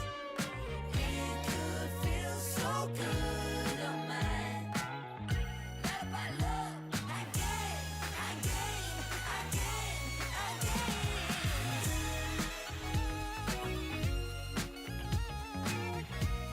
And I know you're the safest bet.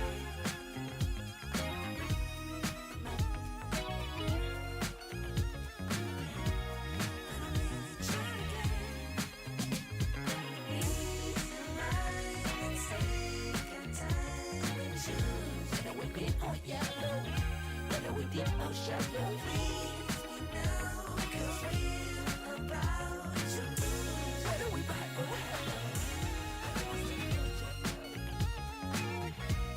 and I know you're the safest bet.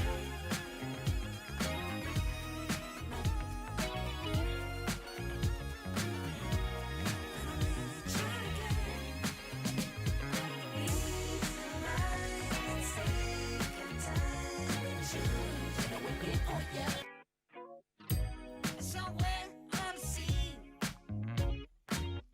it got a little longer, so it seems. I burned out, so to speak. Now come a little closer. I feel a little light in the light track. I felt a bit of bad, but I came back. There's still a little light in the light track. There's still a bit of good, so good. And I know just what to say. And I know just what to do. And I'm so sick of pain. But it's hard to quit with you. Losing this game, I can't afford to be losing this game. And I know you're the safest bet. Losing my mind, can't find the words. No, I can't seem to find. But I'm really trying again. Reason, rhyme, and take our time and choose. Whether we green or yellow, whether we deep or shallow. Please me now, 'cause we're about to lose. Whether we buy or hello, whether we stay or jello. Sometimes, funny me.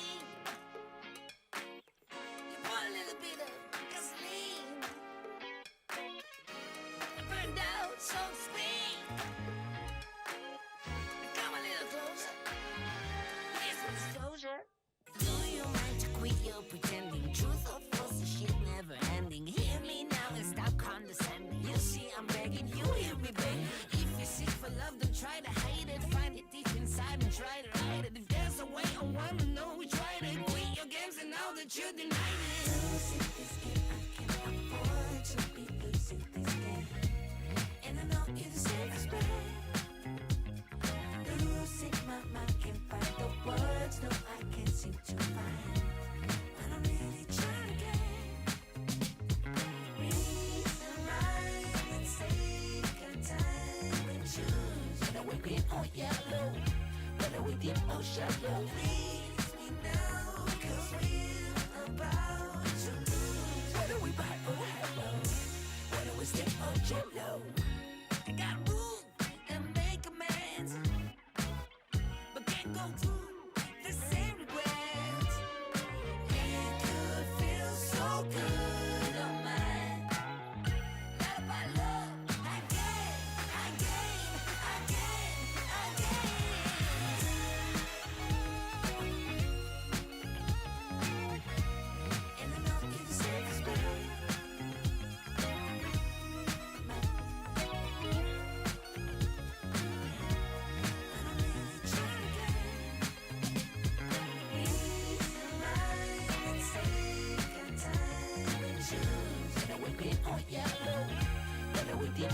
shallow. Please me now, 'cause we're about to lose. Whether we ride or hello, whether we step or jump.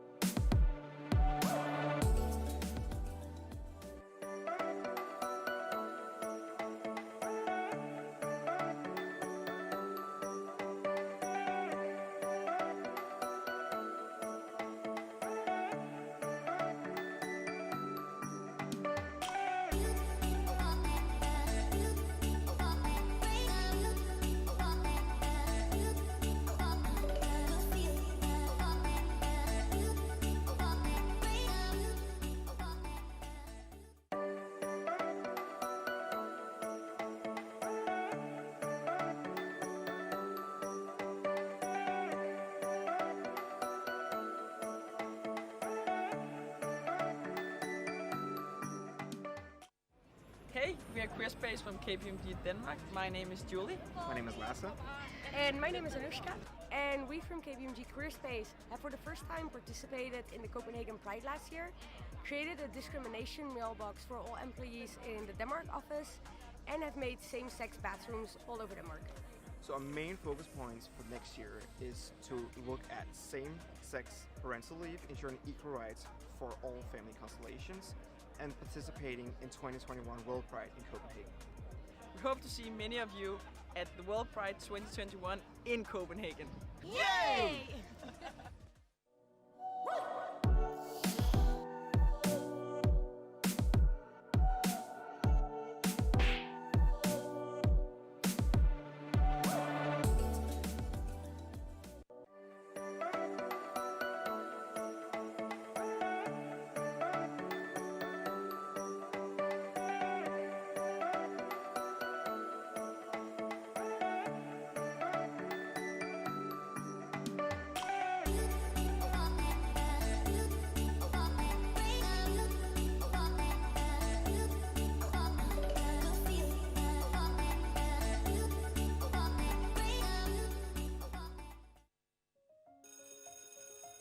I dag skal vi tegne forskellige jobs. Det første, vi skal tegne, det er en kaptajn. Min hedder Henning. Og hvad hed din kaptajn? Nikolaj. Pibe og overskæg. Hvad er det, der er blot? Hans trøje. Hvad hedder din kaptajn? Kaptajnen hedder Niels. Min kaptajn hedder Bob. Han hedder kaptajn Terning. Og det næste job, I skal tegne, det er en maskinmester. Hvad har en maskinmester på at tøj? Sort og skidt tøj. Og han skal have grønne øjne. Så er han en værktøjskasse med alt sit værktøj. Jeg har tegnet 2 mænd, altså drenge. Jeg skal lige finde på et navn til ham. Okay. Jeg har tegnet motoren og maskinmesteren, der hedder Elliot, og han er lige ved at fikse en maskine. Hvem af jer kunne godt tænke jer at møde en rigtig kaptajn og en rigtig maskinmester?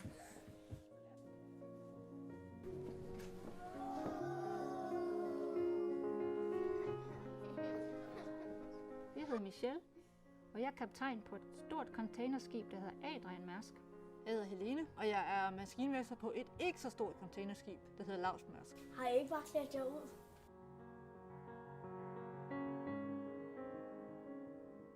Fyrer den af. Ædeperson. Det er propelleren. I virkeligheden så drejer den jo rundt.